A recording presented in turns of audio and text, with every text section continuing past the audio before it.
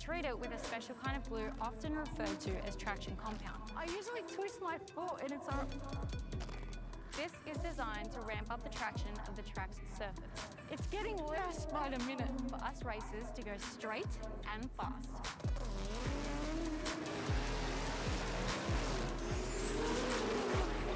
In drag racing, every millisecond counts.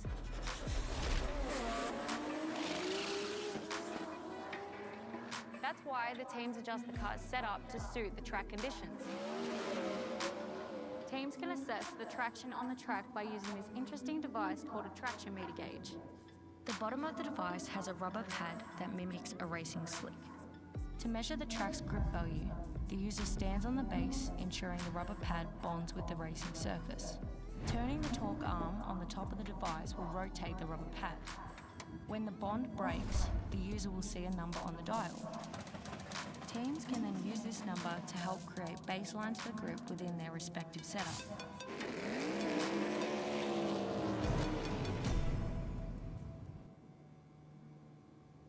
Bang shift shifters from Aeroflow Performance are truly the modern shifter for the modern pitch.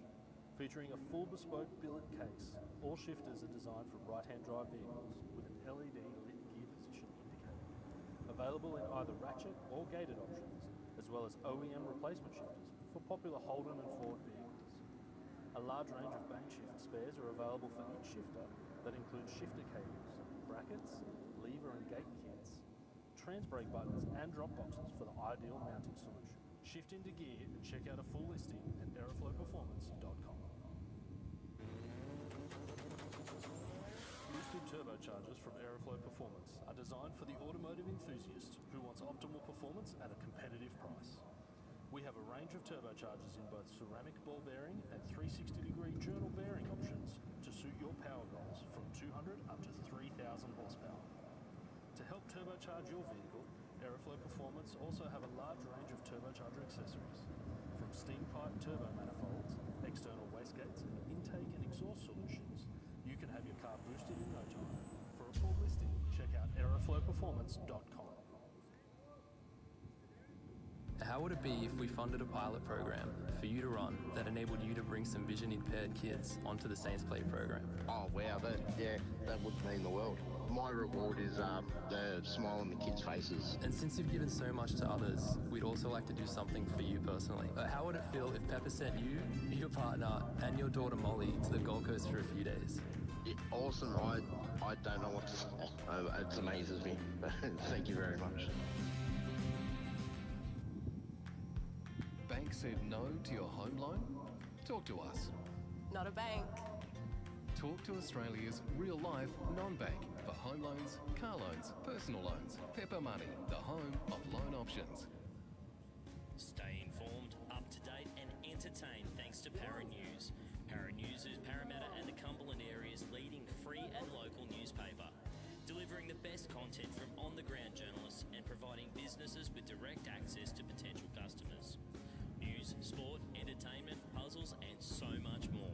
Barra News really is the heartbeat of Parramatta and Cumberland, and it's out every Tuesday. Get your free copy at selected locations in the area or check out paranews.com.au. Stay informed, up to date and entertained thanks to the Western Weekender. The Western Weekender is Penrith's leading free and local newspaper, delivering the best content from on-the-ground journalists and providing businesses with direct access to potential customers. News, sport, entertainment, puzzles and so much more. The Western Weekender is the heartbeat of Penrith and it's out every Thursday. Get your free copy at selected locations in the area, home delivered, or check out westernweekender.com.au. I've chosen to use VP Racing Fuel since I was a teenager racing motocross, which was 21 years ago now. I just have a really personal trust with VP Racing Fuels. Running on the ragged edge of blowing up and not, a lot of it has to do with the race fuel, and that's what we rely on, VP Racing Fuels. VP has been making racing fuel for 43 years. They're the official fuel of multiple top series globally. No matter where we are in the world, no matter what fuel we need, it's always consistent, it's always perfect and exactly what we're expecting, and our tuners expecting. They support myself, my Drift Alliance bros, and for that, I'm extremely thankful. Keep making amazing fuels, and we'll keep out there having fun.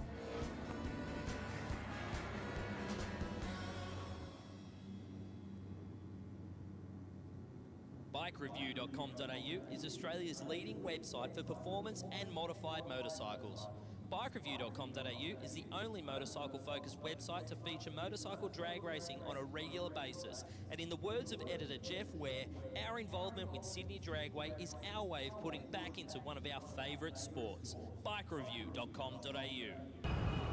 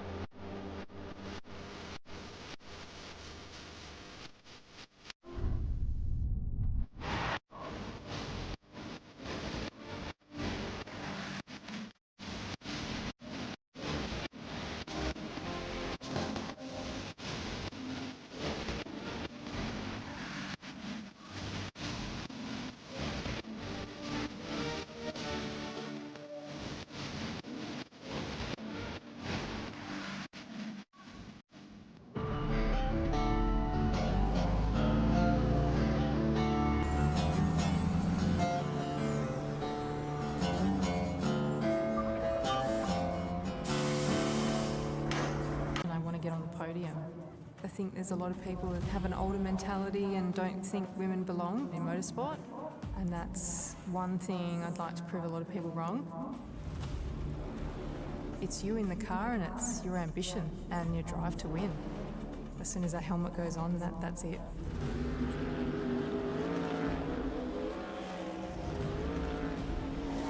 I'm Brooke Newson. I'm a sprint car and outlaw car driver.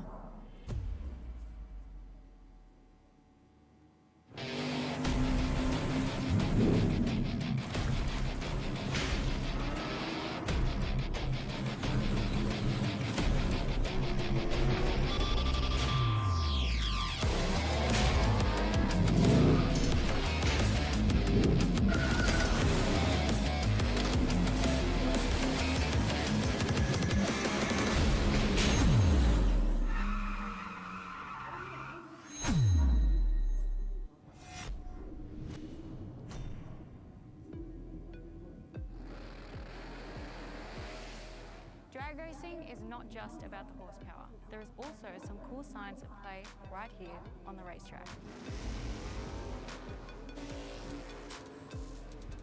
These drag strips aren't just regular concrete. We treat it with a special kind of glue often referred to as traction compound. I usually twist my foot and it's This is designed to ramp up the traction of the track's surface. It's getting worse by the minute for us racers to go straight and fast.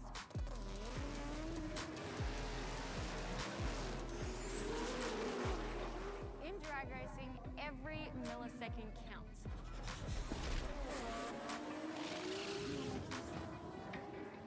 That's why the teams adjust the car's setup to suit the track conditions. Teams can assess the traction on the track by using this interesting device called a traction meter gauge.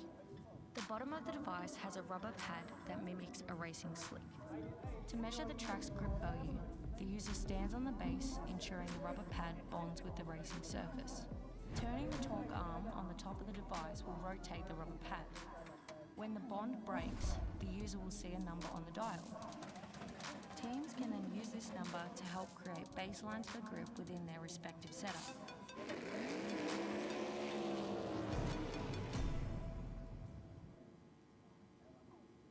Bang shift shifters from Aeroflow Performance are truly the modern shifter for the modern age. Featuring a full bespoke billet case, all shifters are designed for right-hand drive vehicles with an LED lit gear position indicator. Available in either ratchet or gated options, as well as OEM replacement shifters for popular Holden and Ford vehicles. A large range of bank shift spares are available for each shifter that includes shifter cables, brackets, lever and gate kits, trans brake buttons and drop boxes for the ideal mounting solution. Shift into gear and check out a full listing at aeroflowperformance.com.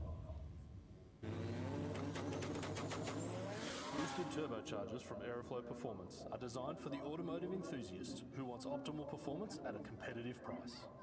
We have a range of turbochargers in both ceramic ball bearing and 360-degree journal bearing options to suit your power goals from 200 up to 3,000 horsepower. To help turbocharge your vehicle, Aeroflow Performance also have a large range of turbocharger accessories. From steam pipe turbo manifolds, external wastegates, and intake and exhaust solutions, you can have your car boosted in no time. For a full listing, check out aeroflowperformance.com. How would it be if we funded a pilot program for you to run that enabled you to bring some vision impaired kids onto the Saints Play program? Oh wow, that would mean the world. My reward is the smile on the kids' faces. And since you've given so much to others, we'd also like to do something for you personally. How would it feel if Pepper sent you, your partner, and your daughter Molly to the Gold Coast for a few days? Awesome. I don't know what to say.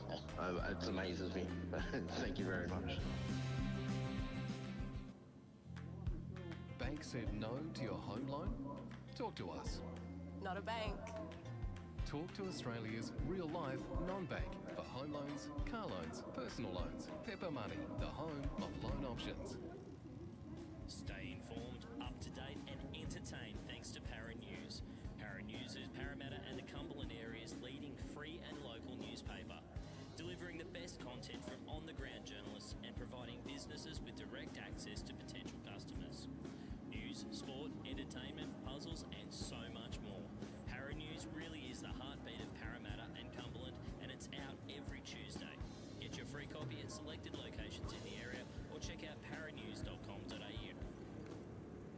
Stay informed, up to date and entertained thanks to the Western Weekender. The Western Weekender is Penrith's leading free and local newspaper, delivering the best content from on-the-ground journalists and providing businesses with direct access to potential customers. News, sport, entertainment, puzzles and so much more. The Western Weekender is the heartbeat of Penrith and it's out every Thursday. Get your free copy at selected locations in the area, home delivered, or check out westernweekender.com.au. I've chosen to use VP racing fuel since I was a teenager racing motocross, which was 21 years ago now. I just have a really personal trust with VP racing fuels. Running on the ragged edge of blowing up and not, a lot of it has to do with the race fuel, and that's what we rely on, VP racing fuels. VP has been making racing fuel for 43 years. They're the official fuel of multiple top series globally. No matter where we are in the world, no matter what fuel we need, it's always consistent, it's always perfect and exactly what we're expecting and our tuners expecting. They support myself, my Drift Alliance bros, and for that, I'm extremely thankful. Keep making amazing fuels, and we'll keep out there having fun.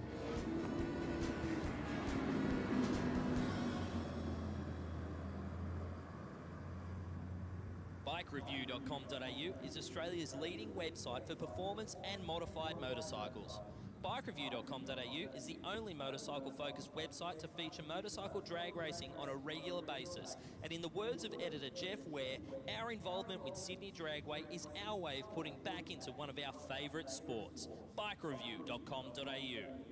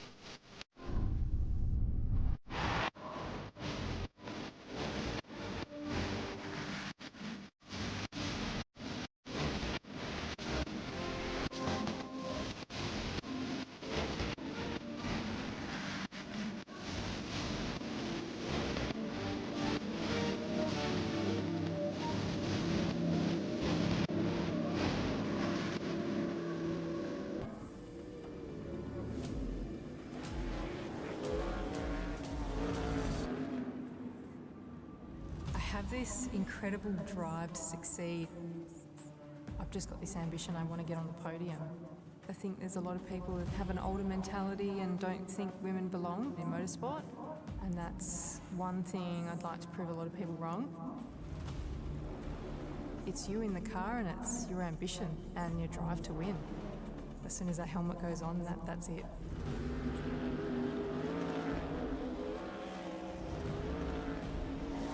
I'm Brooke Newson. I'm a sprint car and outlaw car driver.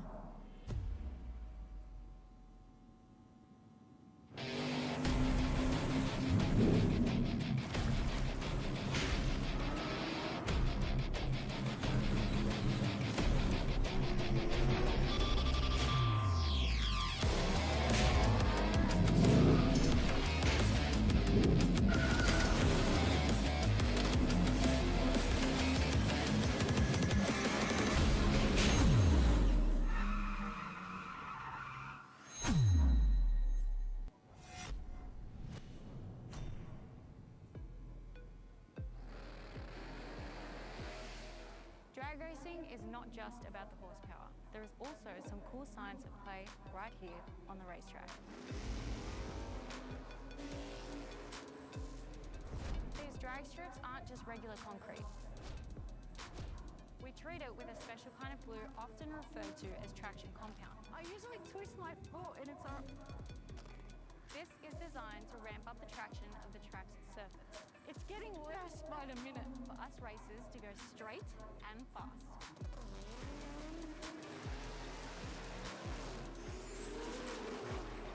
In drag racing, every millisecond counts.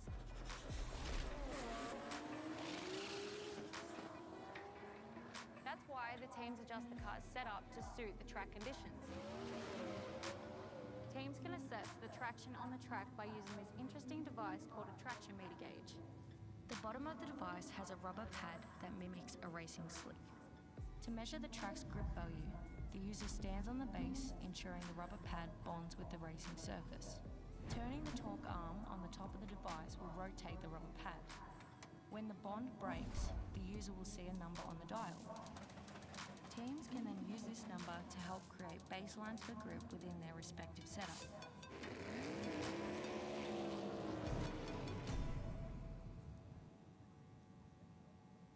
Bang shift shifters from Aeroflow Performance are truly the modern shifter for the modern age. Featuring a full bespoke billet case, all shifters are designed for right-hand drive vehicles with an LED lit gear position indicator. Available in either ratchet or gated options, as well as OEM replacement shifters for popular Holden and Ford vehicles. A large range of bang shift spares are available for each shifter that includes shifter cables, brackets, lever and gate kits, trans brake buttons and drop boxes for the ideal mounting solution. Shift into gear and check out a full listing at aeroflowperformance.com. Boosted turbochargers from Aeroflow Performance are designed for the automotive enthusiast who wants optimal performance at a competitive price. We have a range of turbochargers in both ceramic ball bearing and 360-degree journal bearing options to suit your power goals from 200 up to 3,000 horsepower. To help turbocharge your vehicle, Aeroflow Performance also have a large range of turbocharger accessories. From steam pipe turbo manifolds, external wastegates, and intake and exhaust solutions, you can have your car boosted in no time. For a full listing, check out aeroflowperformance.com. How would it be if we funded a pilot program for you to run that enabled you to bring some vision impaired kids onto the Saints Play program? Oh wow, that would mean the world. My reward is the smile on the kids' faces. And since you've given so much to others, we'd also like to do something for you personally. How would it feel if Pepper sent you, your partner, and your daughter Molly to the Gold Coast for a few days? Awesome. I don't know what to say. It amazes me. Thank you very much. Bank said no to your home loan? Talk to us. Not a bank. Talk to Australia's real-life non-bank for home loans, car loans, personal loans. Pepper Money, the home of loan options. Stay informed, up to date, and entertained thanks to Barra News. Barra News is Parramatta and the Cumberland area's leading free and local newspaper, delivering the best content from on-the-ground journalists and providing businesses with direct access to potential customers.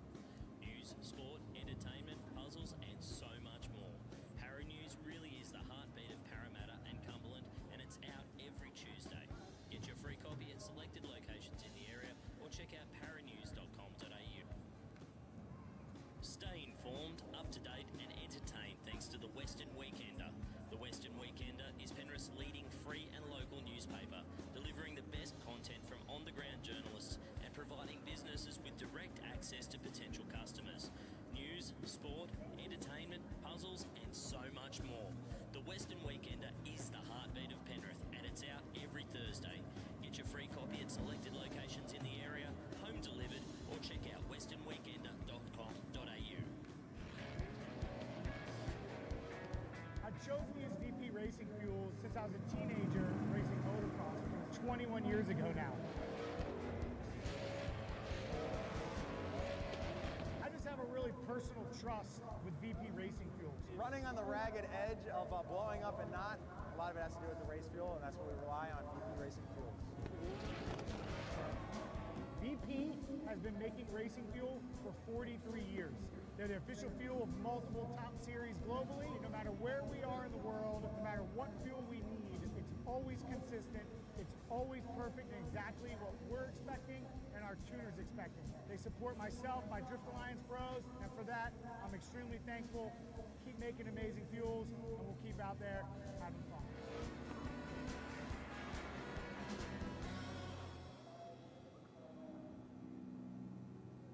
BikeReview.com.au is Australia's leading website for performance and modified motorcycles. BikeReview.com.au is the only motorcycle-focused website to feature motorcycle drag racing on a regular basis. And in the words of editor Jeff Ware, our involvement with Sydney Dragway is our way of putting back into one of our favourite sports. BikeReview.com.au.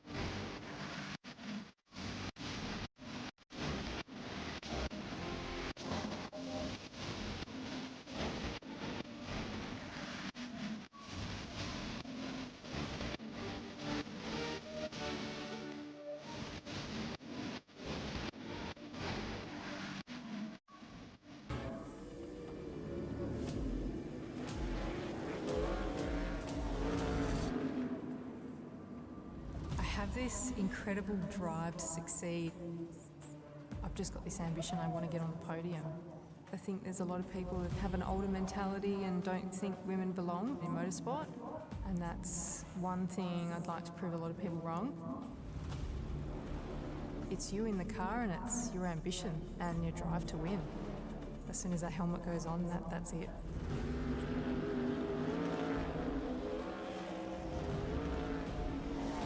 I'm Brooke Newson. I'm a sprint car and outlaw car driver.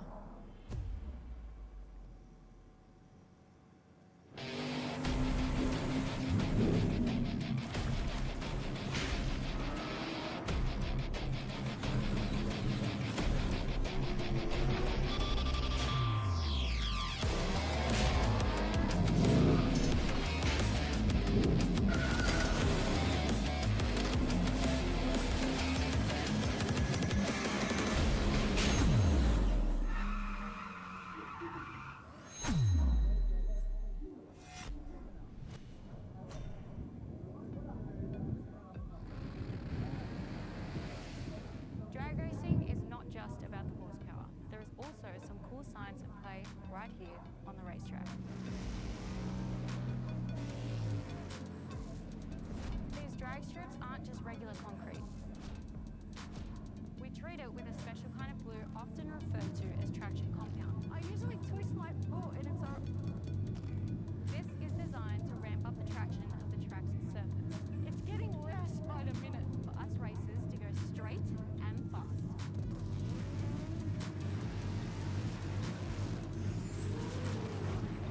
In drag racing, every millisecond counts.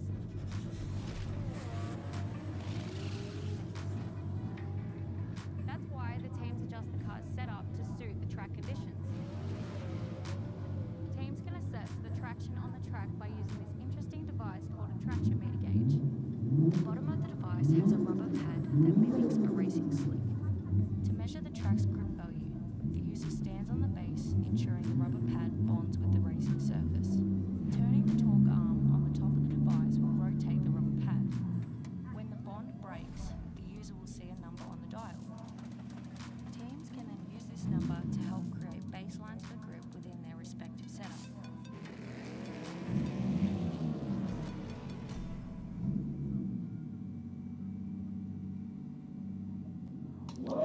Well, welcome everyone to an Aeroflow race for real. The weather is just sensational out there. The track, the guys have just done an absolute blinder of a job on the track. It is just absolutely to perfection. And if you've been for a wander out the back, you will see we've got some tough cars sitting out there waiting to get down this track.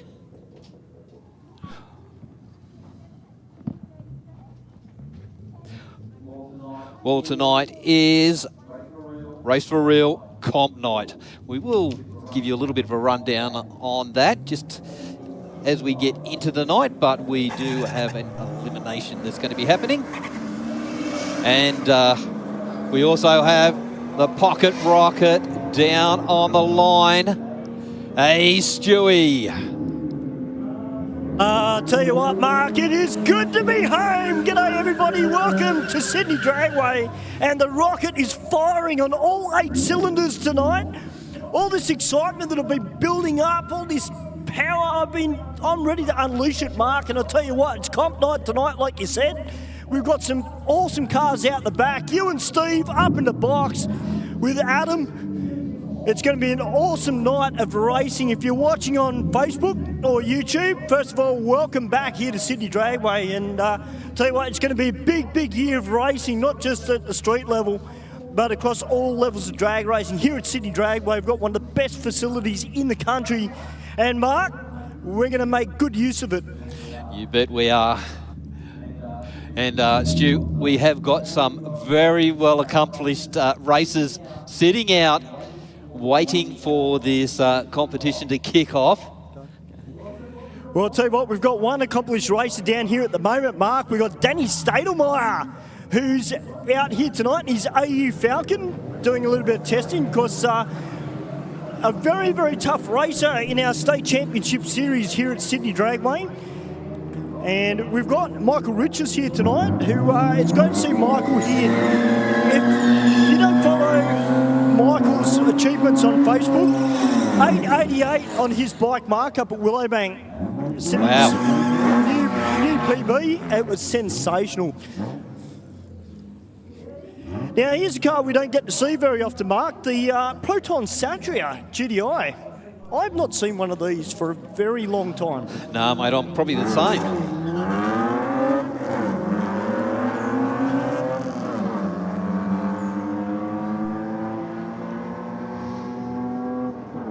Well, I'll tell you what, the Falcon cut a great light, 0.06. Goes through 14.0 at 96 miles an hour. To the Proton's 14.5, so that's not too bad for a Proton. Absolutely not. Hey, down here in the Ford Ranger Raptor, we got Daniel Misford about to come out now. Of course, I've been told his dad, Sean, yes, who we know through Pro Slammer, he apparently is watching the live stream. So, hey, Sean, if you're watching, mate, if Daniel cracks a 000, mate, the money's staying with Daniel. It's not going to you. All right? Now, coming out very soon as well, Mark, he's actually just coming out of the tunnel now below you, is Bill Hatsey. He's brought his GTS Monaro out. Of course, Bill, a well-known racer here at Sydney Dragway, used to drive a very, very nice old Superstock style Chevy Camaro, but now he's got the GTS Monaro down here, and it's great to see him here. We've got plenty of great cars, as you mentioned. Sammy Joe is here tonight. Brian's here as well. Brian's actually had a new rear end put in his Commodore, Mark, so they're aiming for 10s. Mate, that's great.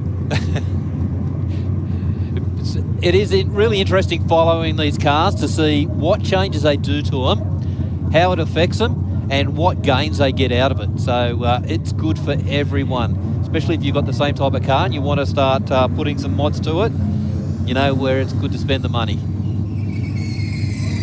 Well, a little birdie has told me too, Mark, that Brian's car not only has got a new rear end in it, but it's also got the potential, and maybe not at the moment, but not too far away, Mark, from getting a little bit of nitrous put in it as well. Oh, okay.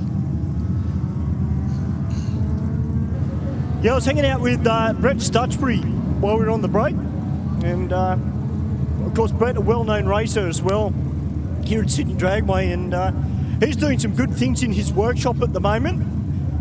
A couple of them I can't wait to see out on track.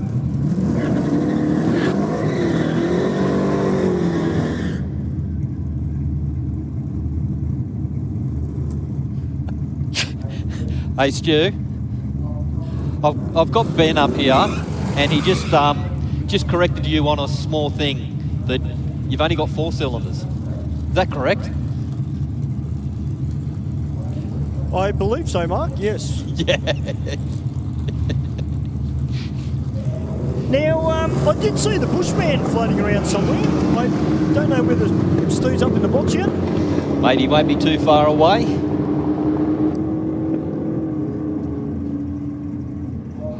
Well, great pass out of the QE. Runs through 11.6, 109.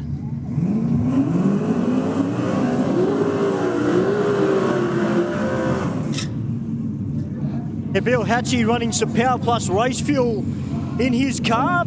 Down here now in the rocket lane, we've got Owen, the OAC Engineering Falcon Ute. And check out this Fairmont.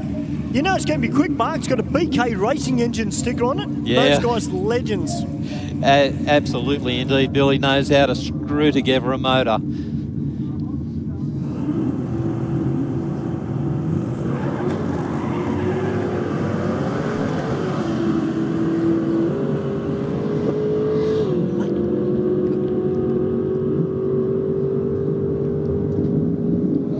Well, the Ute goes through 10.5, 127 miles an hour to an 11.6, 127 miles an hour also.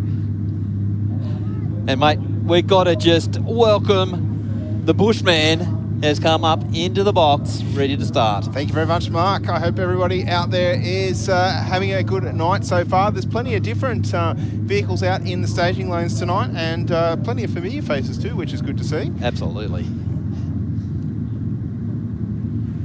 It's really good to get our first event for the year underway and get some cars down this racetrack. It has been a little bit of an effort. Yeah. But I tell you what, it's all worthwhile for tonight. Look how good this GDS looks coming down here at Bill's.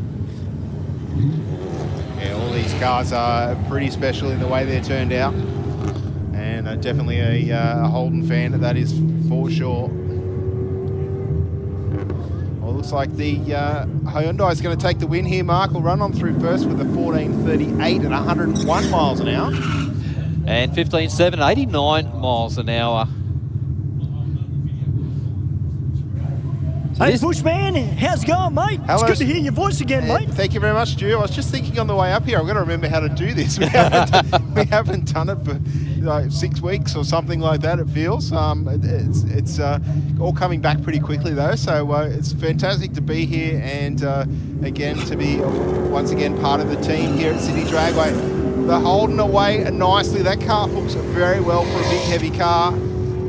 The Nissan chasing him down, big top end speed difference, but the Holden holds its own at the end there, Mark. 10.68 with a 9.124, and the Nissan in the Aeroflow lane 142 mile an hour at the top end. So definitely was gaining on the Holden across the finish line. I think if the track would have been a few hundred feet longer, we would have seen a different pair of flashing lights at the top end of the racetrack, that's for sure. Definitely. I did hear that Nissan going through the pits and into scrutineering. It is cranky. Yeah, it's certainly a little bit of a different take on the traditional race cars that we get here at Sydney Dragway. That one more of a almost looked to be sort of set up in a circuit fashion with the big flares and whatnot, but you know, proves that it's more than capable of doing what it needs to do.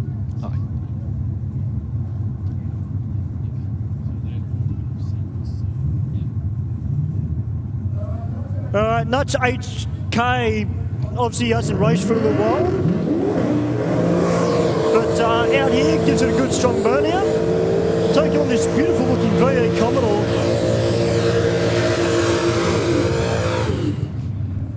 Just all the races, guys. Before you come out of the tunnel, please make sure you've got a long sleeve shirt on and you've got your helmet on and done up properly, please.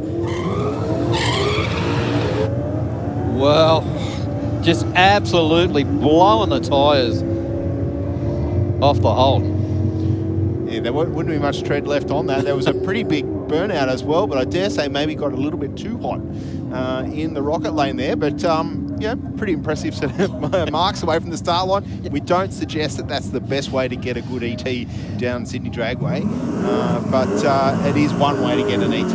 It is, and it can be very costly. Yes, we've both seen that plenty of times.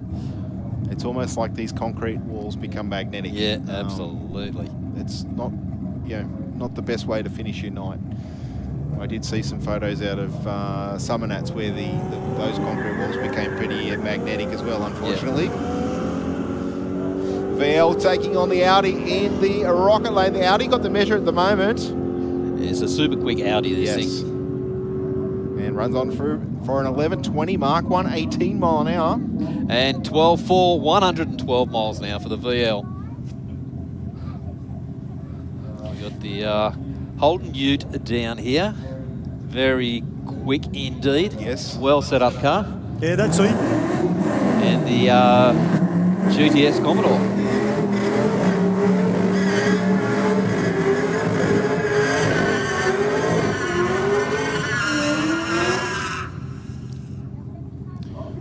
I dare say, boys, that this might be a fairly close race. Bad LSA, I heard it last week when we popped around. Unfortunately, we got rained out. But I'll tell you what, that car sounds super tough. But Eden's car, we know it is quick.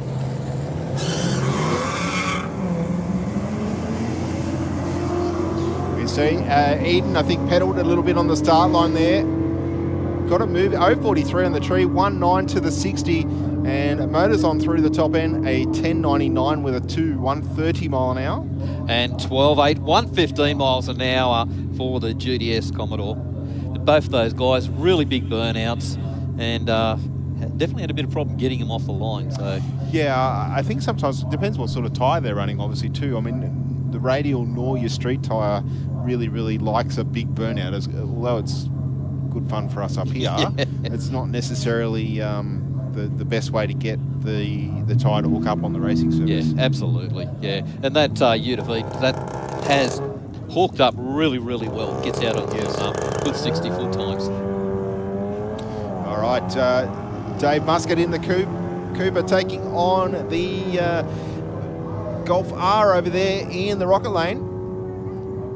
1.97 to the 60 for the Golf R. Runs on through the finish line, a 12.62 with a 1.05 mile an hour. And 16.1, 87 miles an hour for Dave in the Mini.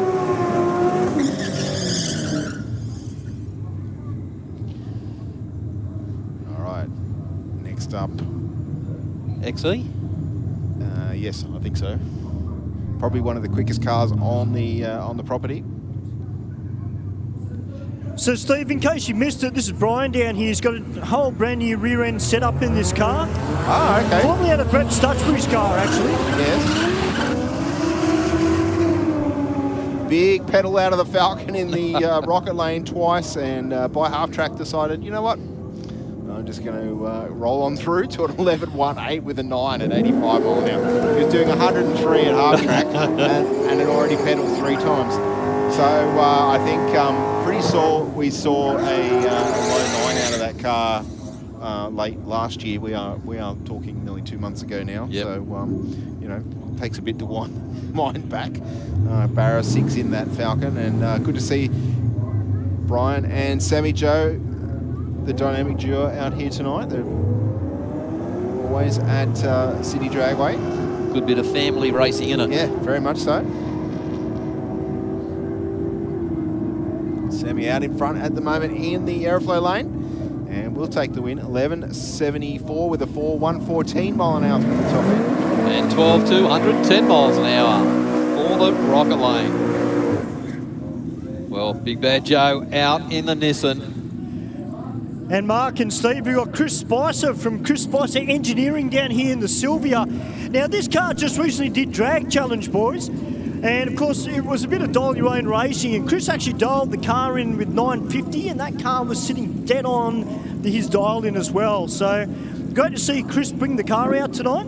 It is now fully teched, and I can't wait to see what he's got for us tonight. What's under the bonnet, Stu, do you know? It's an LS underneath the bonnet. Yep, nice. So one of two Sylvias racing here tonight that I've seen so far.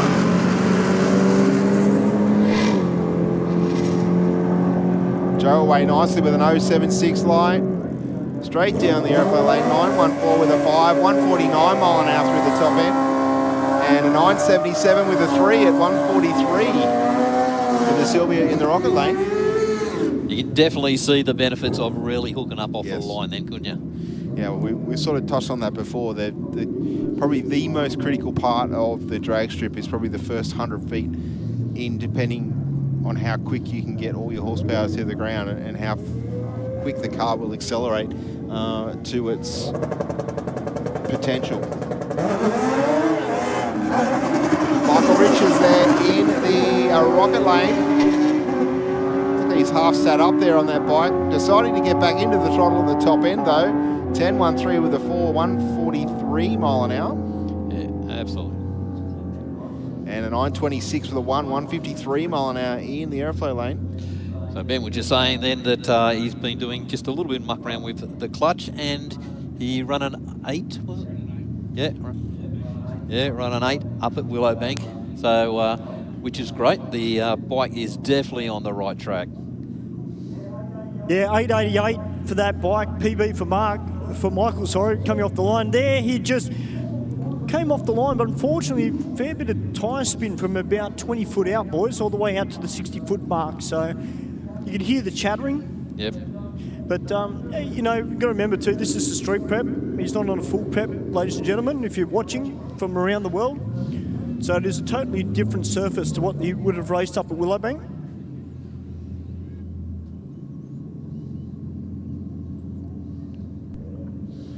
Definitely, those races had to deal with a lot more temperature than what we've currently got here as well, which sometimes is a negative as well for the track prep. It brings all the chemicals in the rubber to the surface and actually goes gooey. 028 on the tree for the Aeroflow lane. Nice reaction time, but the rocket lane with the performance. 11.34 with a 5, 124 mile an hour to a 13.33 with a 0, 98 mile an hour in the Aeroflow. The Hyundai down in the rocket lane, and this is a Chaser, Toyota Chaser. I think it is, Mark.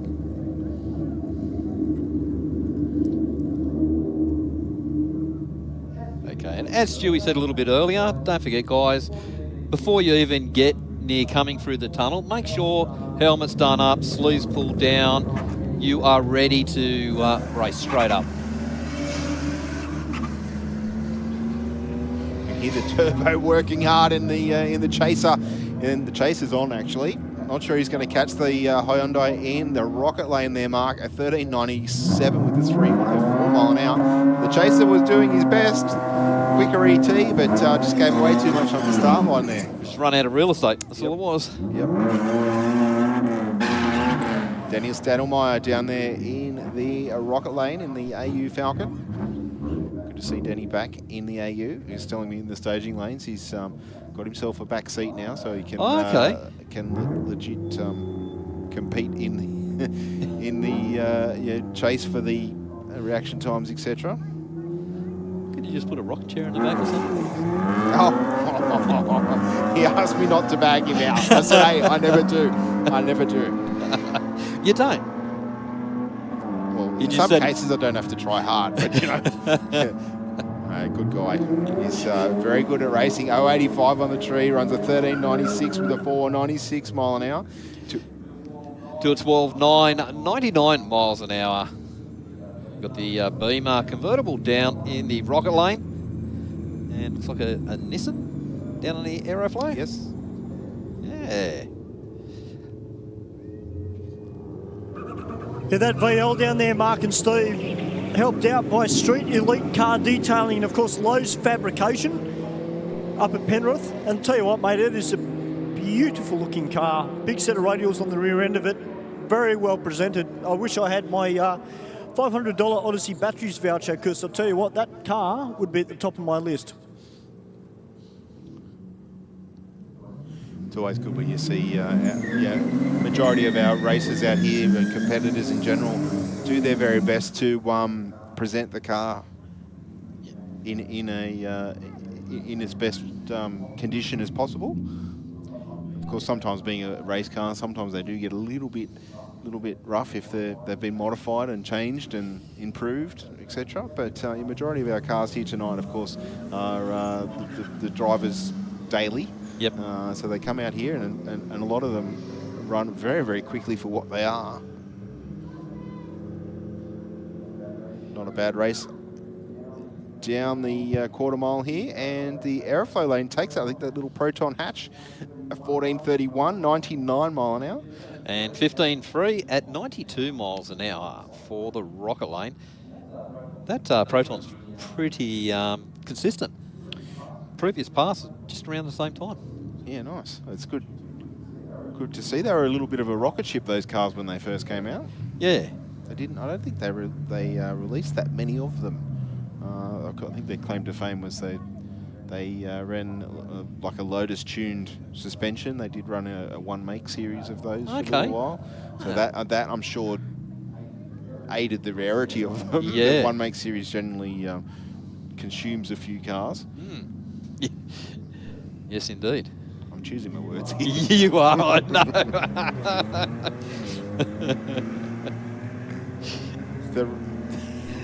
The Ranger Ute out and gone. 0.51 on the tree.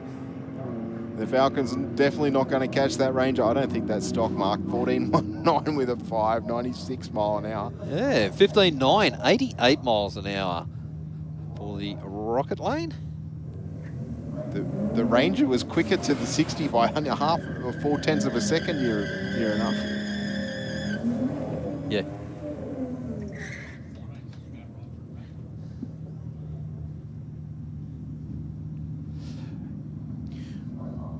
I'm doing it injustice by calling it a Ranger, aren't I? Is that one of those cars that people get cranky because it's like calling a HSV a Commodore? You know, it's an unwritten rule. How can they get upset if they're driving a Ford? Oh, I'm not going there. if I've upset him, I'm not going to dig the hole deeper. I'm not going to keep digging, Mark. Yeah.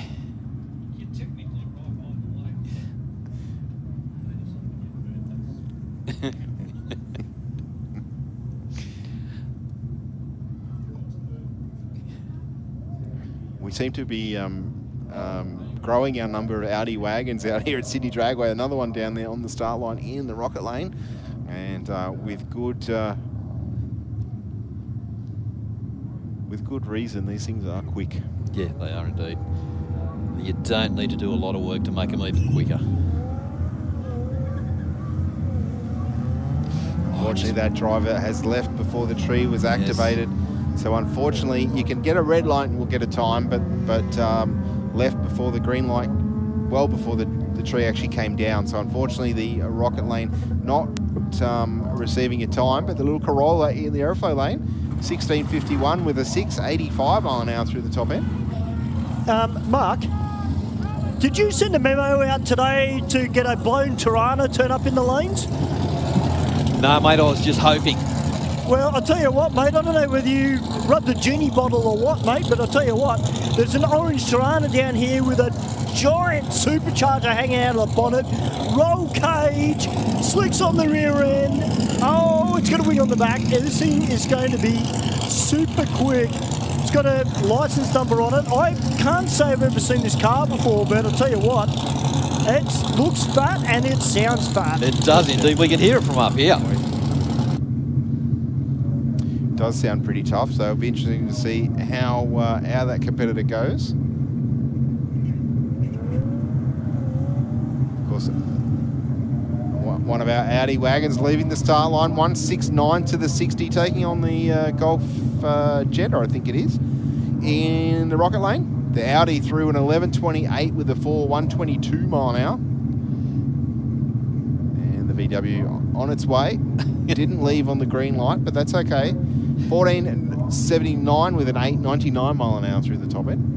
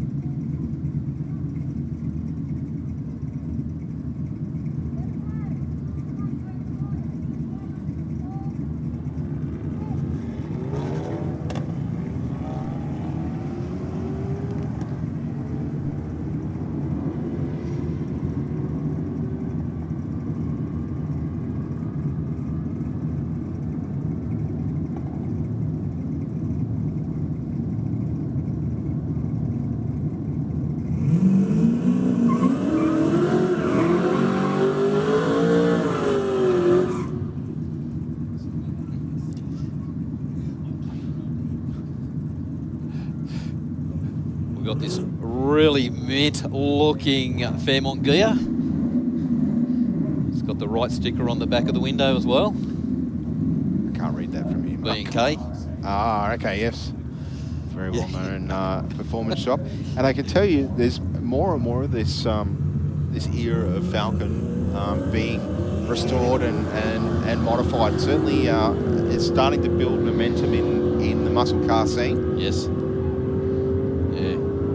Tell you what, he's showing the R35 the way. 11.32 with a 128 mile an hour through the top end. And hey, Mark and Steve.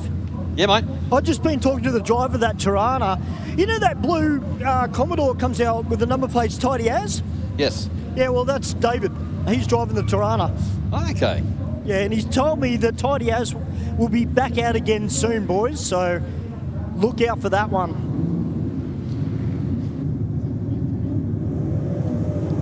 Sorry, the VK, yeah. Sorry, Steve, yeah, you're right. The VK, yeah. Well, they'll be out soon, but tonight he's bought the blown Tirana. Now, Mark, I'm hoping Steve has got the ratchet strap and got you strapped to the seat, because I don't want you flying out of that commentary window up there. I'll be watching you like a hawk when that thing comes out. You just catch him, Stu. Just catch him, you'll be right. Well, I suppose you've got Adam standing next to you, so Adam could, you know, hold him down. Mate, I don't care. I'll just fall on the blower. Secretly, I reckon you want to drive of it. Secretly? I can tell you now, I do. I'm not surprised. Hey, Bushman, it's a great night for racing. We've got an awesome turnout tonight, and it's great to see a good mix of cars here tonight. We've got everything from some Japanese muscle to Australian muscle. Good to see a lot of Euros out here tonight as well. Yeah, definitely, Stu. We've also got a good number of our hot hatches, which unfortunately missed their theme night, which was a couple of weeks ago now.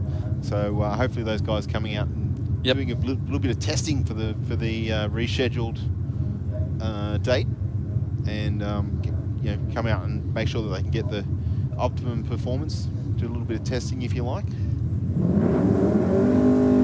Tell you what, it's a perfect night for it, though, isn't it?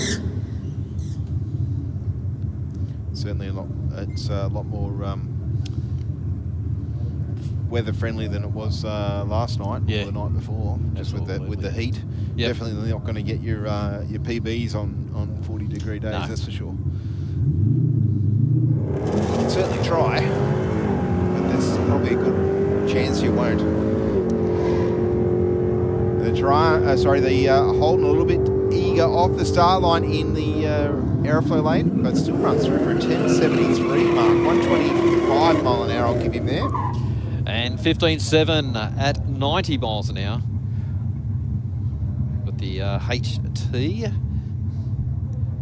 down in the rocket lane. Yeah, let's hope he can hook up a little bit better than he did on the previous run. We can still definitely see his last start line leave on the racing surface there. Well, he was a little bit softer on the burnout, so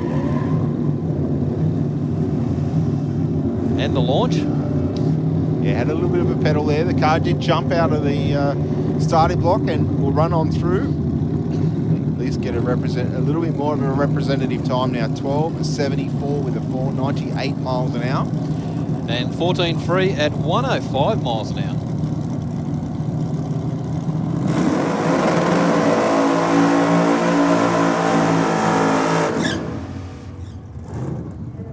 Yeah, boys, that's making all the right noises. My left eardrum was going like a metal drummer on the bass drum. Great sound out of that Tirana. Let's see what it's got. It's got a big set of slicks on the rear end of it as well, boys. So let's see what David can get out of it. Looking at the size of the flares, there's plenty of room left for bigger tyres, but that setup obviously working for him. Just carried that front wheel. Just took off idle pretty much too. 9.7, 139 miles an hour. Yeah, wow. To a 12.4, 111 miles an hour. But that thing went out at a 1.46 in the 60. Sounded like it was almost just off the foot brake too. Like, it did, yeah.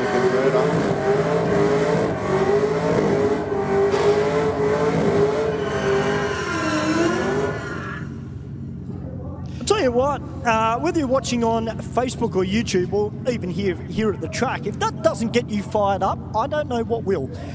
Bad LSA about to take on RS5. Hey Stewie, I'll rack your brain. Do you remember the old Penrith Smash Tirana?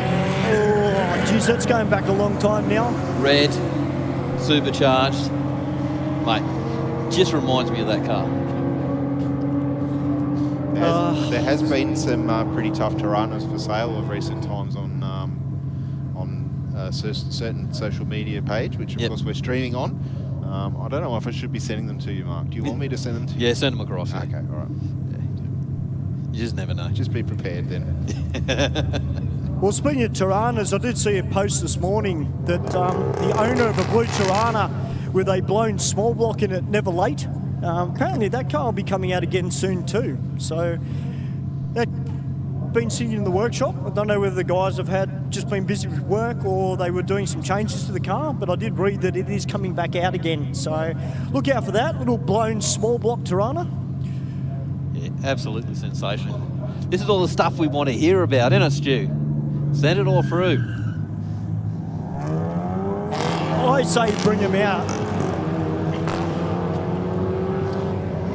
Of course, one event that's coming up here in the future, which I know that I'm extremely excited about, and I'm sure you race fans are as well. No Prep Kings. Johnny Habib, Simon Krieger. Of course, those guys were out here towards the end of last year. They brought the cars out, did a little bit of testing to see how they go, and hopefully they get a massive turnout of cars. Now, Brian back out in his VZ Commodore.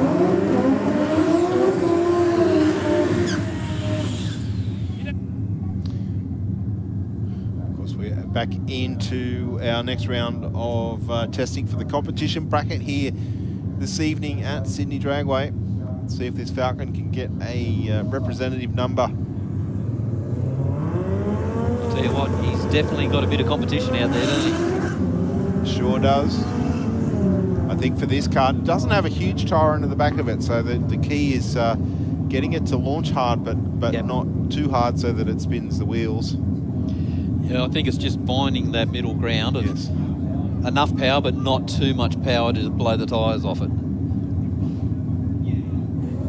Now, I get a little bit jittery when I see these three words on the car, Steve. Aeroflow Performance. We got Pro 388 here.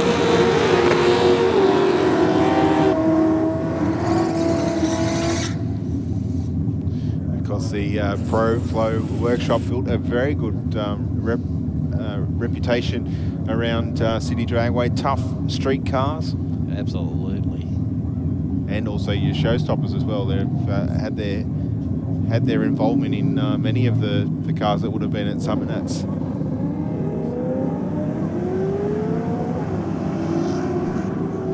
Sammy Joe away with a 058 light in the rocket lane, out in front at the moment. And we'll stay there, 11.75 with a 0, 114 miles an hour. And 12.1 at 109 for the Aeroflow lane. We've got an absolute beautiful looking Capri down here. Oh yeah.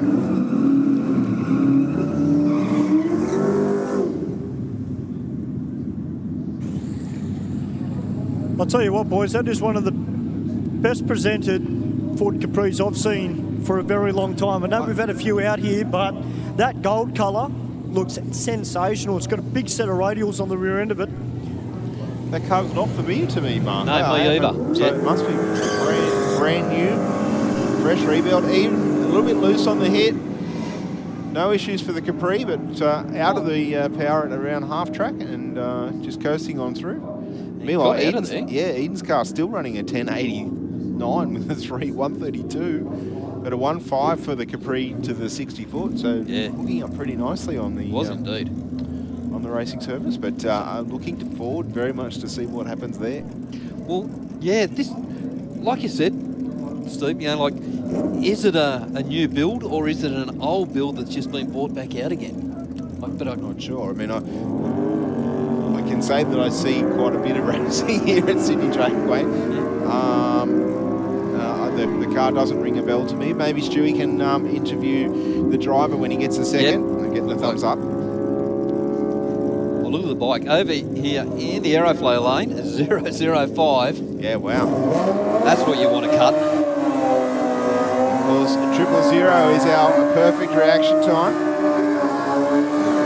That rider leaving the start line 0.005 of a second after the green light came on.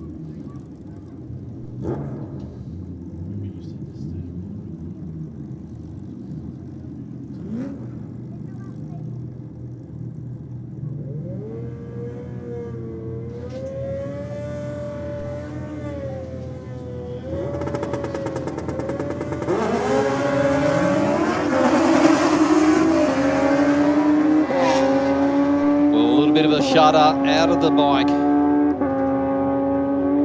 It goes through 90, 146 miles an hour to a 9.3, 147 miles an hour.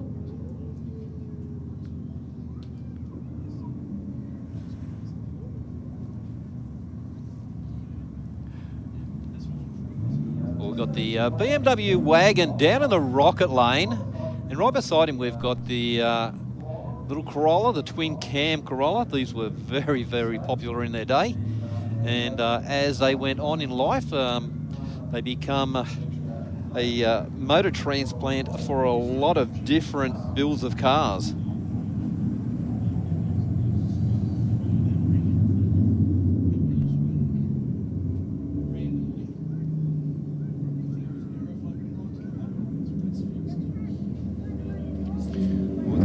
Cam Corolla, the first, I think one of the first of that shape out here at Sydney Dragway. There wouldn't be too many of these little beasts around anymore. No, nah. And look how many cars, you know, like were those motors, those twin cams were transplanted into. I think every second Escort had one in the 4AG motor at some point. Pound for pound, they produce good horsepower, especially the turbo or the supercharged ones. Yes. For a 1600 twin cam, they did very well for themselves. They're light, they're physically small. Yep. You know, like you go and put a, you know, back in the day an FJ20 or a Cosworth style four cylinder in a car, they're physically a big engine where you look at those things and they're quite small. Yep. So the Chaser taking on the VL here. Looked to be a pretty good match so far. Yeah, it looks like the Chaser's got his nose out in front. Yeah, building a bit of a lead now. 12.73 with a 4, 113 mile an hour.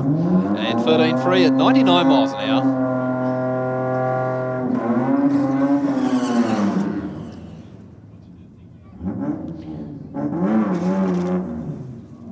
All right, a bit of AU action taking on the Hyundai over there in the Aeroflow lane, Mark. Has this been a step up for him? Because he had the... no, this is the same car. He's just de-stickered it. Oh, okay. Ah. Just taking the racing graphics off. Going back to Trying stock. to save a bit of weight. Of course, manually shifted 015 on the tree this time around for Danny in the rocket lane. And runs on through for a 13.92 with a 197 mile an hour this time. And 13.8 at 102 miles an hour for the Aeroflow lane. That's why the Proton goes so good. It's not NA anymore, that's why.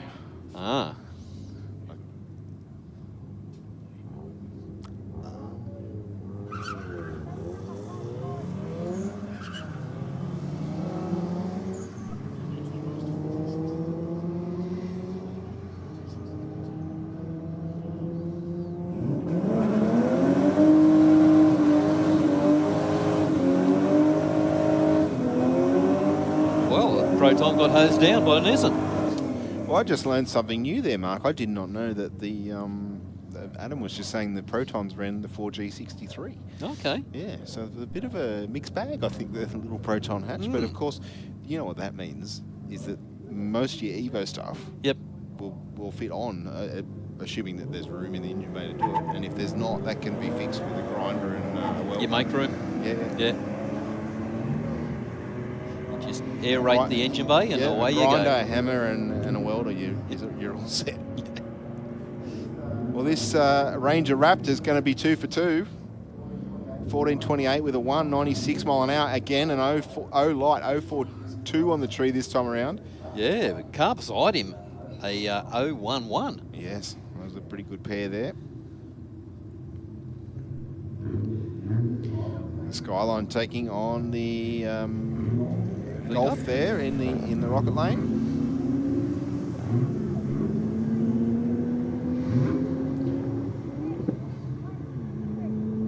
I'm thinking the Golf didn't launch quite as well as they're normally very, very quick out of the hole, almost like it just drove away there. Anyway, the Skyline will take the win, 14.60. And 14.4, 98 miles an hour for the Rocket. Very clean little Subaru WRX down there in the rocket lane, Mark. Yep. Taking on the Falcon. It's good to see the P-platers out here, having some fun.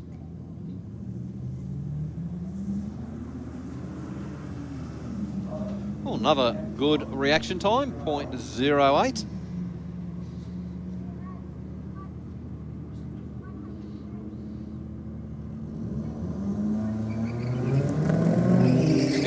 15.7 at 90 miles an hour to a 15.2, 94 miles an hour.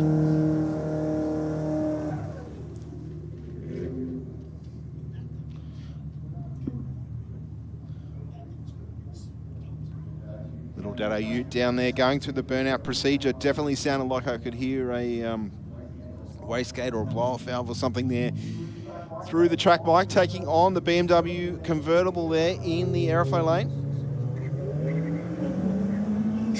BMW away first, but I think the Datsun up beside now.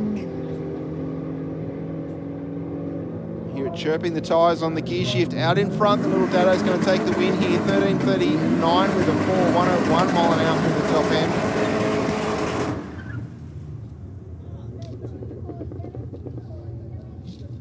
Big burnout from the Falcon down there in the Aeroflow lane.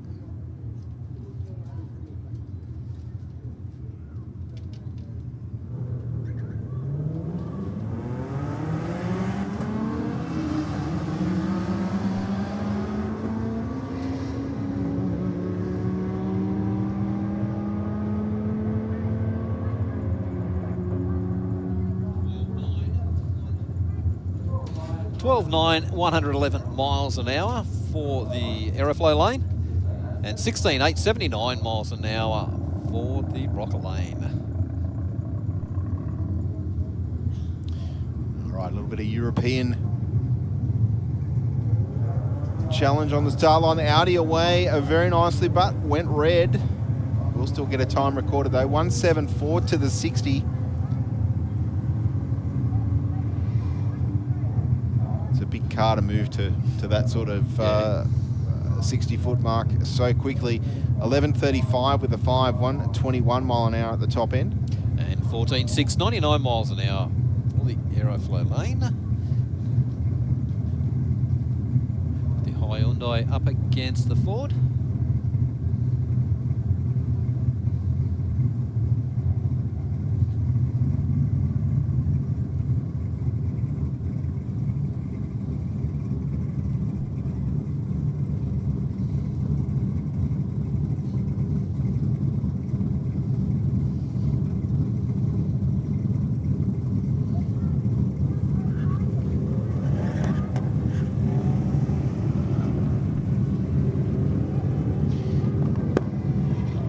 XR5 taking on the Hyundai. I think it is in the Aeroflow lane there, Mark. The XR5 out in front and it's going to take the win. 14.34 with a 7.98 mile an hour.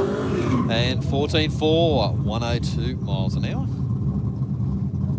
Sounding very nice. This Falcon down here, we talked about it a little bit earlier, but sounding very, very clean in the burnout. Yeah, it's nice and crisp and really quick to rev, isn't it?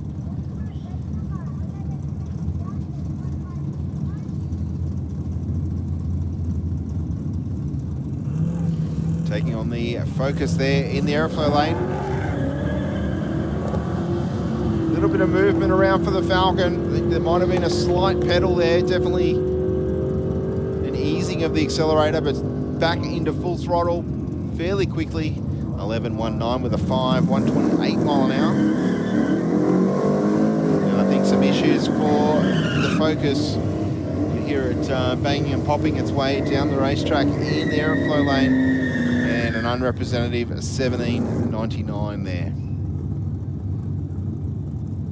Okay, you got the HQ GDS up against the VS Statesman.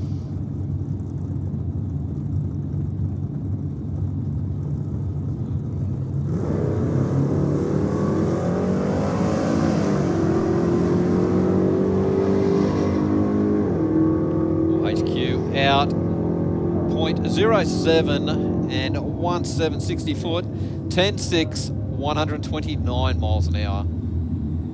And 15.0, 92 miles an hour for the Statesman. Yeah, very clean run there for the HQ.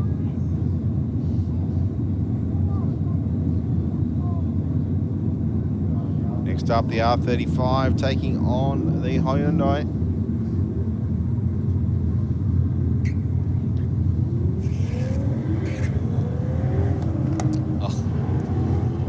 Skyline just out and gone. Yeah, one of the advantages of all-wheel drive. Goes through 11.8, 121 miles an hour. And 15.0, 99 miles an hour.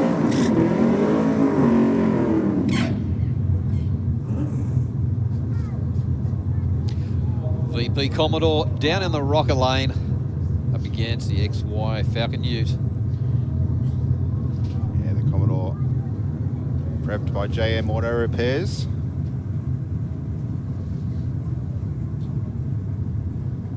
So fielding quite a big number of cars in our Speed Addict Clothing Co Championship Series.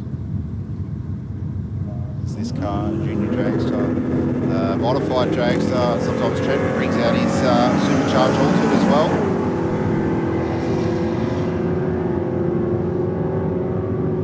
Cleanest I've seen that car launch in a long while. 10.16 with a 0, 134 mile an hour at the big end. Great. Wow. 11.9 at 126 miles an hour. The Ute.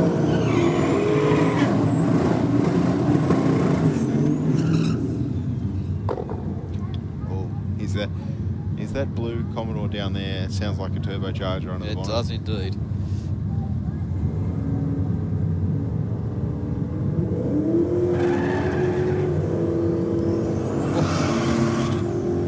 There's the boom. We can hear it building on the track, Mike. It was whistling pretty loud at about the 330, which of course is the first orange box there. Once you come outside the blue in the middle of the racetrack, I'd say it was on boost probably at about 250 feet or thereabouts.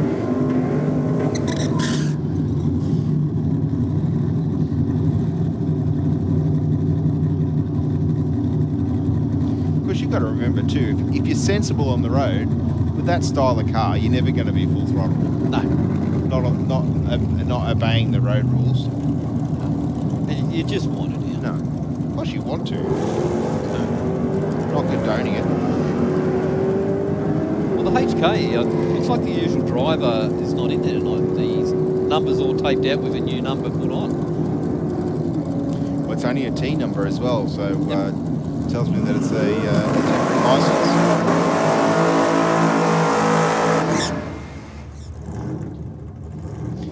You sat up then, didn't you, Mark? I saw. Yes, indeed. I don't blame you. But the VK right beside him as well. Easy 10s on the back window. Those guys can definitely bolt together a car.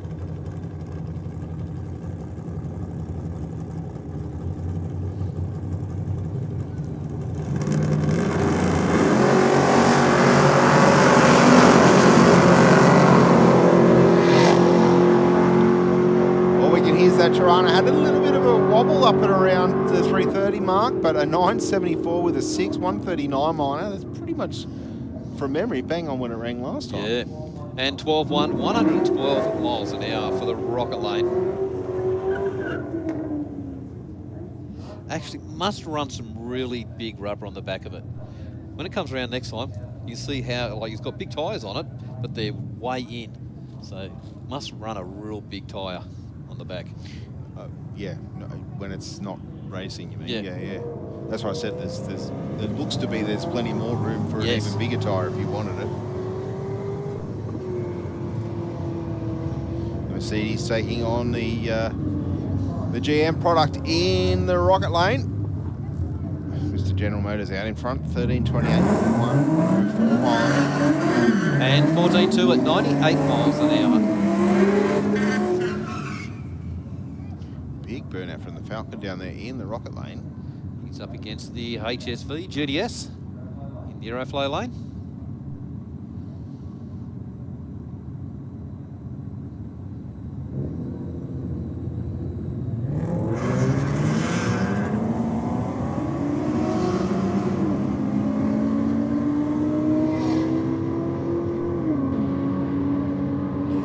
Yeah, so Steve and Mark, I've been out the back having a chat with Braden Stevenson, who's here tonight. Braden's actually got a new car. He sold the Audi that we're so used to seeing him race. And he's actually just bought himself, Steve, a brand new gold 180SX, running an SR20 underneath the bonnet. Now, he's not even sure what this thing's going to run. He's going to be coming out in the Rocket Lane. And I've got to say, Steve, I love the colour on the car. And, of course, we know Braden's pretty quick on the lights at the best of times. But this thing looks mean. I love it. It's a beautiful-looking car. Well done to Braden. Just when he had that Audi so well sorted too. Yeah, absolutely. Anyway, on to the next challenge. Yep.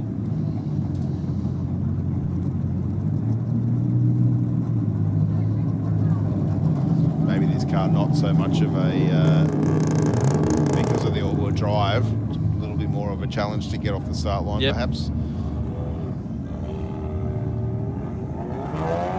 Barra Golf's leaving the start line now. Of course, we do another round of practice for our competition cars here tonight. Of course, round one of that will be kicking off at 8 p.m, I believe. And the blue model in the Aeroflow lane runs on through for a 12.69 with a 9 at 108 mile an hour. And 13.4, 105 miles an hour for the Rocket Lane. Yeah, so not too much difference in the speed there of those two cars, but the ET was a little bit different.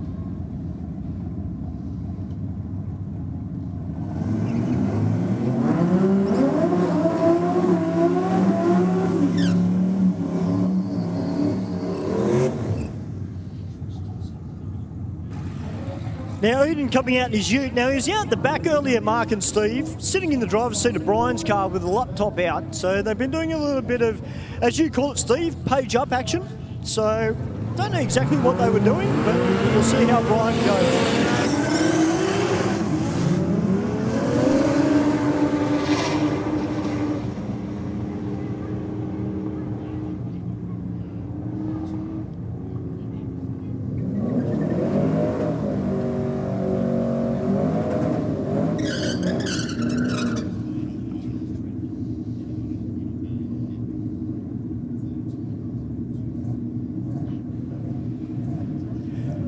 So what do you reckon, Steve? Do you like it? Braden's new car?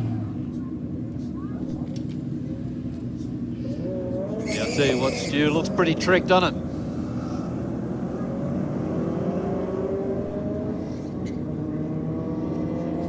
Yeah, it's got a little bit of a drift look about it. Certainly low.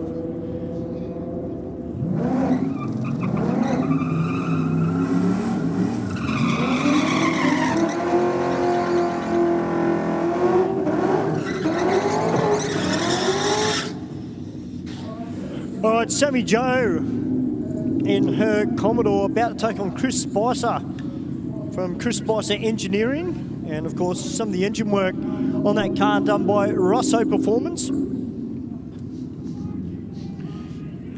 Did Chris used to drive something else, Stu?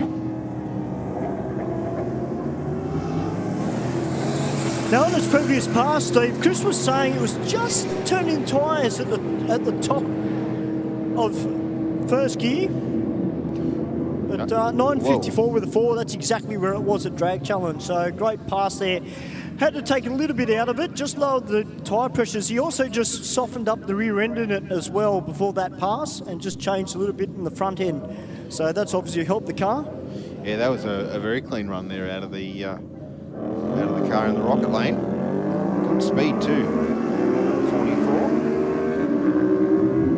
Of course, for the metrically minded, that's a shade over 220 kilometres an hour. Yep.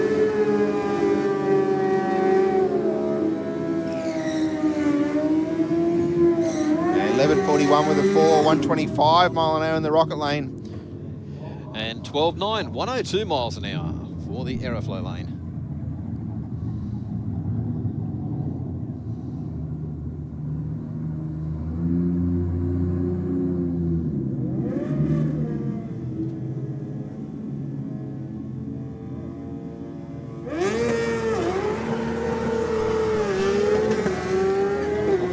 Wheel spin and a wiggle out of the bike in the Aeroflow lane, but I tell you what, straight down the centre, other than that little wiggle off the start line, 9.25 with an 8, 153 mile an hour.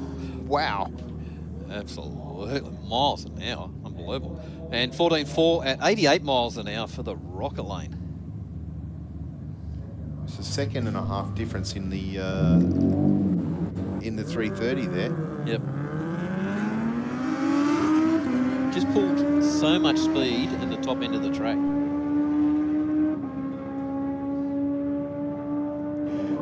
Well, boys, we've got a young lady down here in the Hyundai i30N.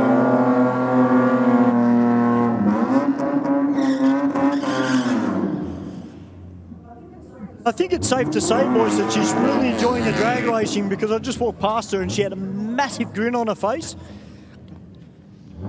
And it's great to see some more females taking up our sport here at Sydney Dragway. Encourage a lot more people to join in on the fun. And Mon, the i30N. Hopefully this year we'll see a few more quick cars, or the i30Ns, make their way out here to Sydney Dragway at our Aeroflow Race for Real events.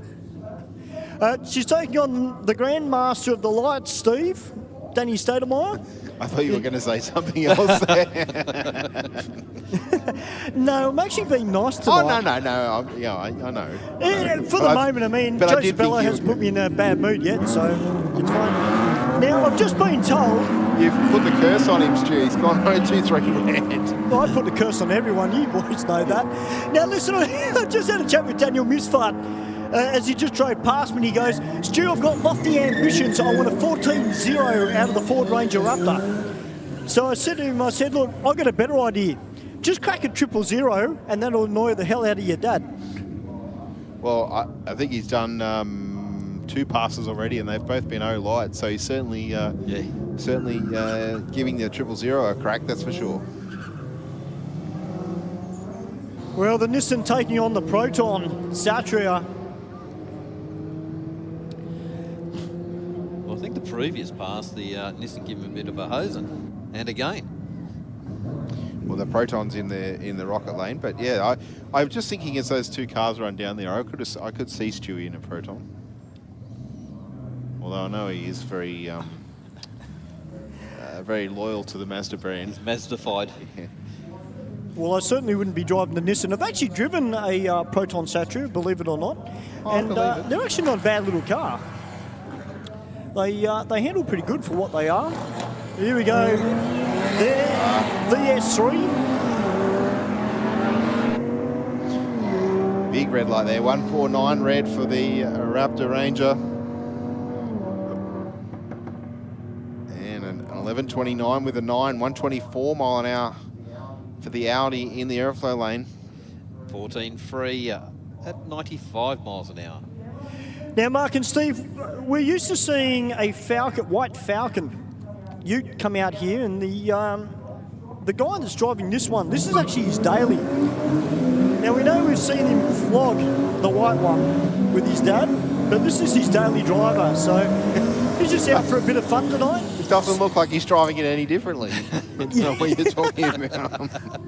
Well, to be fair, Steve, I think he's a little bit more easy on the tyres on this one than the other one. But you sure about that? Well, true. Actually, well, he's a burnout guy, so yeah, who knows. But look, he's out here, he's having a bit of fun. This is his daily driver. And it's good to see this P-plater out here tonight as well, in his Falcon. I haven't seen that car before. We've got this beautiful looking R33 that's about to come out. This thing is immaculate. He's going to be taking on the Subaru WRX.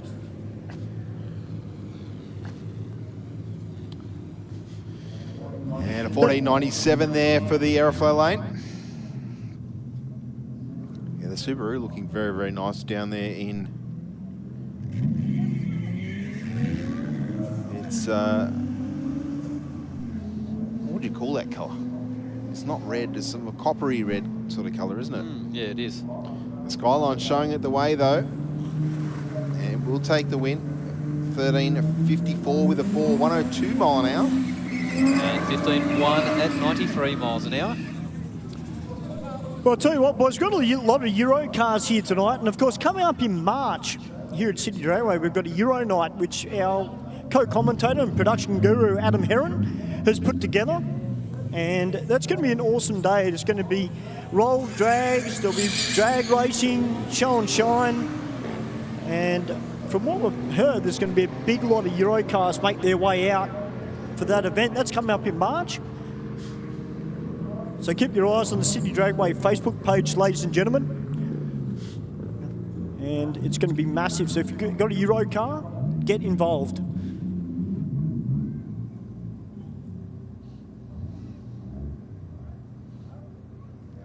It's Audi down there in the rocket lane, sounding very cranky down there, Mark. It is indeed. It's very green. That it is. Be interesting to see.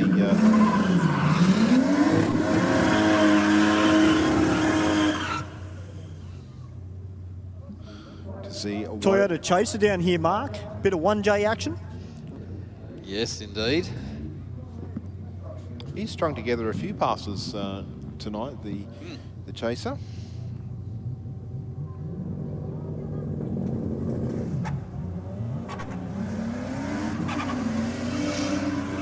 Seems to lose a little bit on the initial hit where the boost just dies away, and then obviously everything catches up and off it goes. But the Audi will get the win there.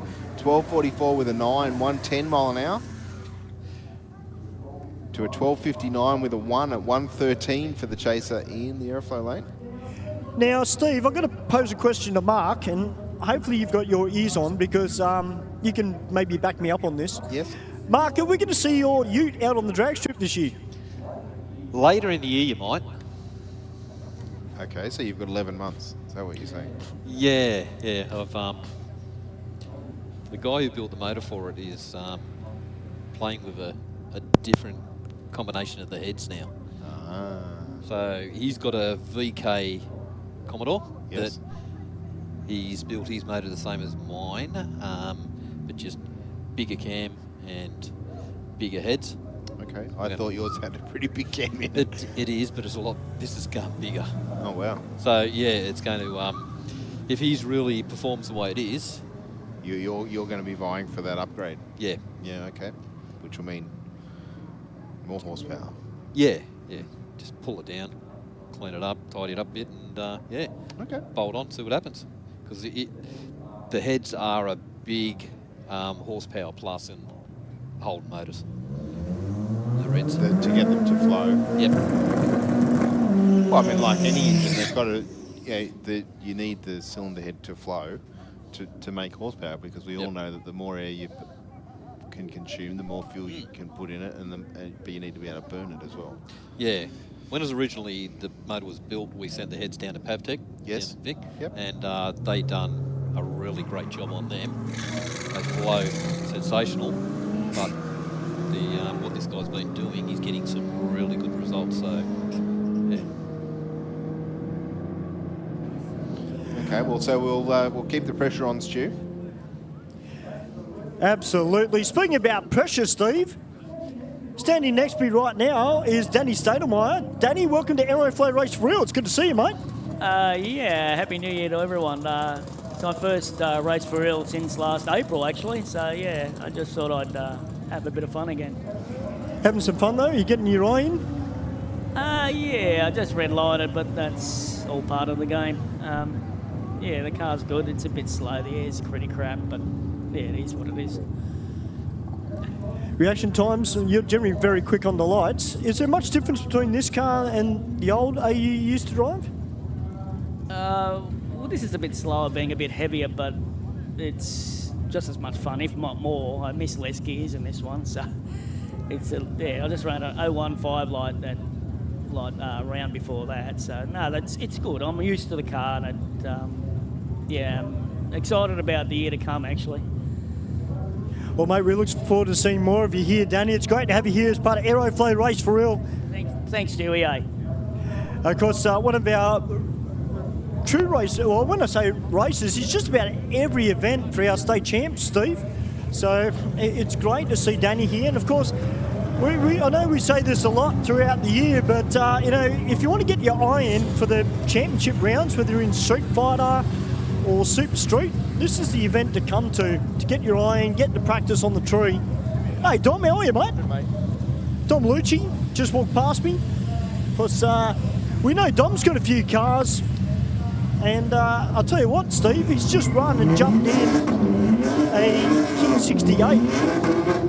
Kingswood. It's got a little nice little air cleaner hanging out of the bonnet. And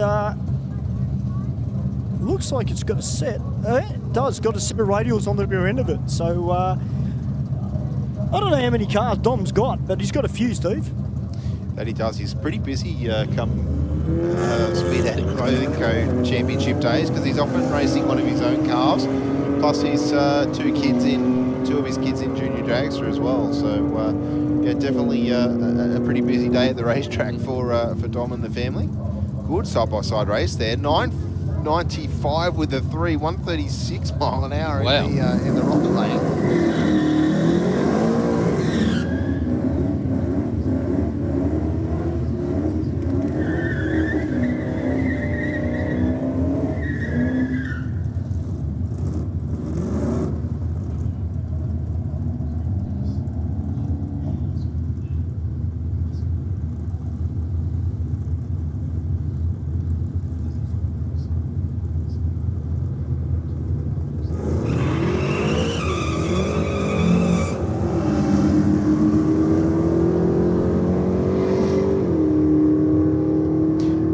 Spin there for the Aeroflow lane mark. 016 on the tree though. 1190. 125 through the top end. And 15.0, 92 miles an hour for the Rocket. We've got the two Hyundais.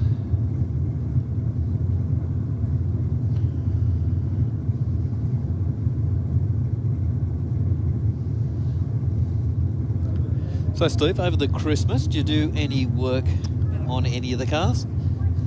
Yes. Ah. Yeah, not as much as I would have liked to. I had a whole heap of stuff that I was going to do, a little bit of house reno. I did a little bit of that, but the last couple of weeks, actually weekends, I've been spending in the garage trying to get the Cortina motor all put back together and paint, so I can paint it and perfect. Get that back on the road. Also did a little bit with the Escort on Sunday, pulled the dash out. I became very flexible. Had to get under the dashboard. Mind you, I could barely move on Monday. We don't worry about that. But I'm not sure how I'm going to get the dashboard back in. If you hear a lot of swearing around the Windsor area, it's probably me in the next couple of weeks. Just trying to repair something that had broken up under the dash, and I got it out by feel, so I don't know how I'm going to go putting it back in. So I'll watch this space. I've also investigated some other avenues for another vehicle too, which I'll talk to you about. Oh, okay. Yes. It'll tick a box that I've been needing to be ticked for a long time. Yep.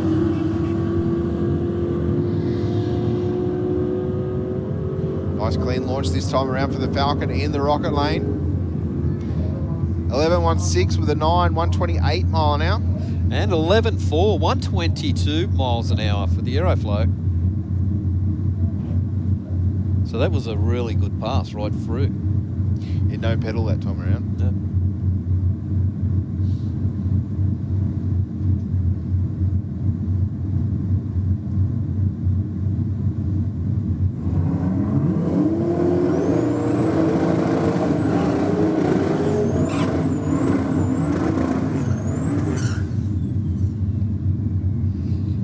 VK sounds great. Why is it every time I hear that I want to not put a 302 in my Angler and do an LS with one of them on it? Yeah.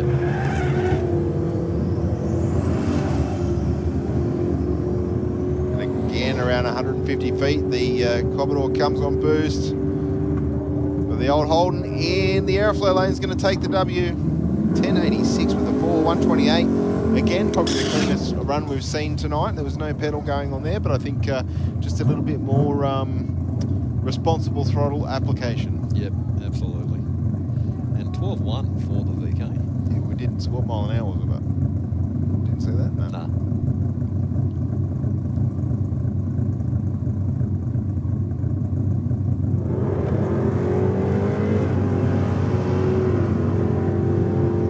Nice clean launch out for the early Holden. Yep, out of the throttle at around half track mark.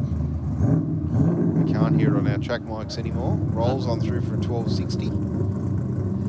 And 14.8, 96 miles an hour for the Aeroflow.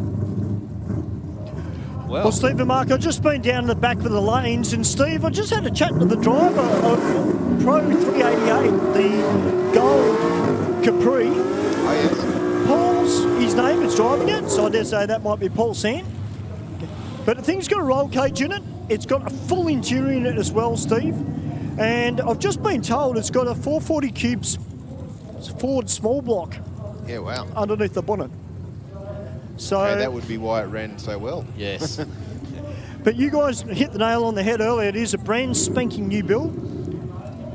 The alternator had a bit of a problem in that first pass I got told as well, but they've fixed it and they're going to bring the car back out very, very soon. What was the driver's name, Stu? Paul. Paul, okay, great. Thank you. So I'm presuming it's Paul Sant. But I'll tell you what, Steve, the interior on that thing is just, it matches the paintwork. It is just top quality workmanship on the inside of it. And I look forward to seeing more of that car out here at Sydney Dragway in the not too distant future. Yeah, well, hopefully he's about to come through the front of our staging lane, so his next run's not too far away. Well, Steve, did you see that HK? Just put that pass in there. Launched out, pedaled a little bit off the start, but the thing come on so strong and he was out of it by mid-track. Well, I know he did a pretty decent skid, so, you know, I'm guessing there's a fair bit of horsepower under that right foot. Definitely sounds really sweet.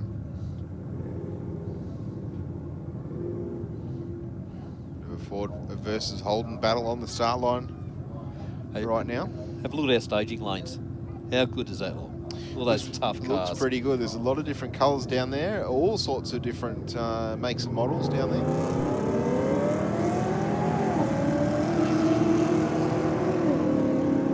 of fume coming out of the Falcon in the rocket lane on this pass.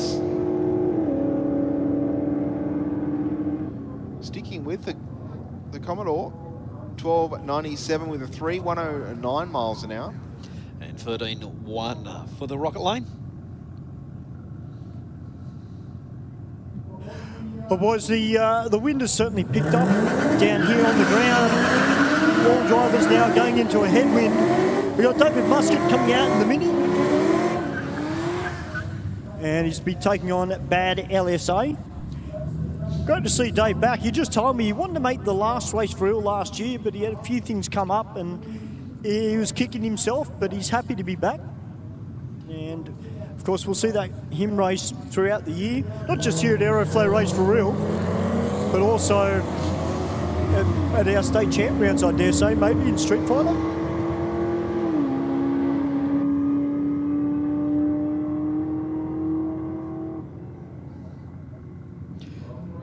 Free, 116 miles an hour for the rocket lane to a 15.8, 84 miles an hour for the Aeroflow lane.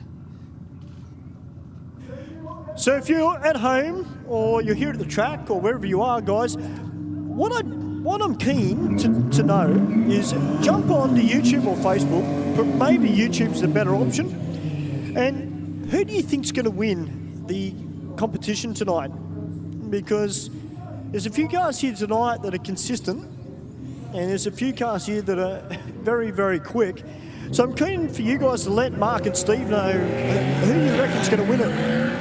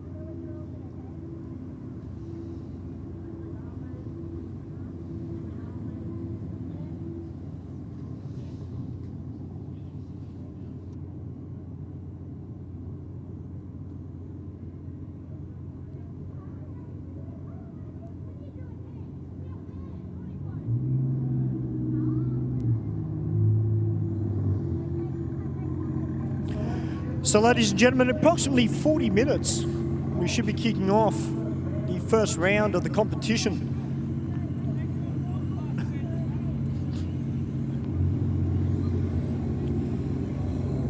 So a lot of the cars have already got their eyes in. They've had a few laps down the track now to work out what the car's doing on the track.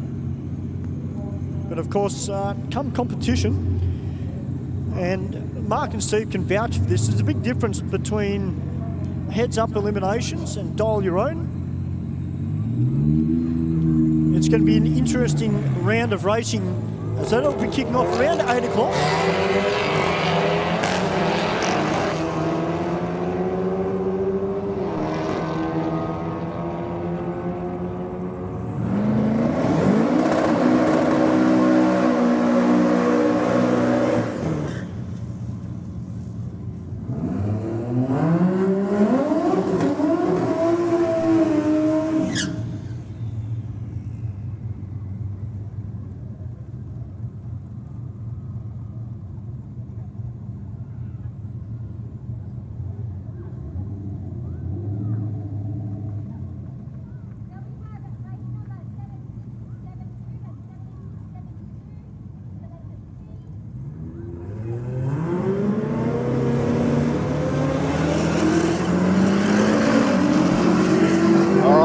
Heavy hitter battle unfolding its way down the racetrack here. It looks like the Falcon out in front, but out of the throttle. Sorbello gets around the top end by around half a second on the top end for the margin.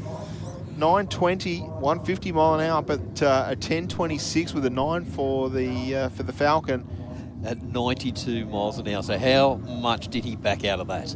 Well, he was slower to the 8th mile time-wise, but was carrying another 5 mile an hour. Yes. So somewhere between half track and the 1,000 foot, he's rolled out of the throttle, and Joe's cruised on past. But I think that may be the Achilles heel of that Falcon tonight.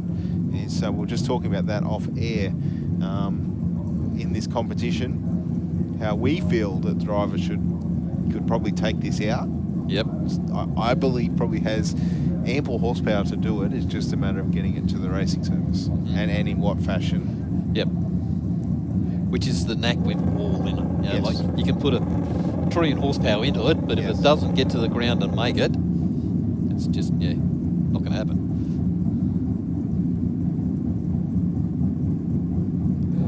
Did you watch much Summer Nats, or did you go? No, believe it or not, I've never been to Summer Nats. Oh, haven't you? No. I've only gone to one myself. Oh, really? Yeah. I would have thought you're car crazy. I would have thought you would have been down there for sure. Yeah, really impressed by I think it's an XF with the Godzilla Ford motor in it. Was that the maroon coloured one? No, actually, I think it's a goldy colour, a bit like. No, it's not the colour I was looking.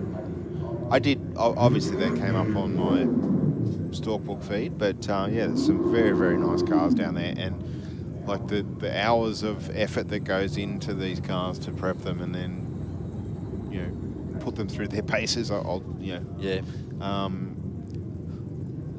XF belongs to one of the guys from a very well-known car building shop down there. Okay. And I did see when it first went together, they'd done a couple of passes down at Heathcote in it. They're only babying it, and it was running some really low tens. Yes. And then down there, they put it on the dyno and went 17. Sorry, what? 17 at the wheels. Wow. It's pretty scary numbers, isn't it, when you think about it? But I guess in today's age of performance, that we're seeing that sort of horsepower plus out of 6 cylinders and that sort of thing now. Yeah, well, they actually did have VL and a Barra pulling some big numbers as well. I saw one of the VLs, I think, had 2,000 at the tyres, if memory serves me correct. Yep.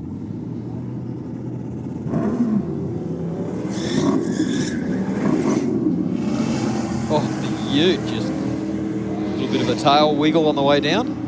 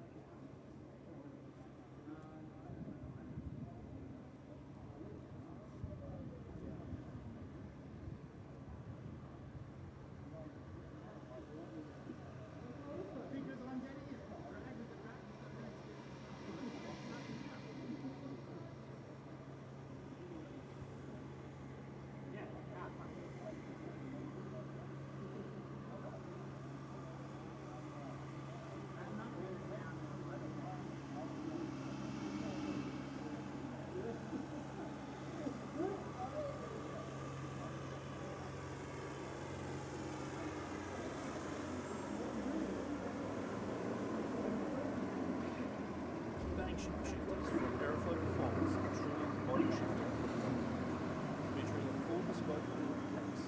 All shifters are designed for right-hand drive vehicles, helping people in any position.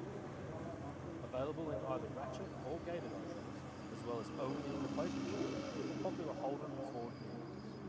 A large range of bank shift spares are available for each shifter that include shifter cables, brackets, lever and gate kits, transbrake buttons and drop boxes for the ideal mounting solution. Shifting to gear, check out a full listing at aeroflowperformance.com. Boosted turbochargers from Aeroflow Performance are designed for the automotive enthusiast who wants optimal performance at a competitive price. We have a range of turbochargers in both ceramic ball bearing and 360-degree journal bearing options to suit your power goals from 200 up to 3,000 horsepower. To help turbocharge your vehicle, Aeroflow Performance also have a large range of turbocharger accessories. From steam pipe turbo manifolds, external wastegates, intake and exhaust solutions, you can have your car boosted in no time. For a full listing, check out aeroflowperformance.com. How would it be if we funded a pilot program for you to run that enabled you to bring some vision-impaired kids onto the Saints Play program? Oh wow, that would mean the world. My reward is the smile on the kids' faces. And since you've given so much to others, we'd also like to do something for you personally. How would it feel if Pepper sent you, your partner, and your daughter Molly to the Gold Coast for a few days? Yeah, awesome. I don't know what to say. It amazes me. Thank you very much. Bank said no to your home loan? Talk to us. Not a bank. Talk to Australia's real-life non-bank for home loans, car loans, personal loans, Pepper Money, the home of loan options. Stay informed, up to date, and entertained thanks to Barra News. Barra News is Parramatta and the Cumberland area's leading free and local newspaper, delivering the best content from on-the-ground journalists and providing businesses with direct access to potential customers. News, sport, entertainment, puzzles, and so much more. Barra News really is the heartbeat of Parramatta and Cumberland, and it's out every Tuesday. Get your free copy at selected locations in the area or check out paranews.com.au. Stay informed. The Western Weekender. The Western Weekender is Penrith's leading free and local newspaper, delivering the best content from on-the-ground journalists and providing businesses with direct access to potential customers. News, sport, entertainment, puzzles, and so much more. The Western Weekender is the heartbeat of Penrith, and it's out every Thursday. Get your free copy at selected locations in the area, home delivered, or check out westernweekender.com.au.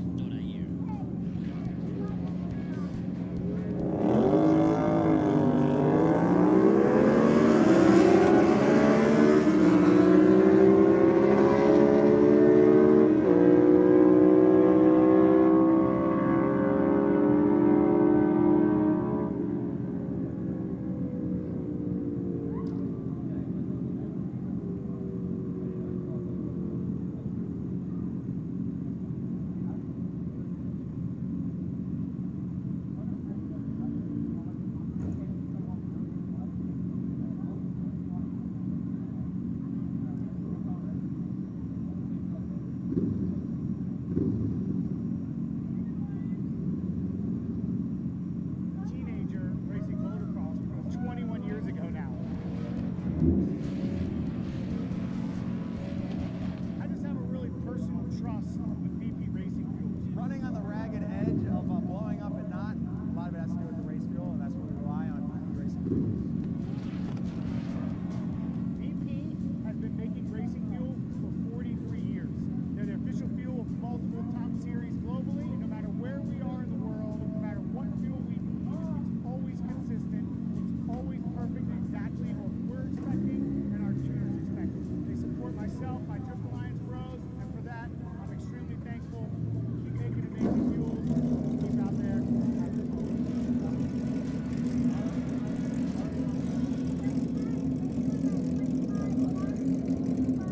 BikeReview.com.au is Australia's leading website for performance and on-road motorcycles.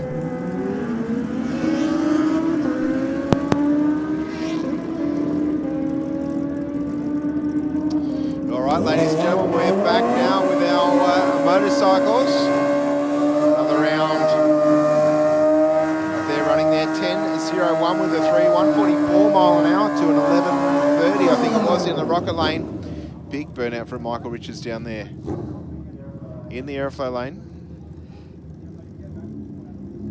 He's just been playing just with this bike, hasn't he? He's well, he's not long taken delivery of it. Probably only, I'll say, 3-4 months ago now. It was just before Christmas he came out.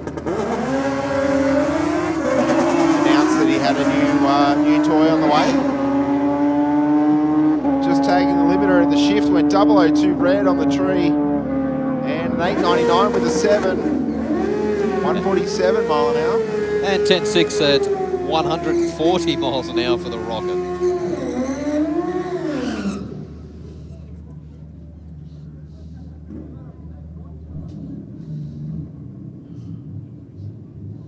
Of course, tomorrow night, our first bike night of the year. Oh, yeah. Yeah, of course, and the bike nights have been very, very good to Sydney Dragway in recent past, getting 200 plus entries. We both collectively, the rider in the rocket lane got all of our attention on the hit there. Very lucky to stay on it.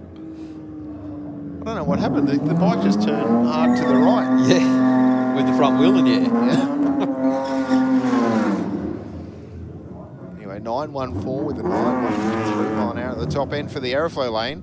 And maybe a change of undies for the rider in the rocket lane. Or definitely a sit down and be quiet moment. Yeah. Let the heart rate come back.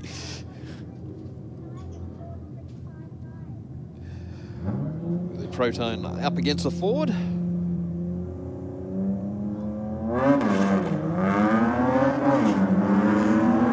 .053 on the tree for Danny Stadelmeyer in the AU Falcon. The Proton definitely keeping honest at the top end of the racetrack, but the AU is going to take the win. 13.90, 97 mile an hour through the top end. And 14.4 at 86 miles an hour. We got the Falcon, well, not the Falcon, sorry, the Ford back out again against the Nissan. Oh, the Nissan's gone deep, trying to cut the better light. 010 on the tree for the Ford Raptor Ranger. Definitely getting the eye in on that machine. He's absolutely killing it tonight. He is. And a 14.30, 95 mile an hour. And 14.5, 92 miles an hour for the Aeroflow. Is it physically because it's so much bigger that it looks so much quicker? I suppose so. Don't get me wrong, 14.5 is not bad for a street car. Of course, the Turbo VL down there in the rocket lane.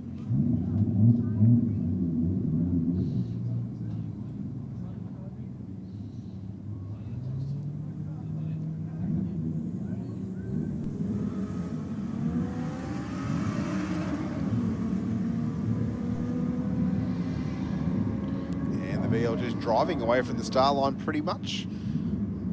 Sounds like rolled out of the throttle at about 1,000, 13.19 with a 900 mile an hour.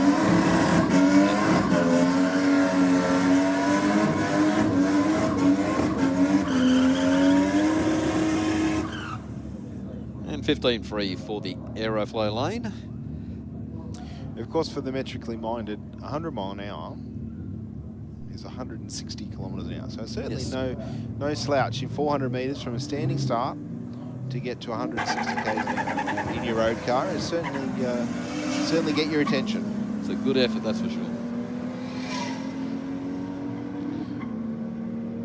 Chaser out in front this time. Audi catching, I think, but it's going to definitely run out of real estate. 12.36 with a 7 will take it, 112 mile an hour.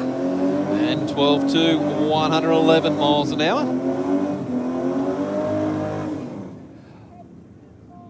The Ute back out for a nice sedate little burnout. In comparison to what?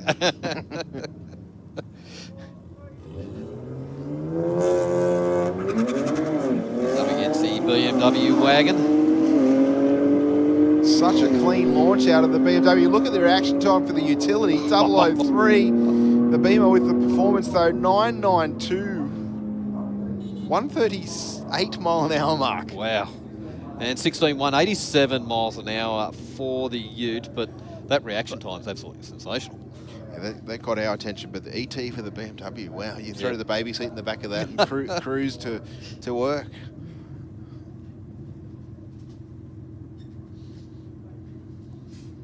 It did it easy too, like no wheel spin, no moving around, nothing. I can definitely see the attraction to the European performance car, the Euro performance cars.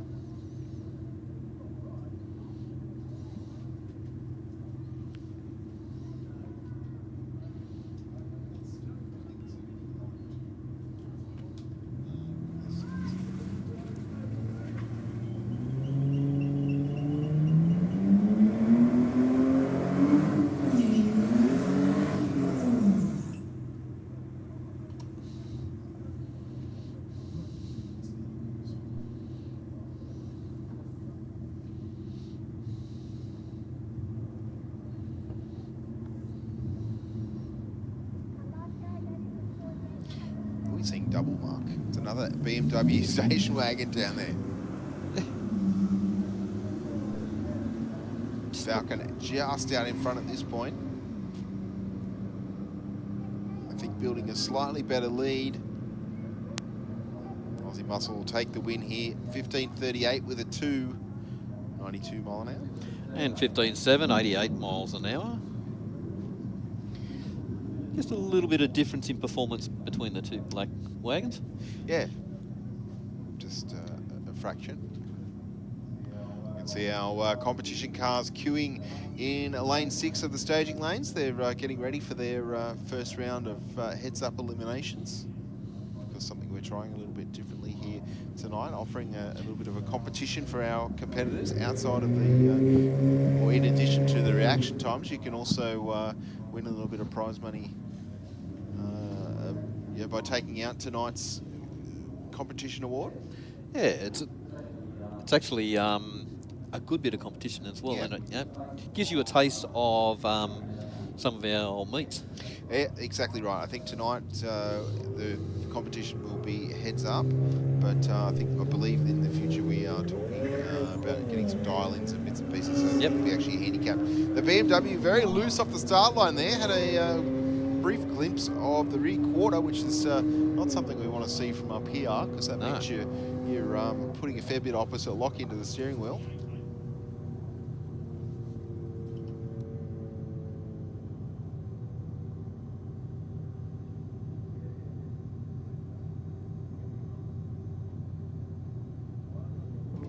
Can we have competitor C28, Cam Sabaga, to the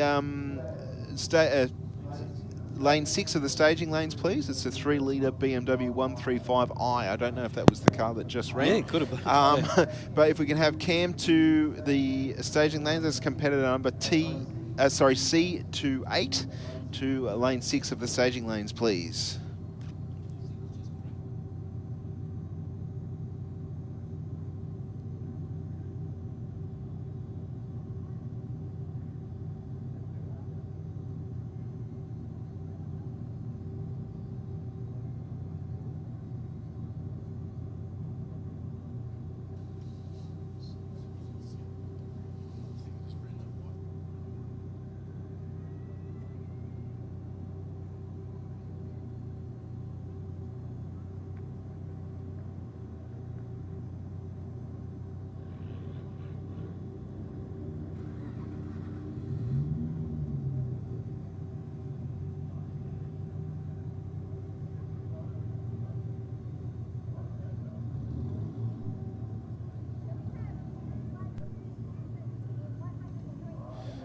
A pair of Ford Focuses on the start line now.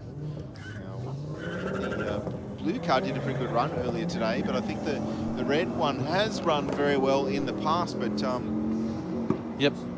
did have a little bit of a bang and a pop on the way down the racetrack. Seems to be doing the same thing, but definitely a little bit quicker this time around.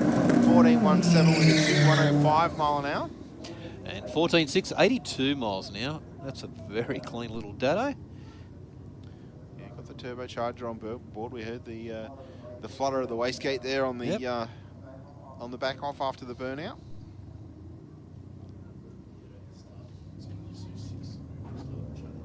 Yep.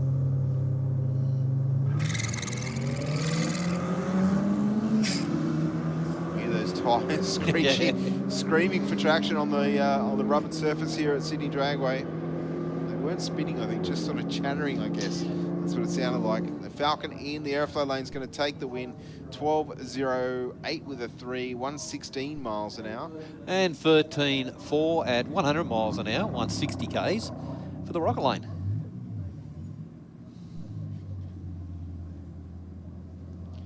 All right, the VW on both sides of the racetrack. The Golf R in the Rocket Lane. The R with the better jump, a little bit better reaction time.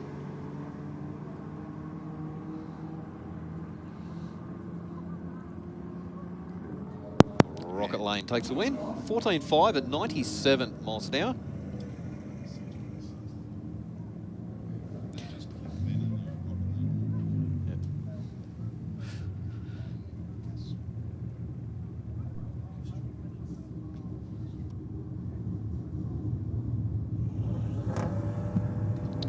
Can we have competitor C26 Yanni with the LS VY Commodore to the staging lanes, lane 6 please.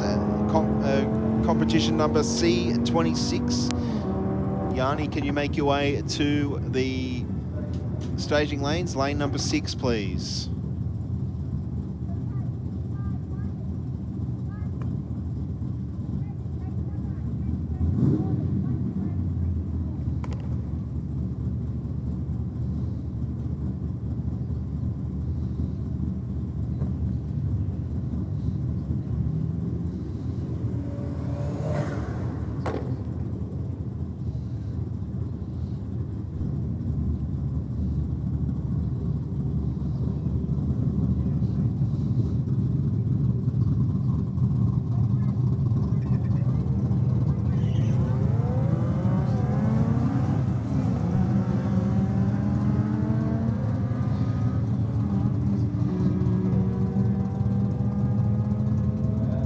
Audi well and truly out in front, goes through 11.9, 113 miles an hour. And 17.1 at 74 miles an hour.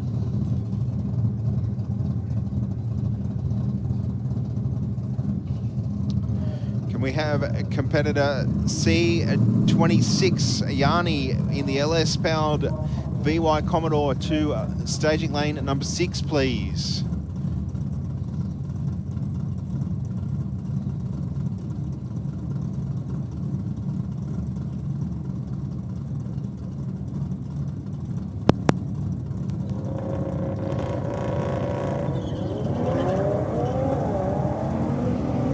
Nice launch for the BMW in the Aeroflow lane there. Out in front. I think we'll probably stay this way. The car in the Rocket Lane not going to catch him. 11.09 with a 9, 122 mile an hour.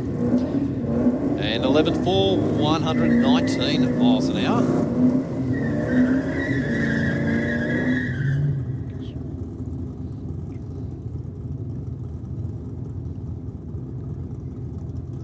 HQ in the Rocket Lane, the Statesman in the Aeroflow lane.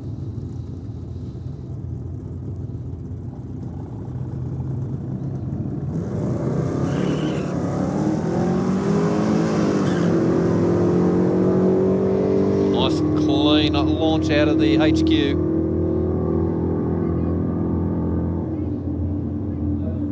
11.1 at 125 miles an hour and a 14.9 at 93 miles an hour.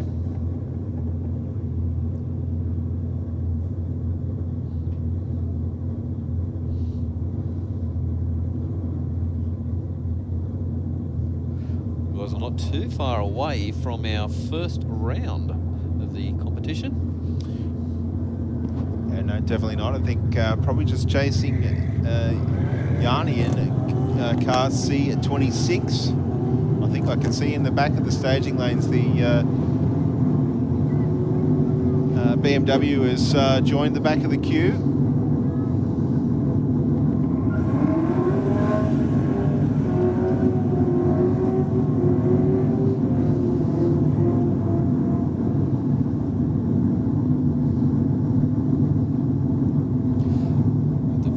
Commodore in the rocket lane up against the skyline.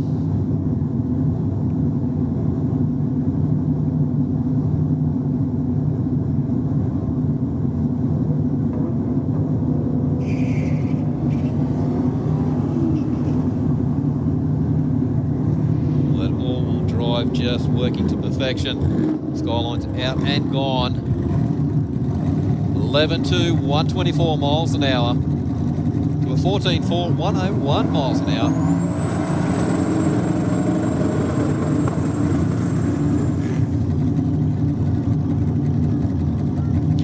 VK up on the limiter in the burnout.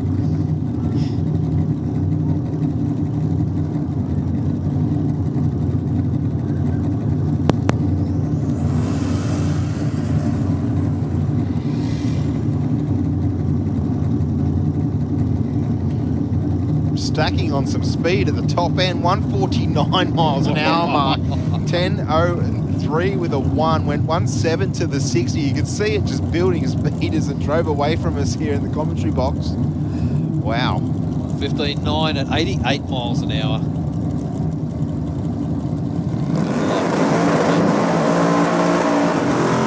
Yes, definitely.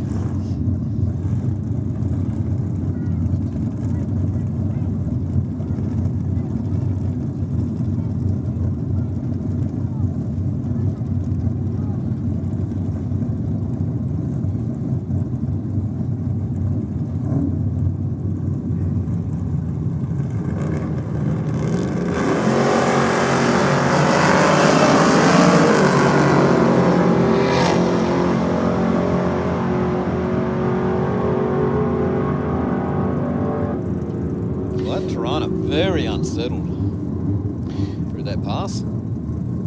Still ran similar time though, 9.68 with a 4, 139 miles an hour. Like it's definitely consistent in the speed. Yeah. I mean, it is pushing a fair amount of air too, Mark. You know, the supercharger and injector hat above the bonnet's definitely not aiding the aero of the car, and the Tirana, you know, not specifically the most aero car on the property, but probably one of the coolest. Yes.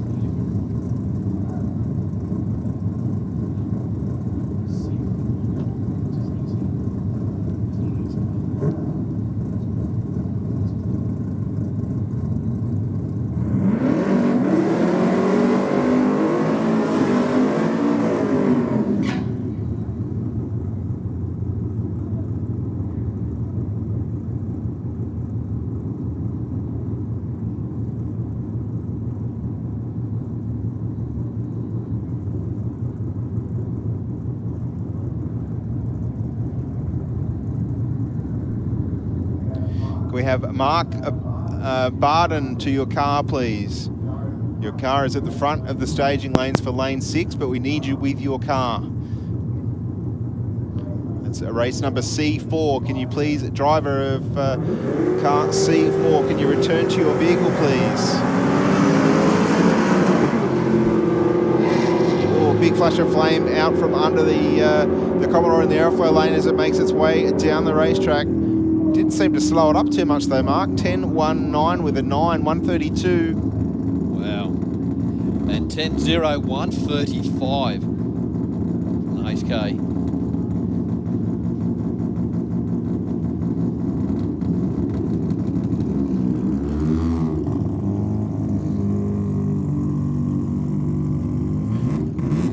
Can we have Mark Barden to return to your car, please? Race number C4. It's him there now, great.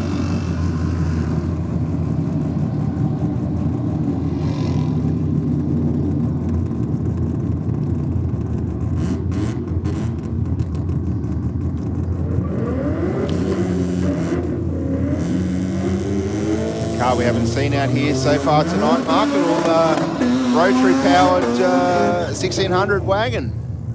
That's not a wagon, it's a sedan. Sedan. What am I talking?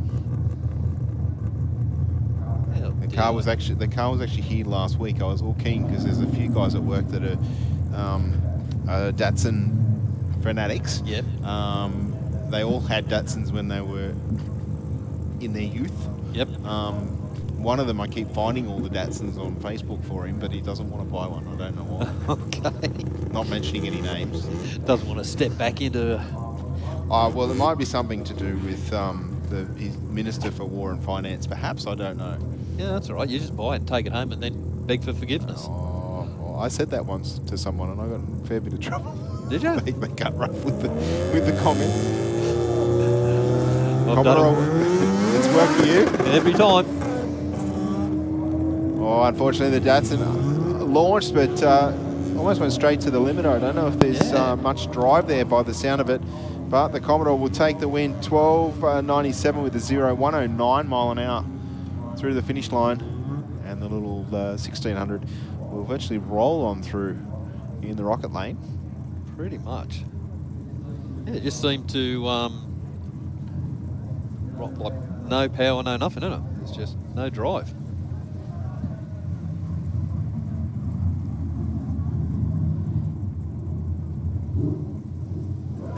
Well, Steve and Mark have been down.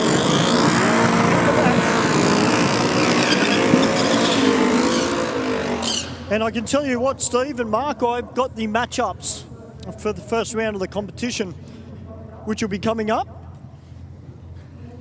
And there's some good races that'll be in this first round. We're going to have Nuts HK that'll be taking on Bad LSA in the first pass. So, David Muscat.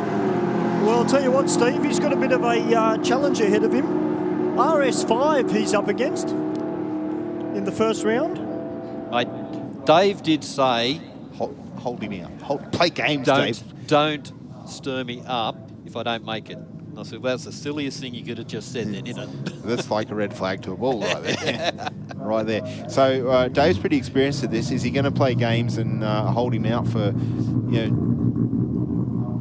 up on the launch control? Quite possible. Well, Steve, another good matchup that we've got lined up as well out the back. And mind you, ladies and gentlemen, all the cars that are lined up, that's the way they're going to run the first round. The black Barra Falcon, Steve, yes, in the first round is going to be taking on X-Taxi, the orange Falcon.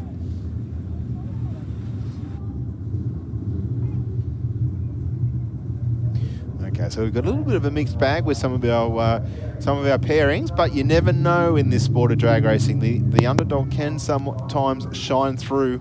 Yep. All right, here's our first pairing.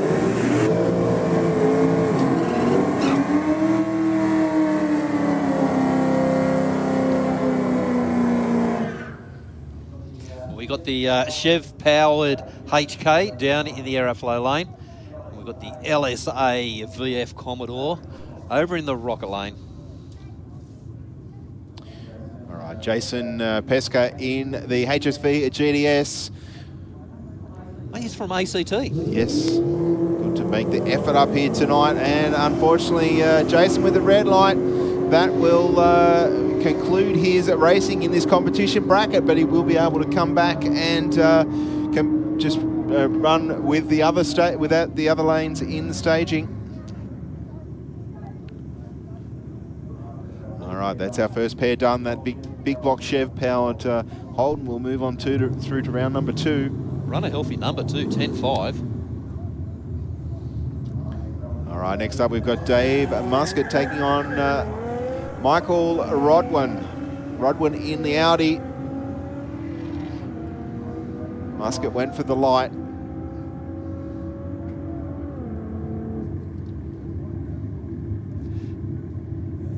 The Audi runs through 11.1, 121 miles an hour.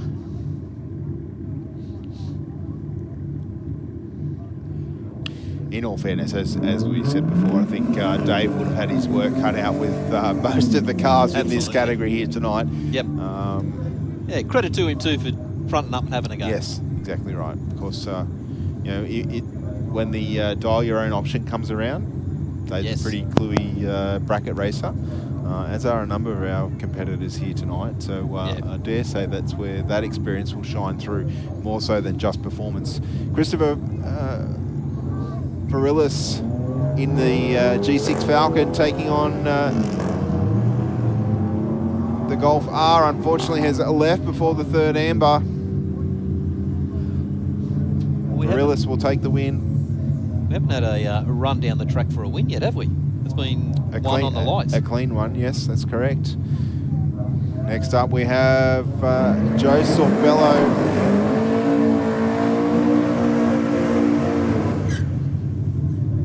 Taking on Rowan Ambach. Ambach in the VW Golf. Will definitely have his work cut out for him here. Absolutely. Joe, very, very experienced racer.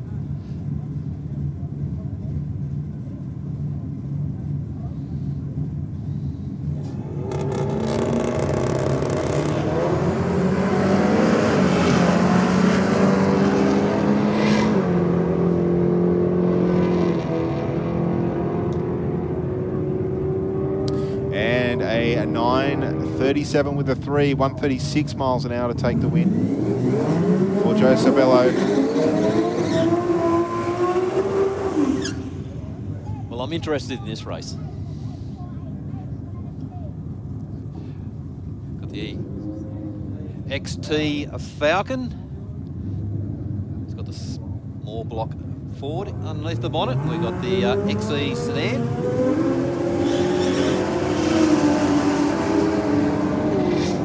Well, great 60 foot for the black Barra. And not a bad run for him, but definitely out of the throttle going off the speed mark. Yes. Slowed it down to just under 80 miles through the top end. The orange Ford of Pat Casey got the front wheels off the ground on the launch just, but did his best to keep the black Falcon honest, but just didn't get there. Next up, we have Braden Stewartson in the Nissan 180SX. As Stu said before, not long taken delivery of this car, so a new combination to him.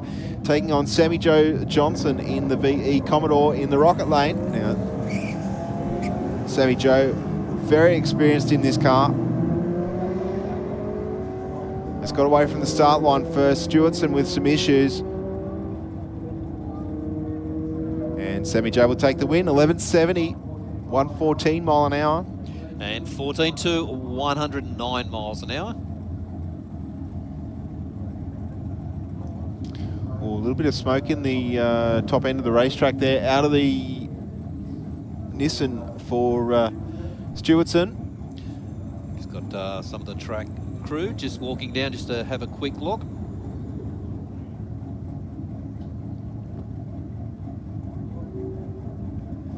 Didn't seem to notice it on the actual racing surface. It was more in the braking area that I... Yeah, he's got off it.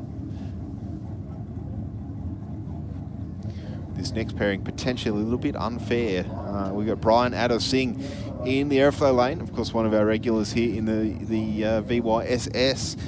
Pretty consistent runner, but he is racing Eden Abella in the VX Utility. That one powered by the turboed LS. Yeah. Brian, I think, is fairly consistently around the low 12s. Yes. This thing of Eden's is around also to run a 9. So yeah, low 10, high 9s. Yep. But Brian's car not having the horsepower is probably less susceptible to wheel spin, pedaling, etc., etc., etc. So, and he's pretty good on the lights too. So he is good, yep. I'm sorry in advance if I've just put the mockers on you, Brian, but let's just see how you go. Run your own race and make Eden chase you down. Because if you get that far, it's up to him to beat you. That's it. If you throw it away on the start line with one of those bulbs that's flashing there now, that's game over.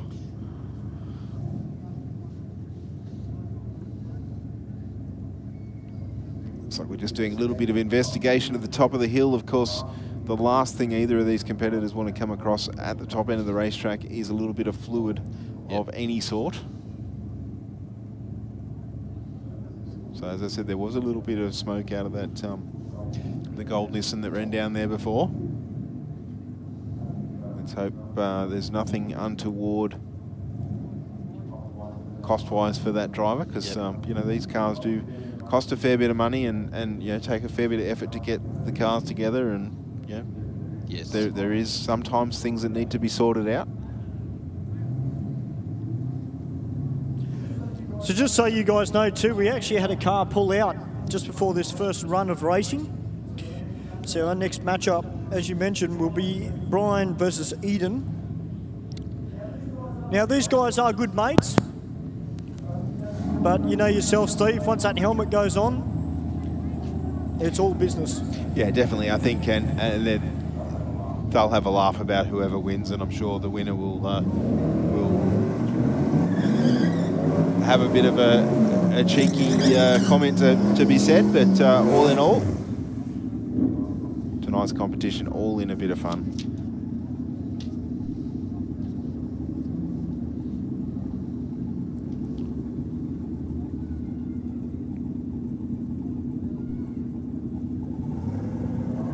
All right, both races into stage. The tree counts down together.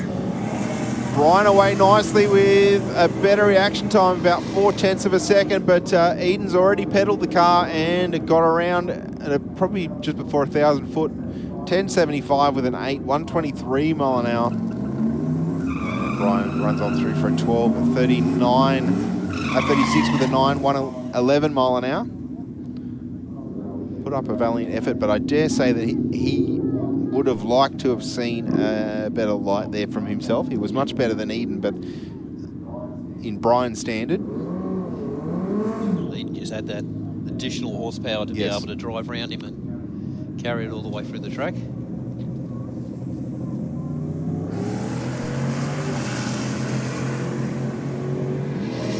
All right, Chris Spicer in his V8 powered Sylvia, 942 with a 6 and a 144. Very good pass there. And we're back into the bikes. Don't forget, guys, bike night coming up on Friday. If you like the two-wheeled machines, make sure you do come out and check out the event. It's always a good night. Steve, you'll be on commentary for that one? I will be. I will be. Adam up here in production with Chernush, I think. So hopefully looking forward to a good evening. There's we'll bring in a little bit of competition to our bike nights as well. And I started to say before that the entry numbers from our bike competitors, we were 200 plus. Wow. The last one that we had. So definitely very well supported from a competitor point of view. And plenty of quick runs for motorcycles, and they cycle through pretty quick. So if you do have a motorcycle and you do want to actually open it up, because like we said before, if you're sensible, you're not going to get full throttle on any motorcycle and stay within the confines of our road rules without potential of getting into trouble. If you come here to Sydney Dragway, for the 402 metres between the start line and the finish line, you pretty much do what you like, as long as you keep the front wheel on the ground and the throttle open. Absolutely.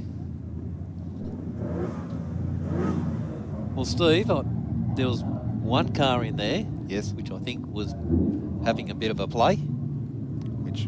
The black Falcon. Okay. Black Barra. He was out of that really, really early. Yeah, I only ran 80 mile an hour or something. Yes. Yep.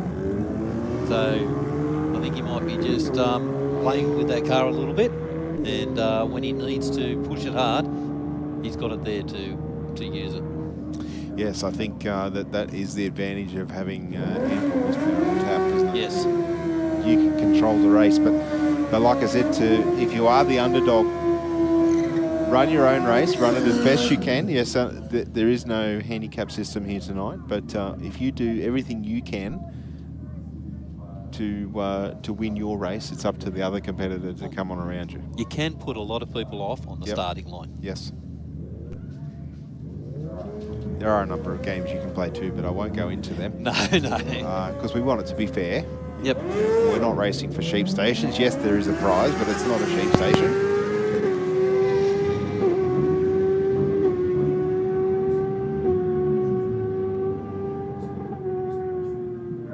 He grabbed another gear just before the finish line there. It was 9:31 with an 8, 151, nearly 152 mile an hour across the top end.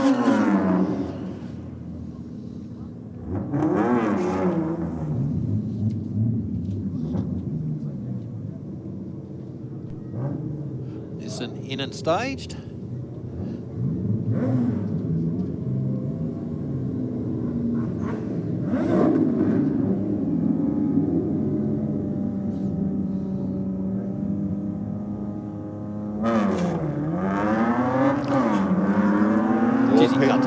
Yeah, he does. Yeah, you know they're really good, Mark, because they look red when they leave, and Yes. you go, oh no, it stayed green. It's even worse when you're driving and you go, oh, that was too early, and it either goes red and you go, damn it, or it goes green and you go, yep, that was good. When you can look up and the lights are still good Yes. at the other end, Yes. you know you're right. I saw a post from one of the street outlaw races in the US, the Murder Nova car. He's recently purchased a new ride. Oh, really? Yep, okay. And this thing he went 000 on the light, and I think it was a 370 to 8, because they run 8th mile, Yes. so 370, 217 mile an hour, and lost. Like we talked, I think for that sort of ET to the 8th mile, that's a very, very low 6 or a high 5. Yep. Went sub 1 second to the 60 with a 000 light and lost. Yeah. You've got to wonder what the guy next year's got underneath that bonnet, haven't you? Yeah. I have been watching a lot of the series in here. It's older because it's free to air. I don't have Foxtel. Yeah, okay. And they're in this stage where everybody's guessing the light, because they don't have their instant green, Yes. right? They don't run an amber, and they're all cutting rough up about it. Well, hang on a second, you can guess too if you wanted to. You know what I mean? Like, but you run the risk of going red, of course. Yeah.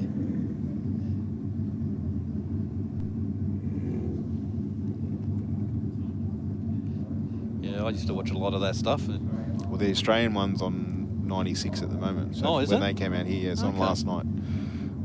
Channel 96. Oh, a little bit of a stumble there for the BMW wagon. I'm wondering if that was intentional, because it's almost like I'm just going to select top gear and then roll from now. That's virtually it, wasn't it?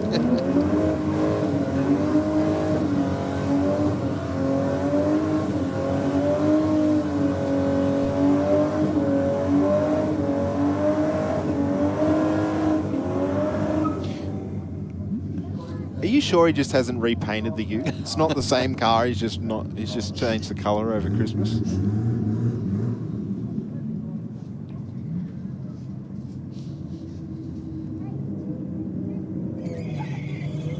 Because before long it'll have nitrous. Yeah, it will do, yeah.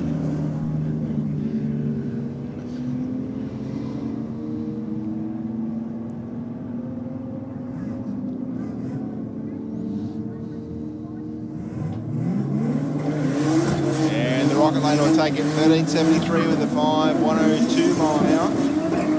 To a 15.0 for the Falcon Ute. Pair of VLs going through their burnout procedure on the start line right now. Aeroflow Lane, I think, definitely carrying a little bit more boost in the burnout. Hear that turbo whistling away. Sub 1.9 to the 60 for the Aeroflow Lane. And we'll run on through for a 12.99 with an 800 mile an hour. To a 13.18 with a 2 at 1.14 for the white veal in the rocket.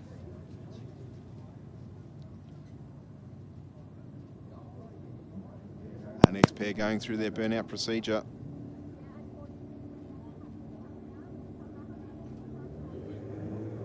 The BMW Roadster down there taking on the Hyundai.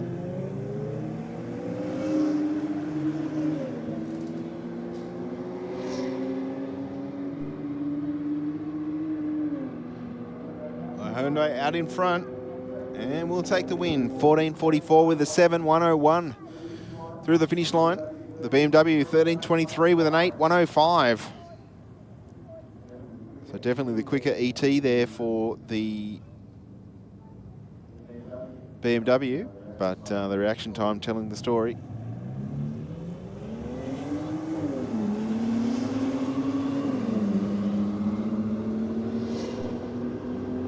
The next pair on their way to the finish line. The Aeroflow lane out in front. And gets there with a 13.13 with a 9.111.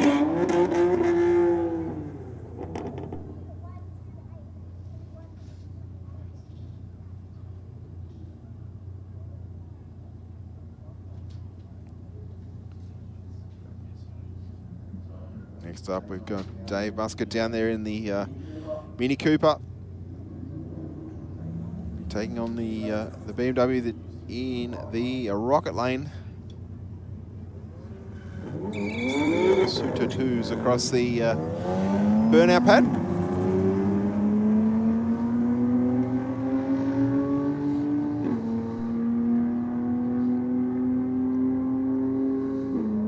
And the Rocket Lane will take it 13.24 with a 6.116. And 15.6 at 89 miles an hour for the Aeroflow lane. Dave's still chasing that light, went 019 red.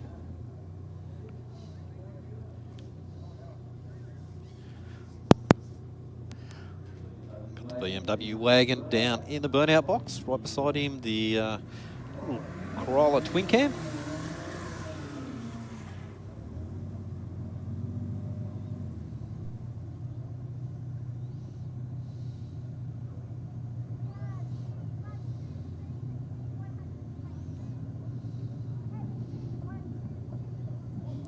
What year model you reckon that Corolla is? Late 80s? Mid 80s. Mid 80s. Okay. Would you say, Adam? 87?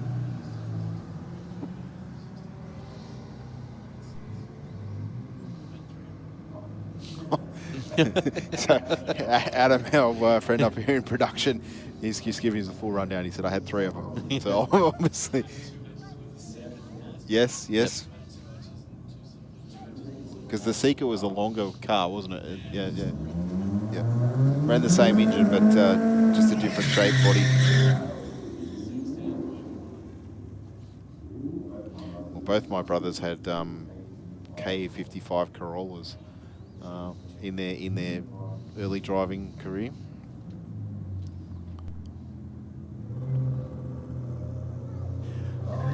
All right, gentlemen, I'm down here in the staging lanes. And, you know, we got through the first round. And, you know, everybody's got through the first one. Everyone's nice and loose. Now it's time for the smack talk to happen. And if there's anybody can start smack talk, it's me. 100%. So, my first port of call will be a gentleman who drives a red ute. He's always got a smile on his face. Eden, mate, pal, old buddy. How you going? Mate, that first round. Terrible. No, it was terrible, but you know what? You got the win. Yeah. But this second round, you're up against Sammy Joe. It's pretty sad. I'm going to knock both of my friends out and send them home on the first. This is sad. But anyway, it happens.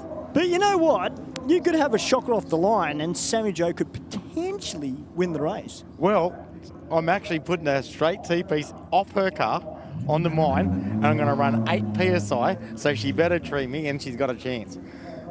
To go see Sammy Joe. Sammy Joe, we know you're very fierce on the cricket pitch, but you're just as fierce when you're racing. Mate, you're going to knock him out?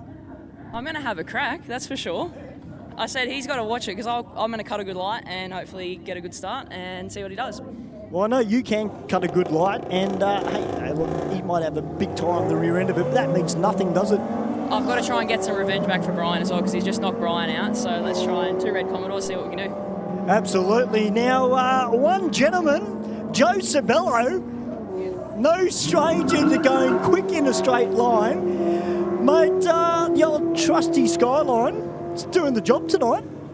Well, it is. It had a flat battery earlier. I've changed the battery, but I'm not even sure that's the problem.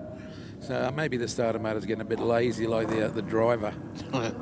Well, you can't really afford to be lazy because you'll be taking on RS5.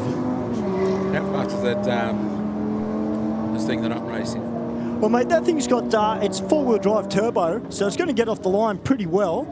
You're going to have to be on your game, mate. Don't worry, he won't have it easy, that's for sure. We'll definitely give it a go. All right, we'll go and have a chat with RS5. What do you reckon, Mark? You reckon he's, he's got a chance? Tell you what, RS5, how you going, brother? Good. That's right. Now, listen, that first round, mate, the Audi looked sensational off the line. You did a great job. Mate, you're taking on the Grandmaster, Joe Sabello, in the Skyline in the second round. Mate, look, that thing's just a, supercharged LS. That's all it is, and it's got a slick on. But, mate, you've got 4-wheel drive Quattro. Mate, it's a German work of art. Surely you can beat that dinosaur car behind you. Yeah, but what we're forgetting about is the weight inside the car. I probably got 100 kilos on him, so I got to take out about 7 seats for me to equal it. Well, you never know what might happen on the start line, but I tell you what, it's going to be a really, really good matchup. I cannot wait to see it. And the next matchup, it'll be the Black Falcon. I know you're not the driver, but hey, we got you boys. And as far as I'm aware, you boys will be taking on Nuts HK in the second round. That'll be good. Look, we're not really after the win for the knockout. We're just here. We think we've got the best looking car, the best prepared. So that's all we're after, is the show and shine. Well, mate, you might win the show and shine. A little bit more spit and polish in the black paint. The ladies could come past and make sure the hair looks good. As they say, it'll buff out. Absolutely, because I love a good presented car, boys. Come on. All right. Now, you're the lucky man. Now, the way we've worked out the second round, boys, is that the slowest car gets the bye run. How good's that? How lucky. Well, I'll tell you what, get your eye on the tree, because you never know what might happen. Yeah, I don't want another cherry on the semis. That's it, mate. There were about 3 red lights in that first round. And, of course, Nuts HK, Mark. So I'll tell you what, it's going to be an awesome, awesome second round of racing, which will be coming up a little bit later on. Yeah, definitely, Stu. It was a really good round of cars. There was some really quick ones there, and a couple of cars just playing a little bit of possum. But, yeah, next round's going to be great. Yeah, I think as everybody gets more and more used to the concept that we've got here, we'll see the competition get tougher and tougher as the nights go on. We heard there an Audi driver saying about stripping cars down to save weight. Not suggesting we do that, but I have seen, Dad's been around hot rodding and drag racing for a long, long, long time, and he's got boxes and boxes of the old black and white hot rod magazines. Yep. And there's quite a few different photos in there of various races that they've come out in their street rod, and in the hunger of getting a better time, have taken rear seats out, front mud guards off, bonnets off, to try and save weight. But of course, we are talking like early Ford steel, where the bonnet's 200 kilos, for example. Exaggerated, but definitely a weight saving if you remove it.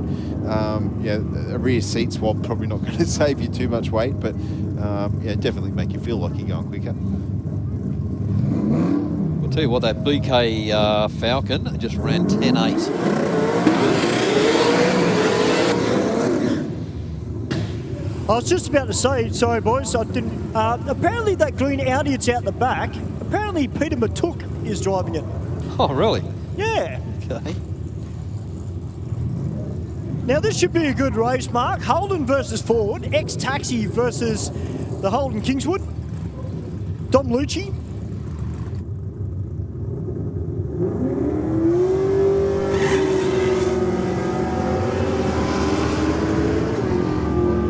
Both cars leaving the start line pretty nicely. The Rocket Lane out in front at the moment, and I think that's how it's going to stay, Mark. Chalk that one up for the Holdens, a 10.16 with a 135 mile an hour. And 10.5, 130 miles an hour for the Falcon. Tell you what, that HK left with a heap of revs under his belt. Didn't seem to move around too much either, which was nice.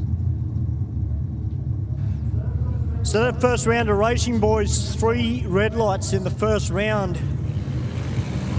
A lot of jitters. Of course, that's racing, isn't it? You two have been on the track racing at competition level for a number of years, and you know yourself, that first round is always the hardest. Absolutely. Yeah, mentally it's the hardest, and then you can sort of settle into the competition. And of course, tonight is all about having a bit of fun and introducing a different challenge to some of our racers if they choose to compete in this bracket that we've got. You don't have to come along to race the category if you don't want to. You can still enter as per usual and just run against your friends and yourself.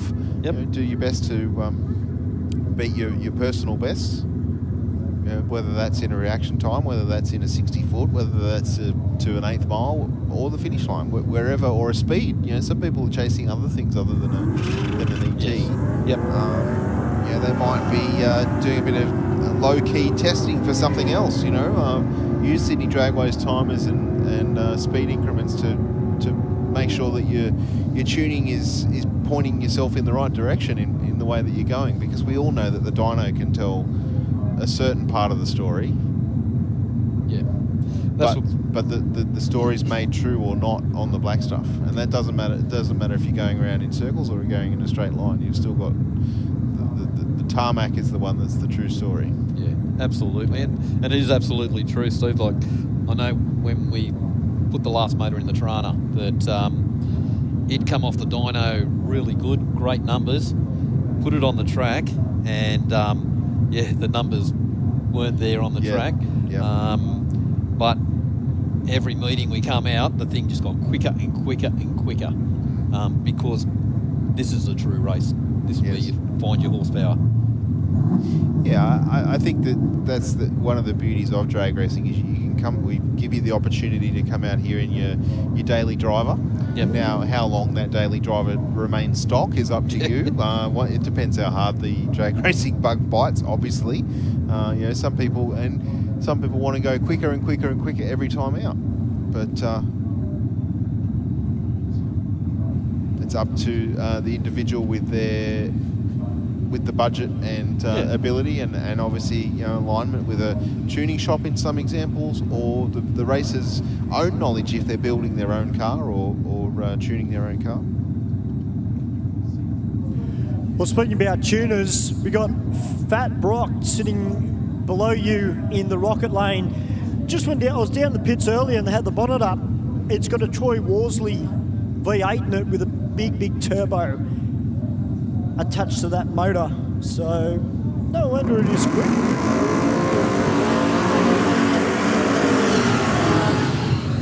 And on the subject of tuning, you know, not only does Troy build great motors for the drag scene, but also the burnout scene as well. And we've got Headache and Tyre Slap, which are up in the grandstand. G'day guys, a couple of our burnout competitors. Stewie, can I have a Mark Barden to his race car, please? A C4. Mark Barden, can you please return to your race car? Your car is at the head of the lanes. You need to stay with your vehicle, please.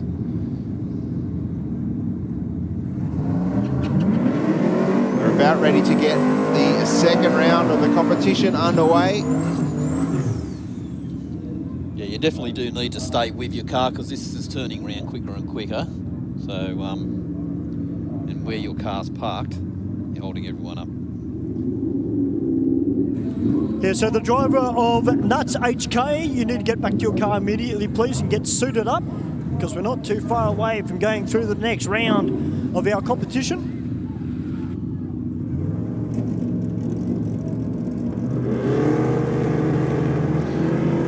See what the VK can do this time. Last pass was nudging 149 miles an hour or thereabouts.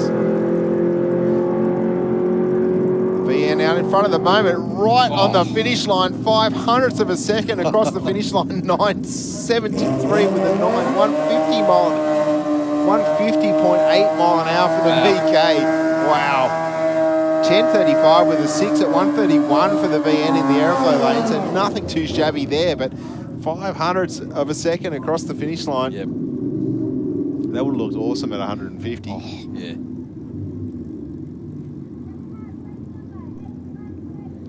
Moving back into our motorcycles here tonight.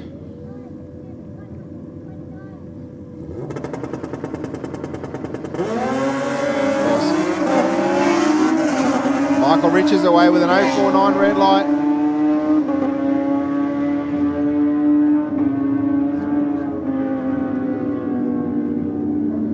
Runs on through for an 8.93 with a 147 mile an hour. Can I please have Mark Barton to your car, please? C4. We need your person back at your vehicle so we can get you in it and compete for round number 2 of the racing competition here tonight. Mark Barton, can you please return to your car?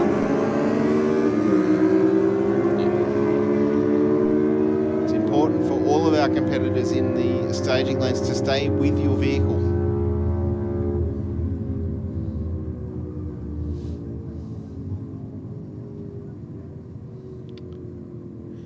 And a 12.99 with a 6 at 102 takes the win.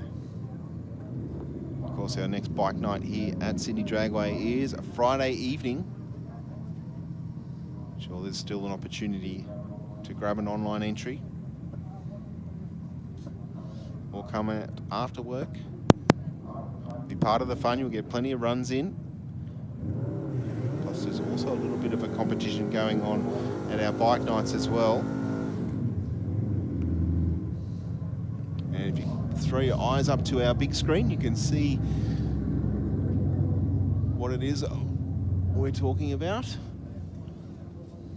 It's been a fantastic event here the last couple of times we've had the bike nights. Plenty of action, plenty of runs for all of our competitors, and plenty of competitors as well. Yeah, that's a great thing. You know, good turnout, and I think the guys really hang out for the weather for the bike nights. Yes, I think also having a lot of competitors brings a good atmosphere as well, and the bike races seem to be very sociable and happy to congratulate each other and I suppose push each other. You know, we see not every bike comes out and runs 160 mile an hour. No.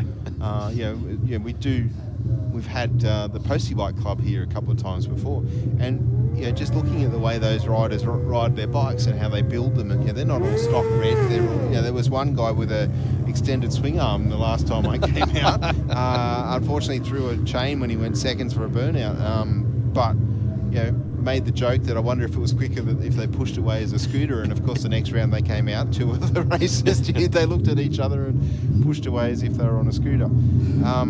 That was definitely a good try for a light, wasn't it? Yeah, 006 red for our racer in the Aeroflow lane there. I think we've got our first lot of cars back out. Yeah, that's... this should be a good race, Mark. We've got Mark Barden, Elias Katsasaris in the Falcon. Now, as the crew said there, they're not necessarily going for the win here, but I don't believe says no racer. Yeah. As soon as that helmet goes on, you got to win. 309 light for the Falcon. The Holden out in front, but the Falcon with the horsepower. And will take the win. He's just on and off that car. He's still in 131 mile an hour. He just pedalled at the top end of the track.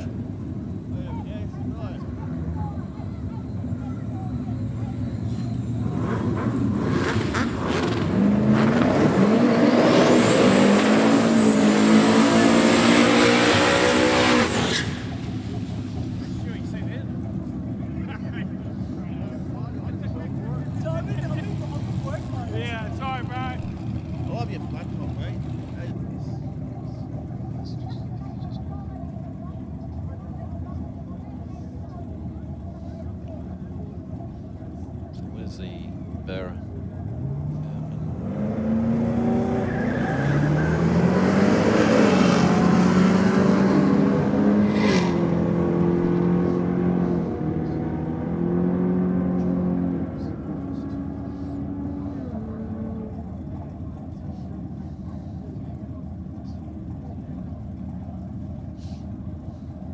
Okay, so Sammy Joe now.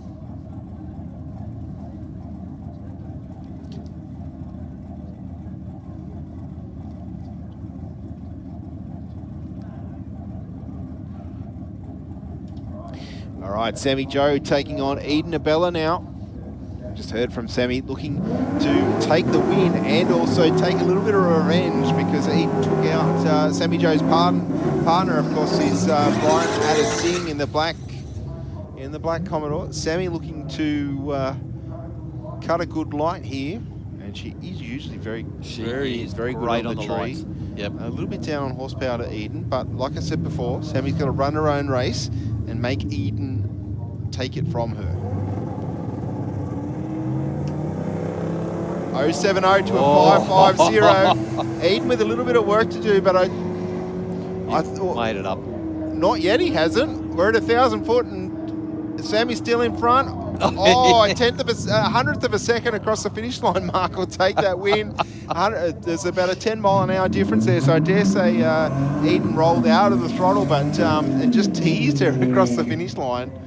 And that thing usually runs really low, ETs and that thing. Like, yeah, but I think he's gone like 130 mile an hour tonight, so he was still behind at 1,000. Yeah. So you know he's left himself 100 meters to roll on around. Christopher Varillis on the solo in the G6 Falcon.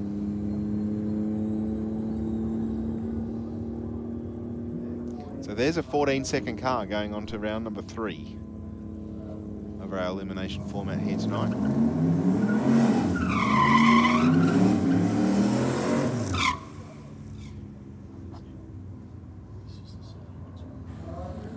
Chris back out in the LS-powered Nissan Rosso Performance. Of course, Chris's own business, CS Engineering, who a lot of people might recognise the name from the Motive DVD and Motive Video. Of course, he does help out Andrew Hawkins a fair bit with Jet 200.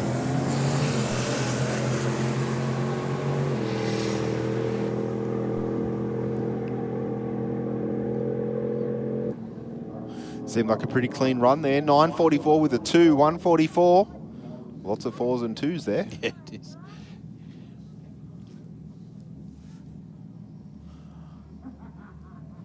Yeah, looks like we've got Denny Stadelmeyer down there taking on the little Nissan hatchback.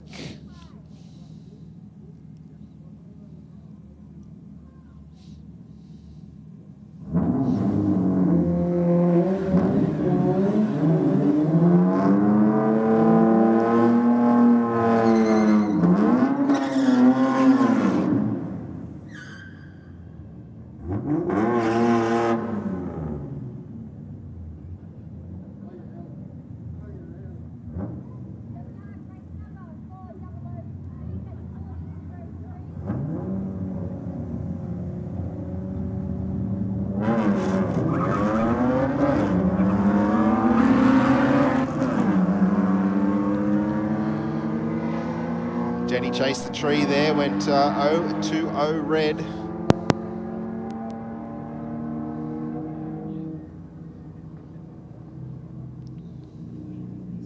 And handed the win to the Nissan in the rocket lane.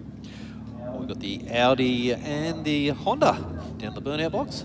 Audi just going round the water. Has the Honda been Not sure. First time I've seen it. Stewie might be able to help us with that. Stewie, is the Honda run tonight? He's not listening. Of course, this Honda capable of pretty ridiculous top-end speeds and a fair bit of torque steer. Yes. Probably give the Audi a run for its money at the top end of the racetrack.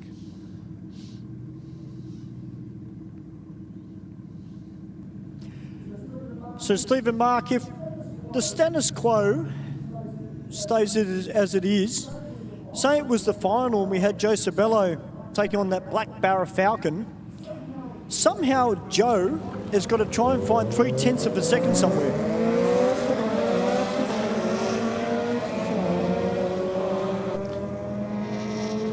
That's a tall ask for anyone, but you never know. I think that Barra's got a lot hiding.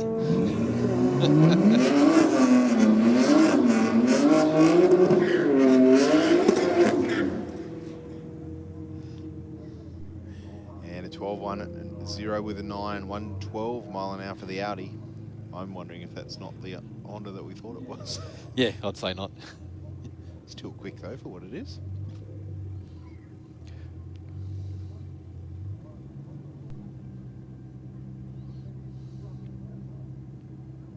All right, Braden Stewartson on the start line in the 180 SX. Taking on the BMW wagon. The wagon's already run a string of 9-second passes here tonight. And I think this will be another one. 991 with a 6-foot super gas car. 139 mile an hour. And 13.9 at 108 miles an hour.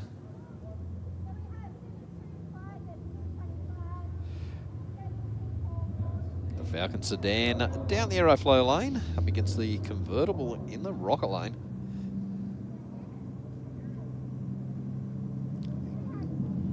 Cam, I think his name, in the rocket lane. Falcon away first, 0.56 reaction time. BMW with the performance advantage, but I don't think it's going to have enough to get there, definitely not. No.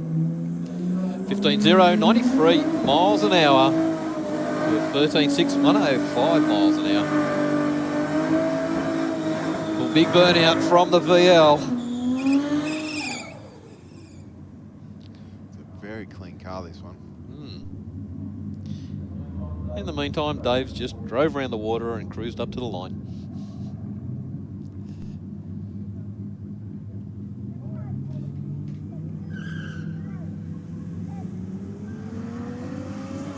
.031 on the tree for the VL.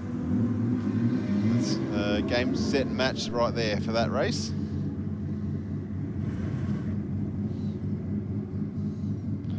And a 13.79 with a 4.99. And 16.0, 85 miles an hour.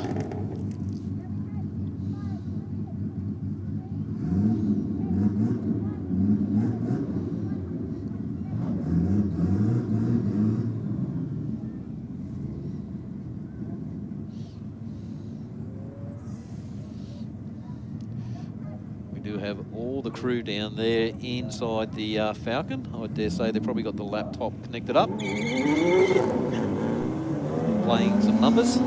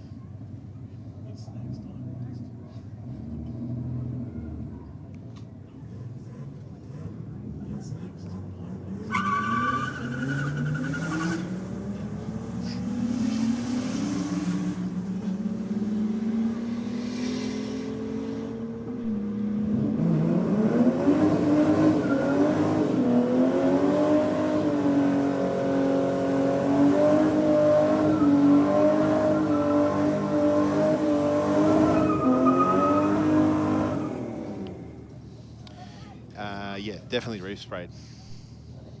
Hey? Definitely reef sprayed. Red's faster. You reckon? Yeah, red's faster. Okay.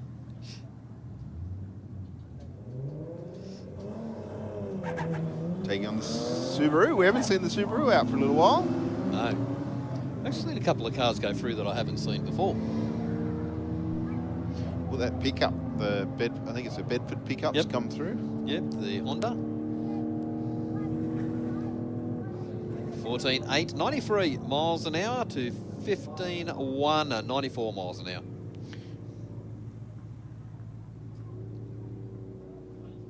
Of course, the drag strip, not the natural element for the Subaru. No. Yeah. Put it in a via trail, it's a different story.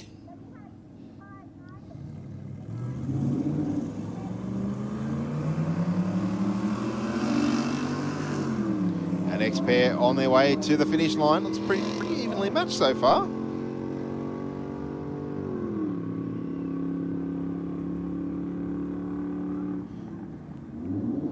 Only 200s across the finish line, Wow, yes. yeah. They were very evenly matched. 15.33 with a 4 takes a back seat to a 15.67 with a 7 in the Rocket Lane to take the win. I'll tell you what, Mark and Steve, if we've got Dial Your Own racing in our next competition night, I know tonight's eliminations, and a lot of the races are really doing well in the second half of the racetrack, but I'll tell you what, when it comes to Dial Your Own, I reckon a few of these street cars might put a few of these bigger cars on the trailer just quietly. Well, the reaction times have just been outstanding from some of the smaller cars, and I mean that lightly. Sammy Jo, she only just lost by 100th of a second to Eden in that last race. So, come Dial Your Own, it's going to be on. That's the benefit of Dial Your Own, isn't it? It evens out.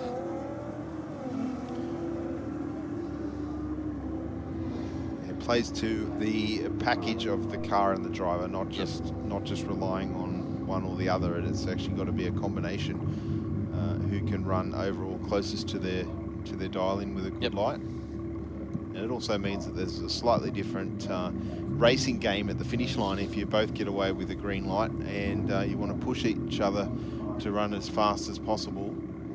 And in some cases you can push your competitor to a breakout, which is where you go under your nominated handicap. That's the thing that stops us from just saying, oh, okay, my car's going to run 20 seconds when it can actually run 10s, for example. If you run under your nominated handicap, that's called a breakout.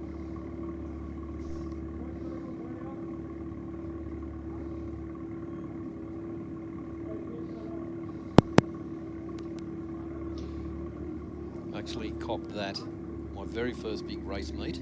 Yes. And it was me and Galvo. Why'd he force you to break out? Yes. Well, learn the hard way, son. Yeah, indeed. Was it a big breakout or a very marginal one?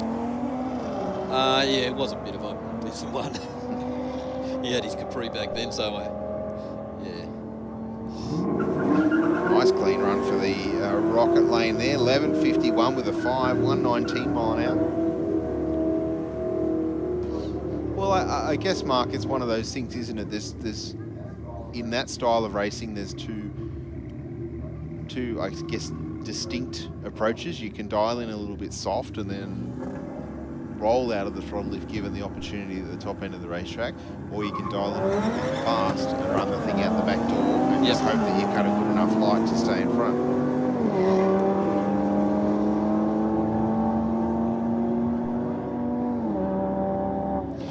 .11.21 with a 124 mile an hour for the Aeroflow Lane to take the win. And 13.5, 104 miles an hour for the Rocket Lane.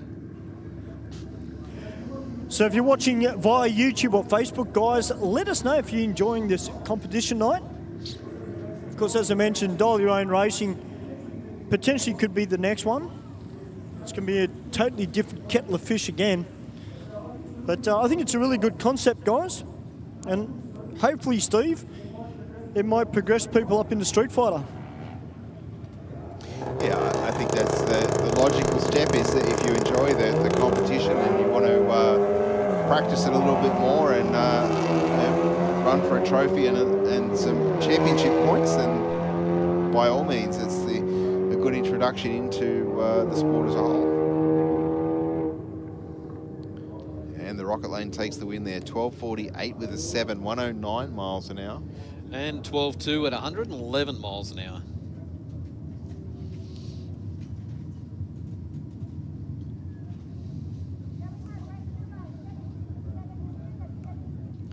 Just a quick little bit of a mop up down in the rocket lane.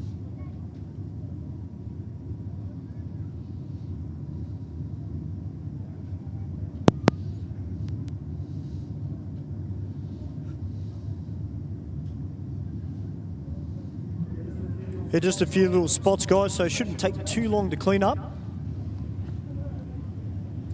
Actually did see a little bit earlier too, the Trana being towed out of the lanes and back into the pits. The orange one? Yeah, had a, looked like a heap of fluid underneath it where it was sitting.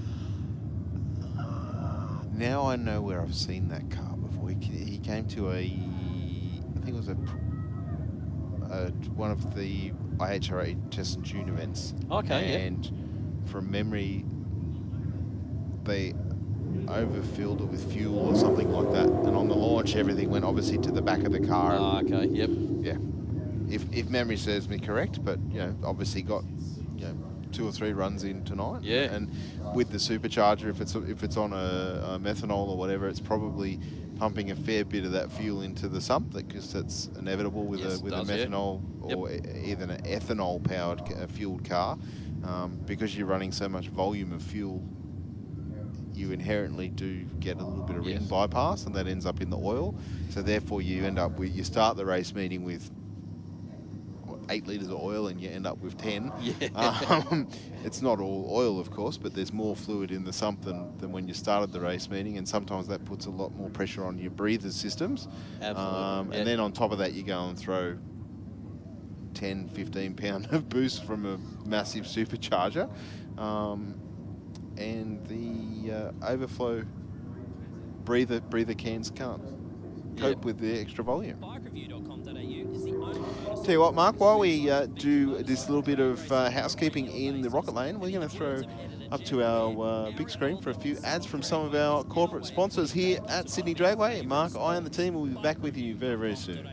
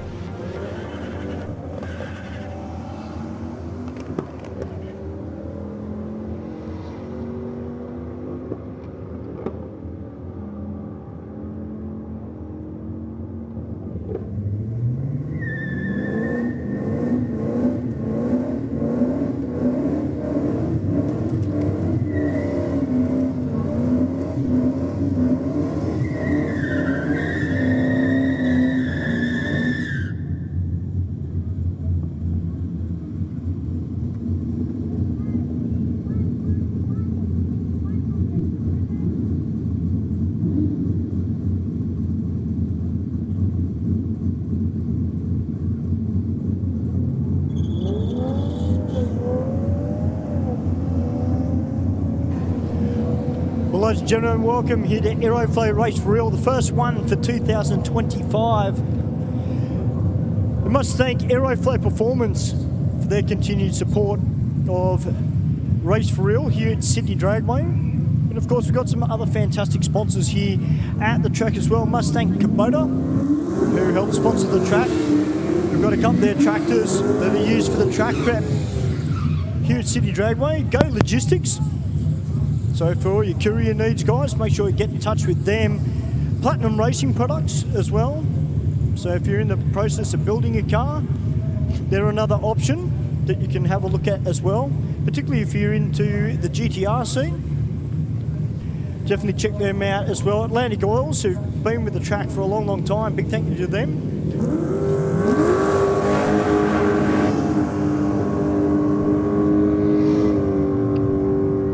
Capri launching very, very nicely, Stu. 155 to the 60. 982 with a 4 across the finish line. 142 mile an hour. And 13.7, 104 for the Rocket Lane. That 440 Windsor working very, very well in that Capri. Sounded sweet. Did sound very nice. Got the XT Falcon down in the Rocket Lane up against the Fairmont Gear.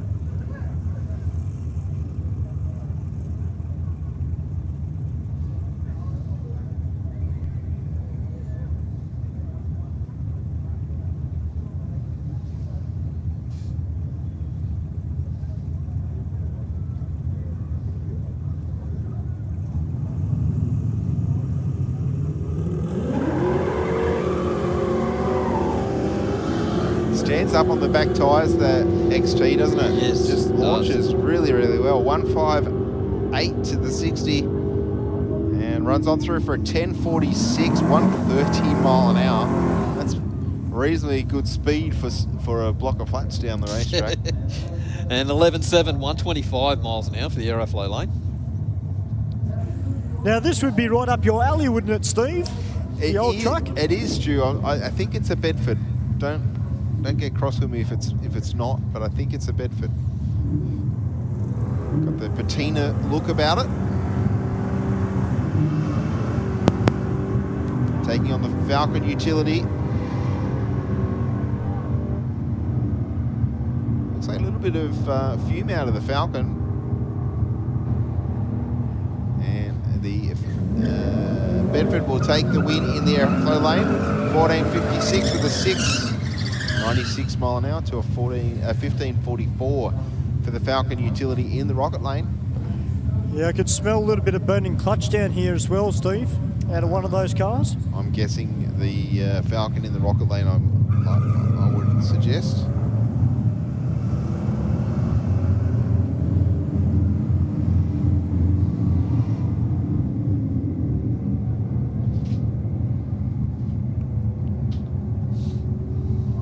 Brian Addising with an 0.93 light will take the win there. 12.51 with a 9, 110 mile an hour through the top end. And 15.1 at 84 miles an hour.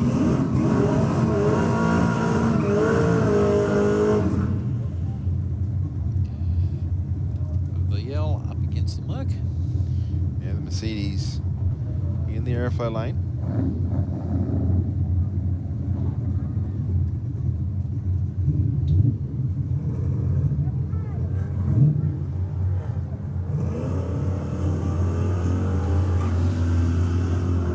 Red. Yeah, the VL really red. It's not going to get a time recorded left before the tree was activated.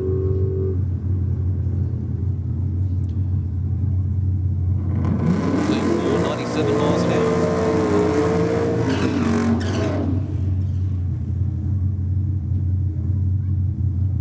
HK up against the XD.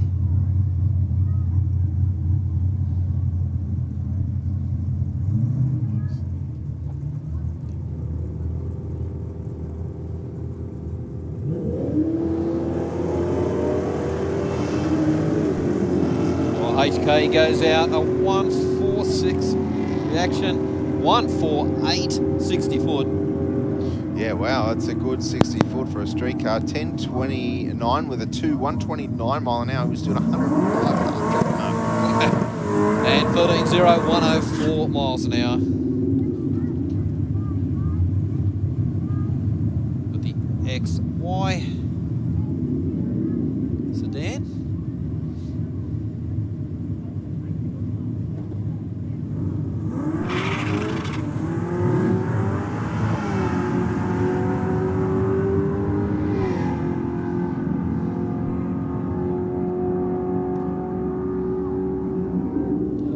Eleven 3, 124 miles an hour. Move back to our bikes.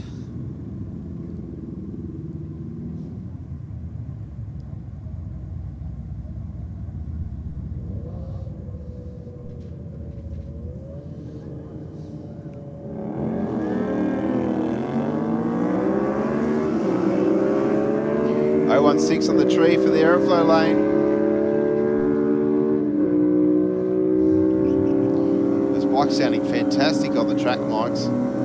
And the Rocket Lane will take the win there, Mark. Yeah, 11.3, 125 to a 13.2.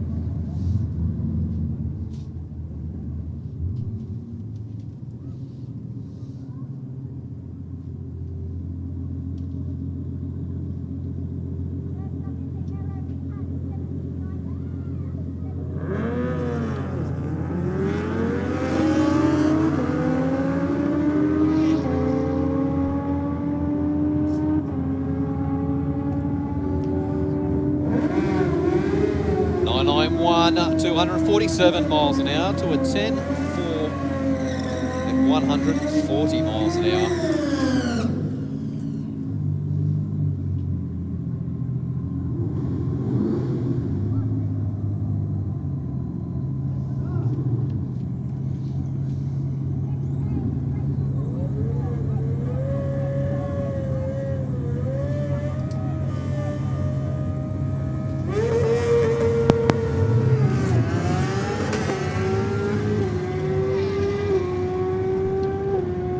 .024 for the reaction for the Rocket Lane. Goes through 9.3 at 153 miles an hour. To 14.4 at 92 miles an hour. Okay, we're down to the pointy end of this. All right, we're starting to get a bit more serious here, Mark. We've got our first pair of the round.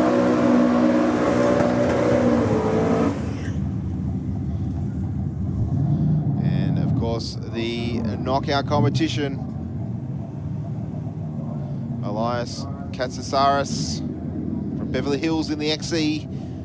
4-litre Barra on board, taking on Joe Sorbello in the Datsun Skyline. Actually, I didn't notice on the back window of the XE, it's got the big N. Yes. It's probably because it's got a dinner plate sized turbo on it, needing to build a little bit of boost.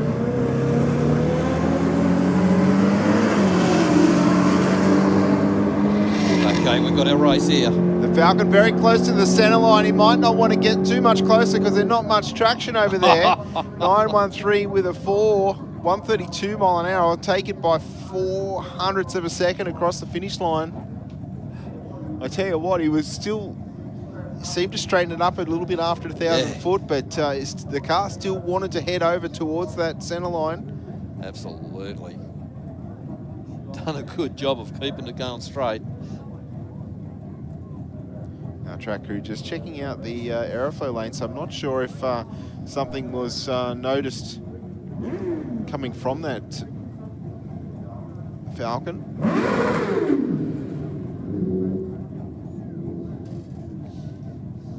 Certainly not too much in it across the finish line, only 0.04 of a second. Our next pair waiting patiently in the water box. That is Eden Abella in the VX SS Ute, taking on Christopher Varillas in the G6 Falcon.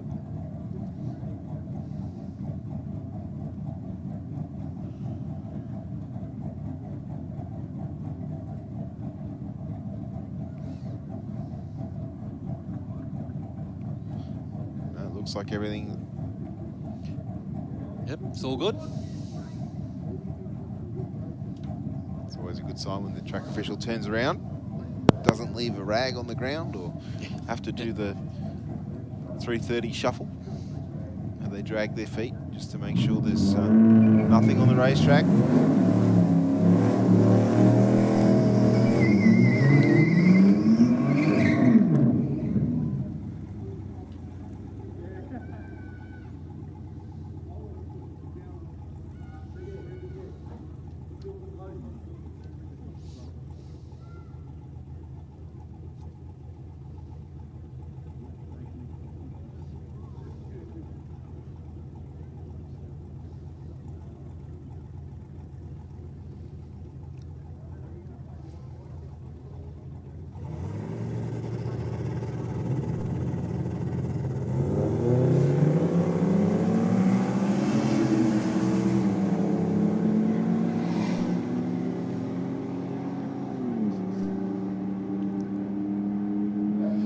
Falcon got away with a great light.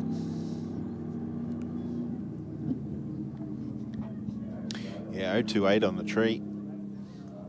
But the horsepower is going to come to a head, because that's our finalist, is it not, Mark? Yes, indeed. And so it will be Eden Abella against Elias Katsasaris in the heads-up and knockout competition here tonight.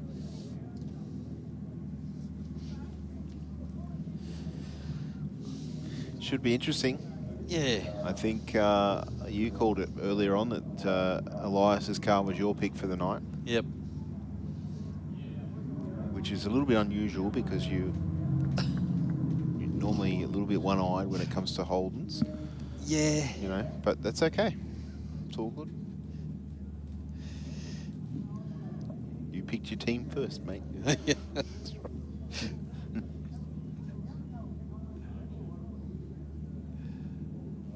So I think the guys with the Falcon would probably leave it where it's at. Well, I think we're run 913, I think it was. Yeah. Miles an hour down a little bit. Yeah, so I wonder if he'd rolled out of the throttle just a little bit. But, I mean, if he did, you know, Joe was right there. It's not like he wouldn't have been a car length in front for 400ths of a second. Maybe they took a little bit out of the top end of it.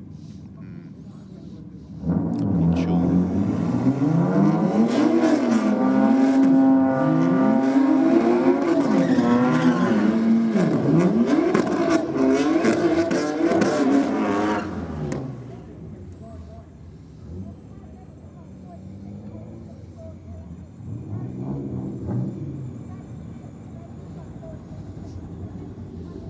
I think that's the latest I've ever seen Joe out here. Wow. It's past his bedtime. Yeah, he's usually in bed. Home with his slippies on. I don't want to upset him. 31 on the tree for Sattermeyer in the AU Falcon, but the BMW definitely with the performance 992 with it to 138 mile an hour across the top end.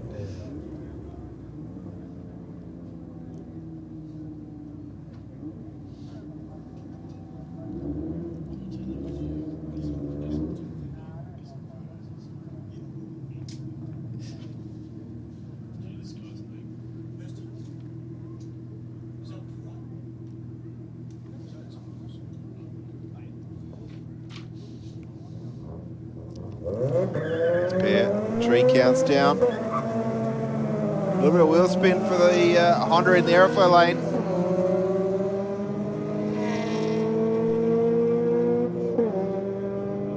In the meantime, it's the Rocket Lane, 13.9, 101 miles an hour. And 15.3 at 95 miles an hour for the Aeroflow. See there how the 60 foot is just so critical. Like one car there had a better 60 foot and it just built on the lead all the way down.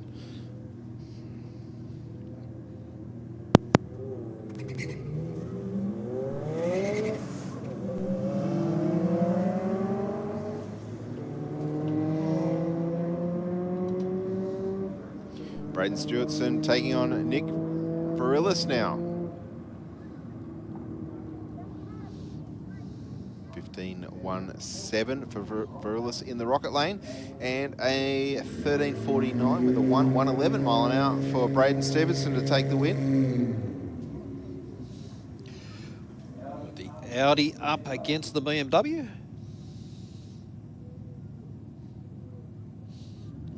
Very narrow car, the BMW, aren't they?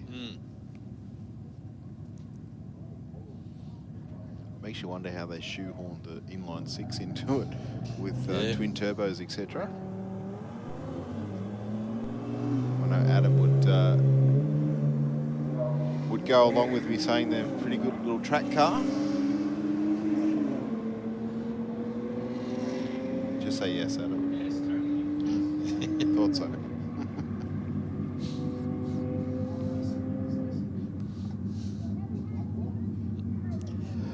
12 4-0, 112 miles an hour to a 13.9 at 104 miles an hour.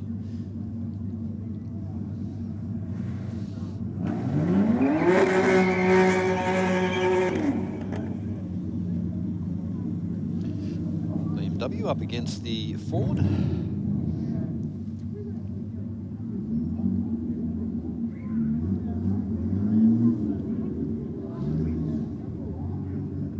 I don't think that car in the Rocket Lane's raced tonight, has it, Mark? The Ford? Yeah. No, first time I've seen it. We haven't seen our Ranger Raptor back.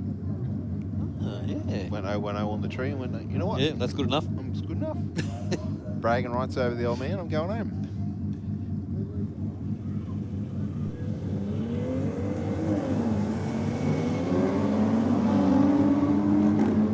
Someone tells me the territory's not stock, Mark. No. Looked quicker than that, but still 13.45 with an 8, 111 mile an hour. And 14.2 at 115 miles an hour. Still definitely not stock though. No, not to be carrying a big heavy car like that down there.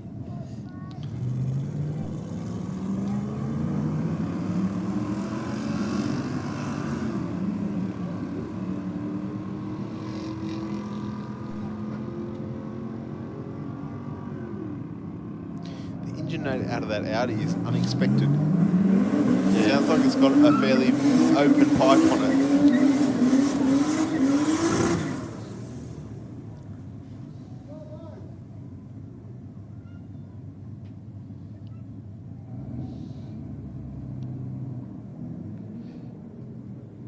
The VL in the Rocket Lane and the Calais in the Aeroflow lane.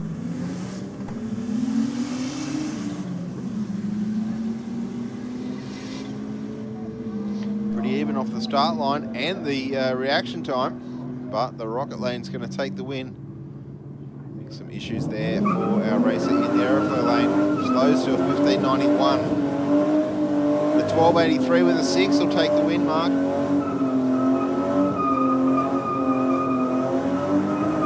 Utes back.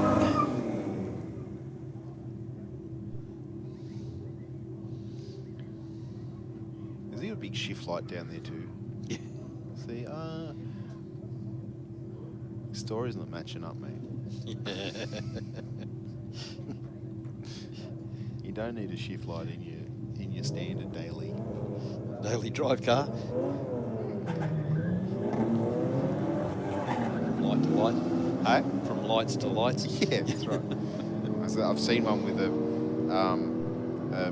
a meme sort of thing with a GT3 Porsche is when you get used to the launch control, it pulls up to a zebra crossing on the launch control, and there's an old lady walking across the zebra crossing.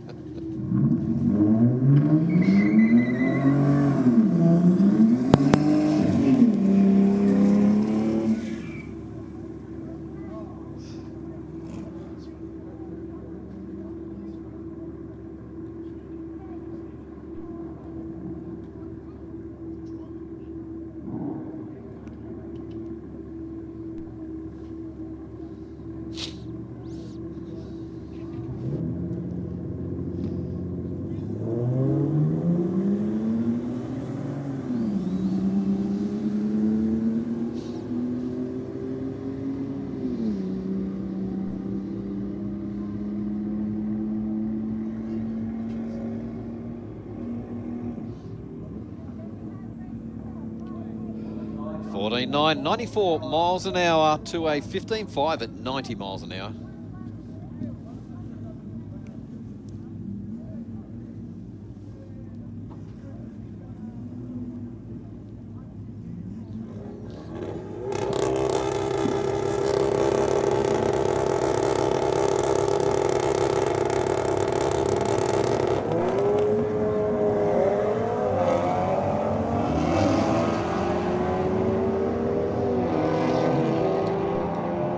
Rocket Lane got away first, Mark, by a good margin, 9/10 of a second, but the Aeroflow Lane comes around at the top end by 1/10. 11.42 with a 3, 120 mile an hour. Over at 12.35 at 109.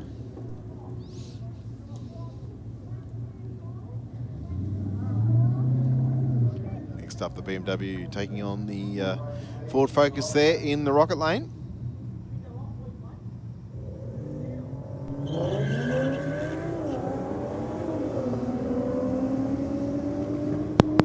Nice launch from the BMW. 1.6 seconds to the 60, straight down the center of the aero. And 11.18 with a 7, 121 mile an hour at the top end. And 14.3 at 102 miles an hour for the Rocket.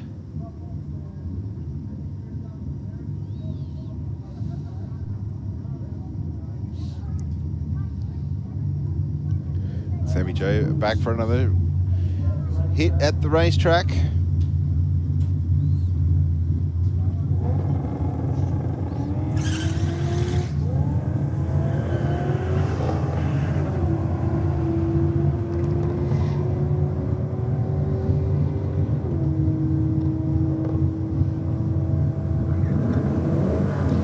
And a 12.15 with an 8, 114 mile an hour.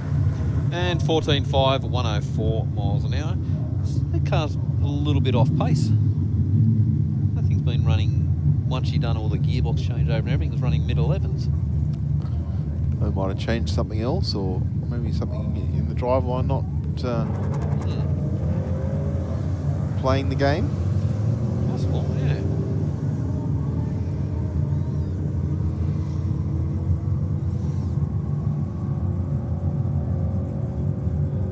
12.4, 111 miles an hour. To a 14.3 at 97 miles an hour. All right, so Mark, just been told we're not too far away from our final of the elimination competition here tonight. And that will be run between Elias Katsasaris in the black Barra powered Falcon and Eden Abella in the LS, Turbo LS utility.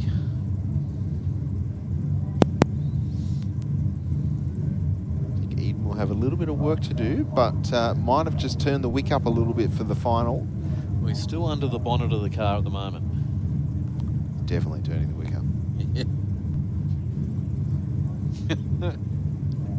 Or frantically trying to get it ready, because I dare say it's probably not. It's probably pretty warm under there right now. I dare say. Yep. I think an Orange Falcon's going to win this one.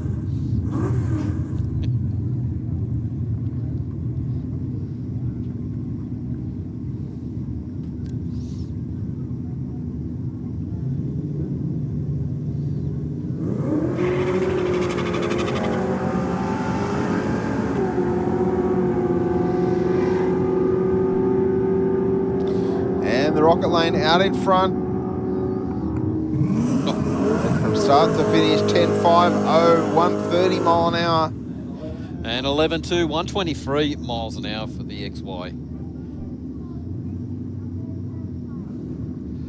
The El Commodore down in the Rocket Lane. Sounds really clean, this one, actually, in the burnout.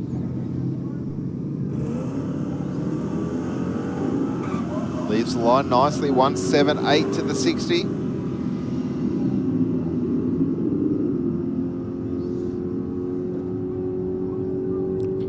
And runs on through for a 12 at 23 with a 110 mile an hour. It's pushing 175 kilometres an hour or thereabouts, roughly.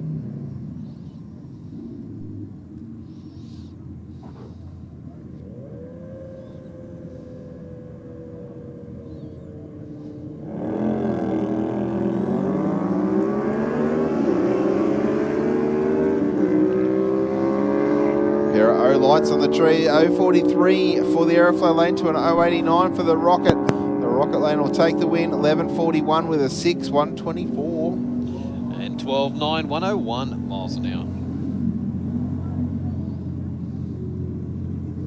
It seemed pretty even, that race, until probably the last yes, the last 300 feet of the racetrack.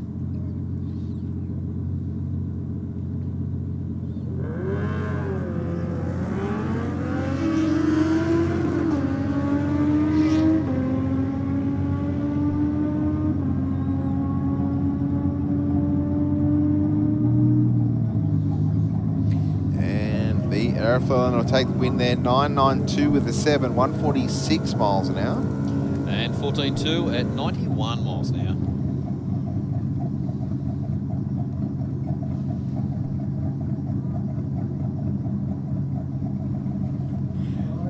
All right, guys, I don't know whether nerves come into it, Mark and Steve, but coming into the final, Ilias versus Eden, Turbo LS versus Turbo Barra.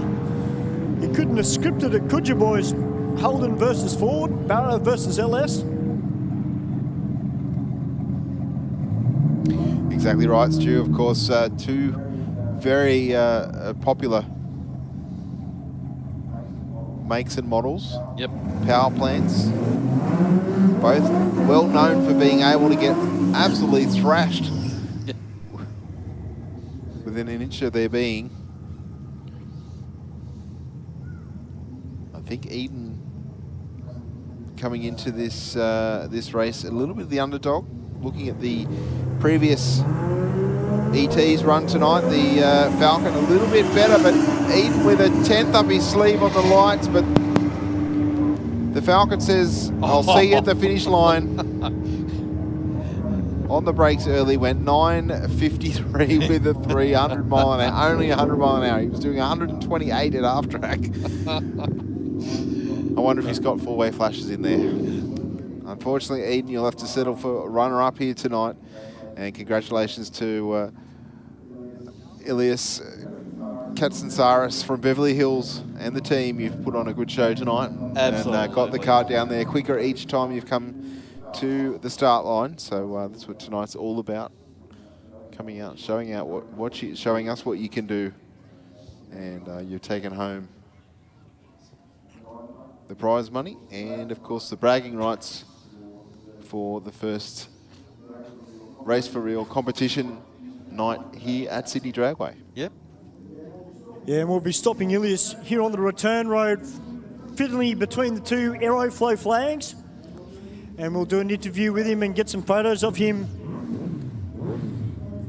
on his way back up.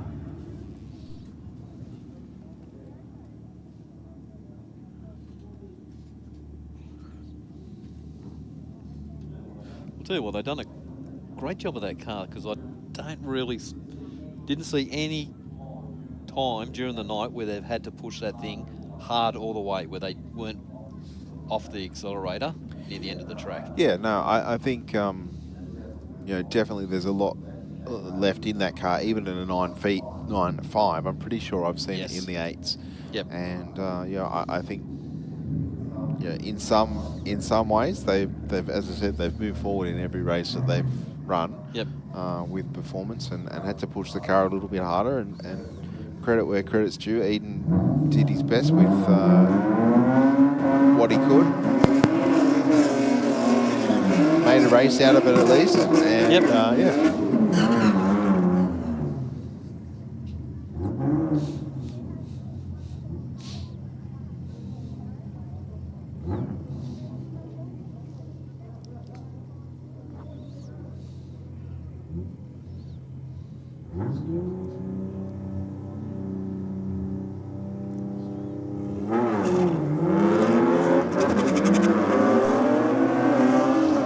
Here the rear axle struggling for traction.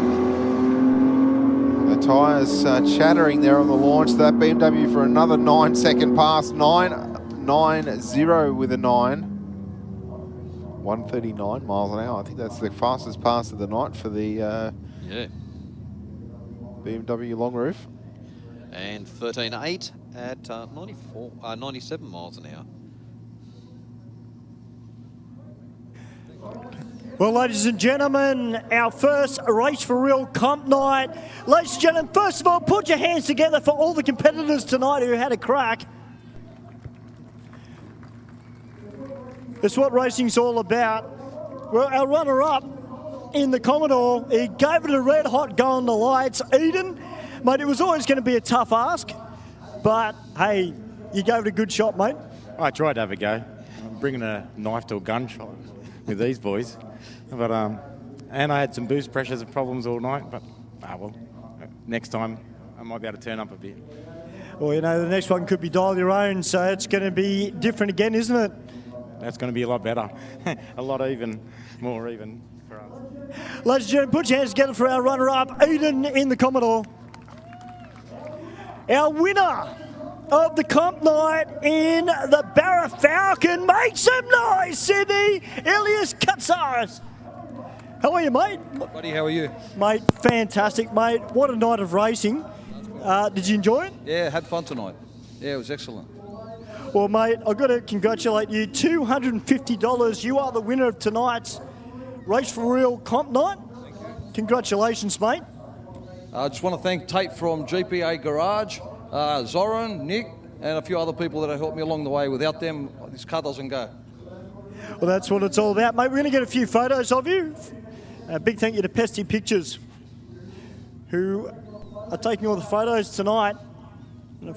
It's been a fantastic night of racing. We look forward to more throughout the year. Ladies and gentlemen, one big round of applause and a big shout out to all our competitors. Back to you boys upstairs in the box. Thanks, Stewie.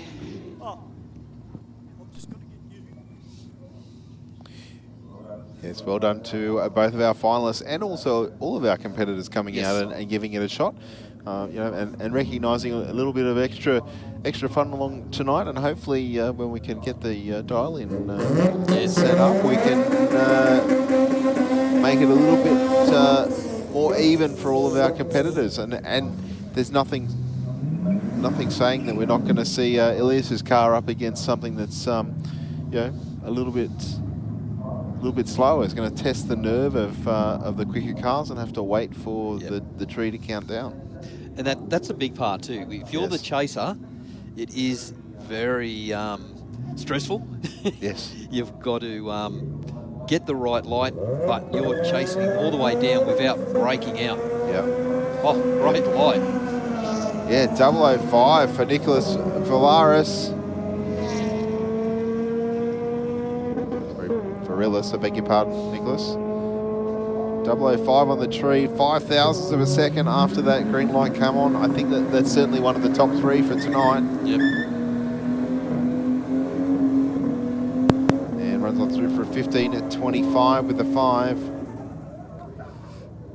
The Audi up against the Calais.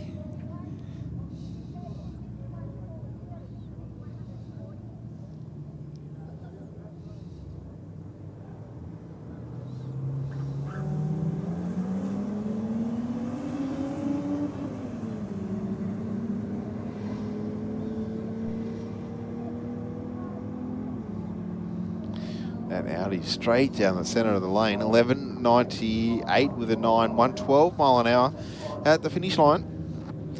15.7 at 86 miles an hour.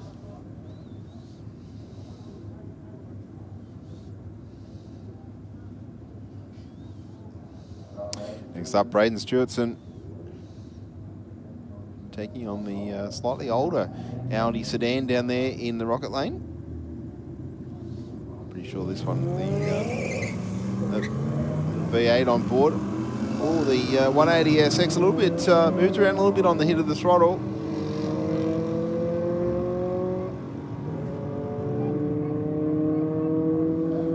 Gathered us up at the top end of the racetrack though. 14.59 with a 7, 108 mile an hour. And 15.4 at 91 miles an hour.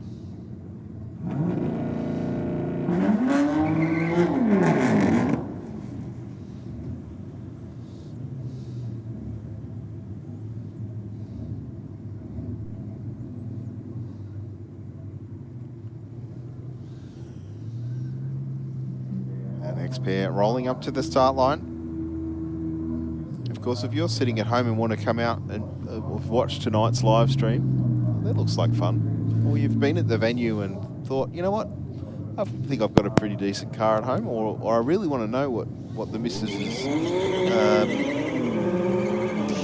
people move, it will run. All you need to... oh, jeez. Okay, there was a lot of wheel spin there. The car didn't move around, but it doesn't take much at that sort of speed to end up in the concrete. Where I was going, Mark, was if you have a car or a motorcycle for that matter, and you want to see how quick it runs, for real, not off some G meter or something like that, come out and test it against the timer on the black stuff. Yep. All you really need is a helmet, which I believe we can now even hire you the helmet. Oh, really? Yes. I saw something on online about that. Through registration. You need a long sleeve top, covered shoes, long sleeve pants, long pants, and of course a driver's license, and you can come out and give your car the ultimate test on the Sydney Dragway quarter mile. Absolutely. And under certain conditions, you can take a passenger with you. 100%. 100% you can. So they can actually get to feel what it's like to run your car as quick as it does. Yep. If you need to justify to your partner why you're spending all your hard-earned on the car, that's probably one way you could do it. Absolutely.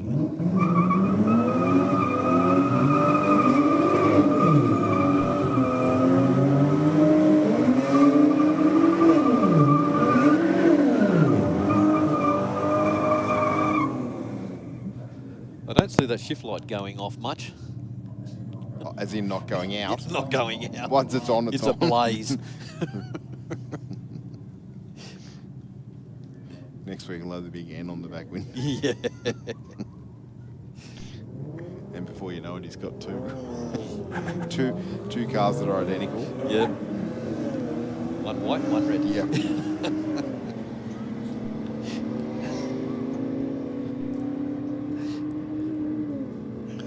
Going to take the win here. They're locked together at 1,000 foot. Oh, no, he didn't take the win. The Aeroflow lane went around. 13.003, 106 mile an hour to a 14-second pass for the utility.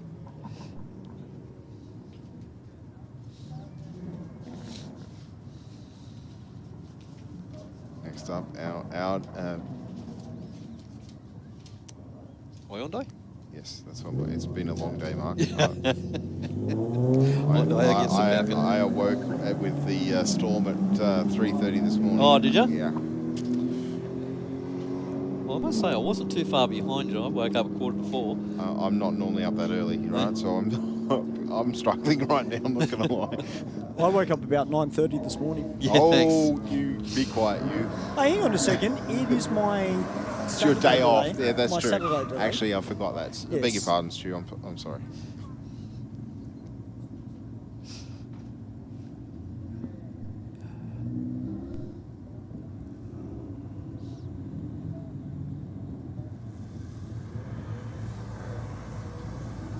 Subaru out for another go down the quarter mile. This time taking on the Mercedes. Yeah, Mercedes out in front, and we'll hang on to it. 14.3 at 98 miles an hour to a 15.2, 95 miles an hour. Another all-European battle on the start line. The BMW in the Aeroflow lane, taking on the Audi in the Rocket lane.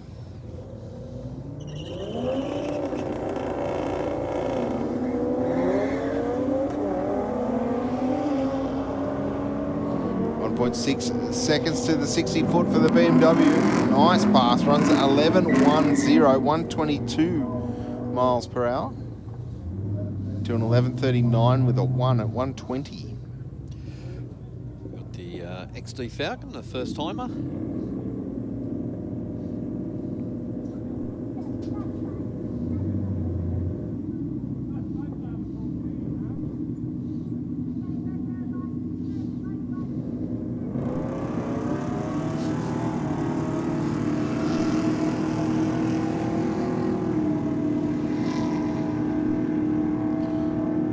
showing a little bit of fume, the Falcon. I think it did that a little bit on its one of its previous passes. 13.57 with a 2.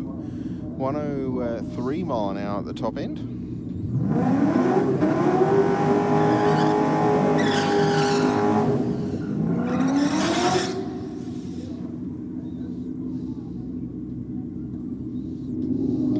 Alrighty, here we go. Brian Addising taking on Sammy Joe Johnson.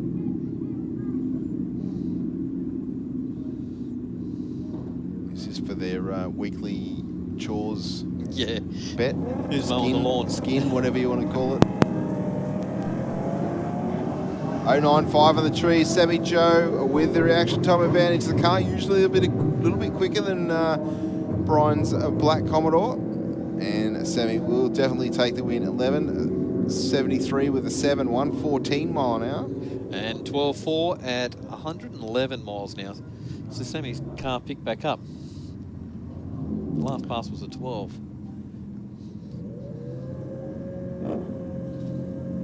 Not sure what the GO is there, Mark. 056 on the tree for the Rocket Lane.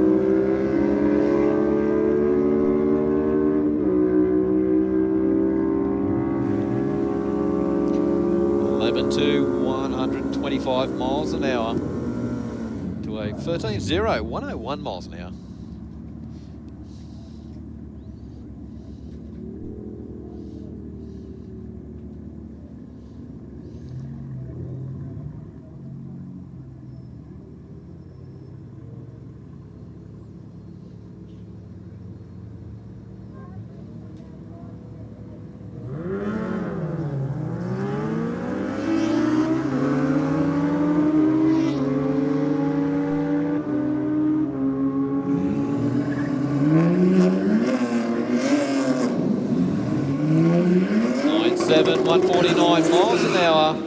To a 10-1, 143 miles an hour.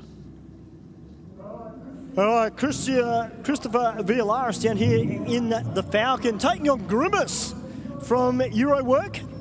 Of course, we had a few of those cars out here over the years, but it's good to see Grimace here having a run.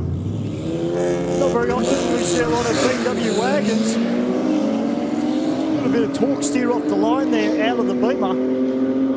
Yeah, I haven't noticed that so far tonight, Stu. The car pointed towards the wall there for a few moments, but a 10.19 with a 7 now. He's run every run in the 9-second zone tonight. 138 mile an hour on that run. The Audi up against the Nissan. Now, I've only just noticed, but Braden's car has got gold flake through the paint. I mean, that's really cool, you know?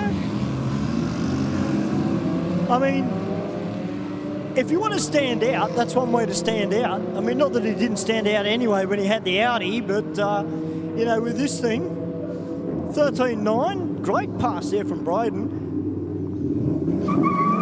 All right, now one of our regulars coming out now, driving his Street Ute. This is not the one that we see hit the burnout pad. Are you sure?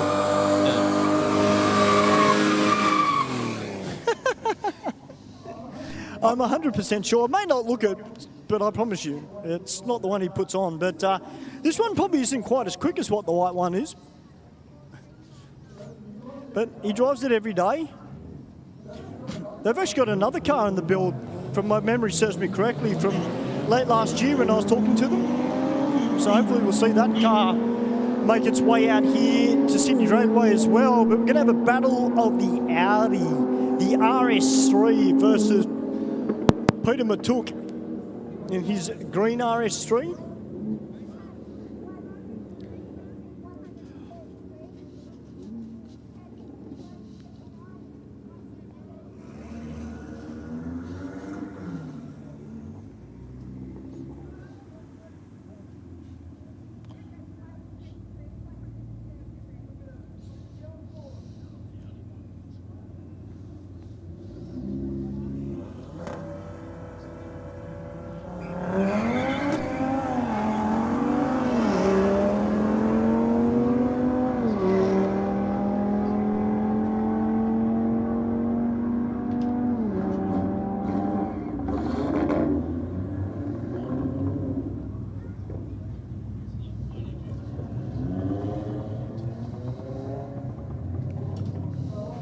All right, we've got the white debadged BMW.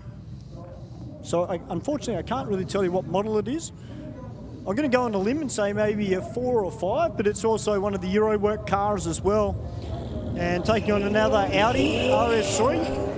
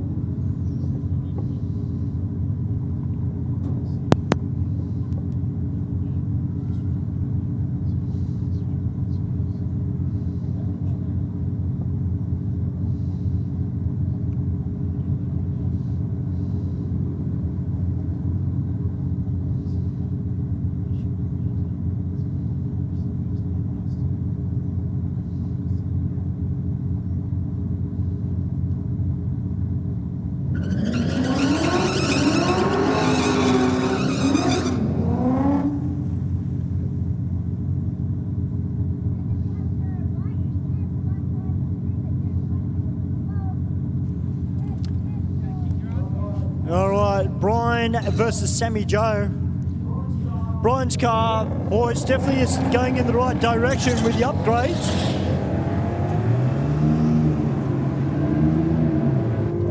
Is Brian going for best of 3?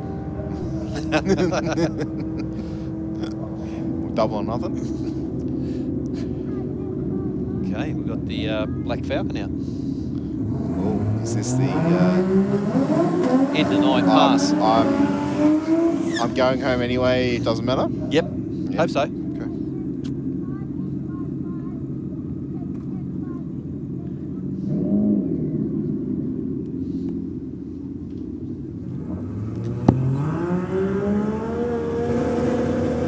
Oh, yeah. Whoa!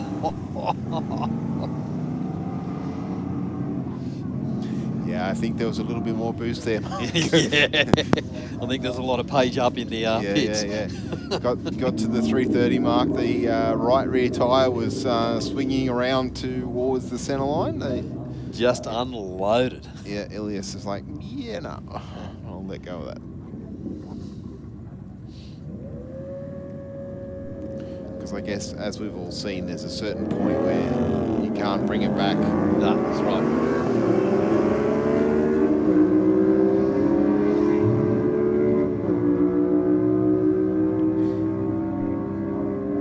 Running through one more time here tonight. Of course, we will be having our next bike night on this Friday night coming.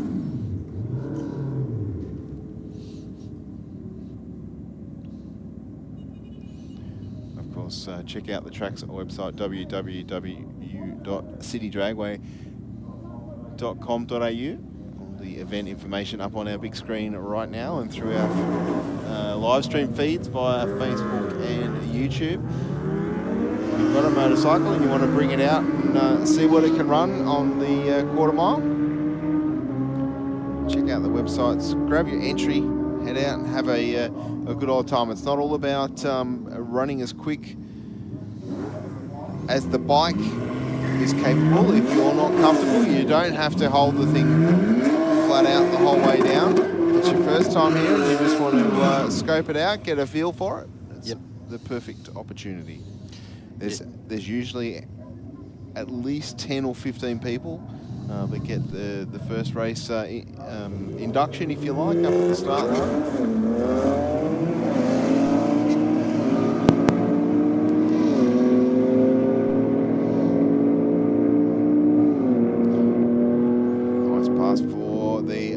Lane there, 994 with an 8, 138 mile an hour. Is that our BMW long roof again? Yep. And 13.7 at 110 miles an hour. For Braden Stewartson in the 180 SX, I dare say the underbonnet temps in the BMW probably starting to climb right about now. Yeah, I'd say so. The heat sink might be starting to, but that was one of his quicker passes. Didn't move around so much, that one. The previous was over towards the wall.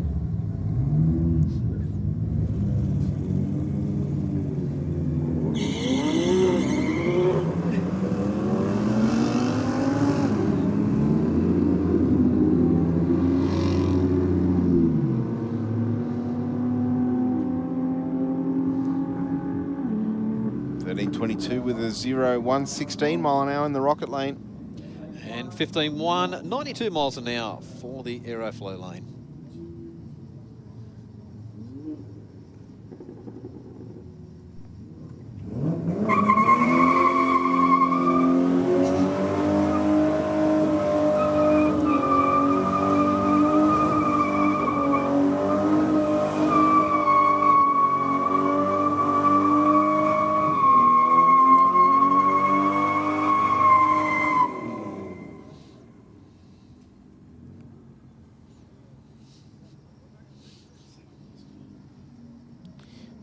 A handful of cars left in our staging lanes for this evening's action.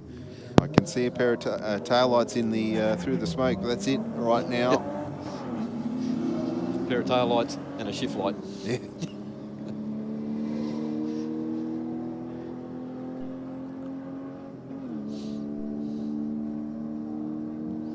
Certainly good on the shifts as well. 14.89 with a 2.1 at 93 mile an hour. In the Aeroflow lane to conclude his last pass of the evening. Yep.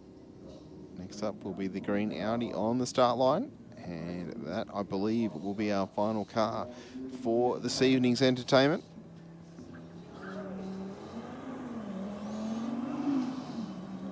This Audi done a handful of passes, probably, I'd say, close to 10 tonight. Yes. Yeah, it's been a huge night. It's great. It has been, and the participation level's been great from all involved. 12.08 with a 5, 111 mile an hour through the top end. As I said, Mark, that concludes our racing here for this evening.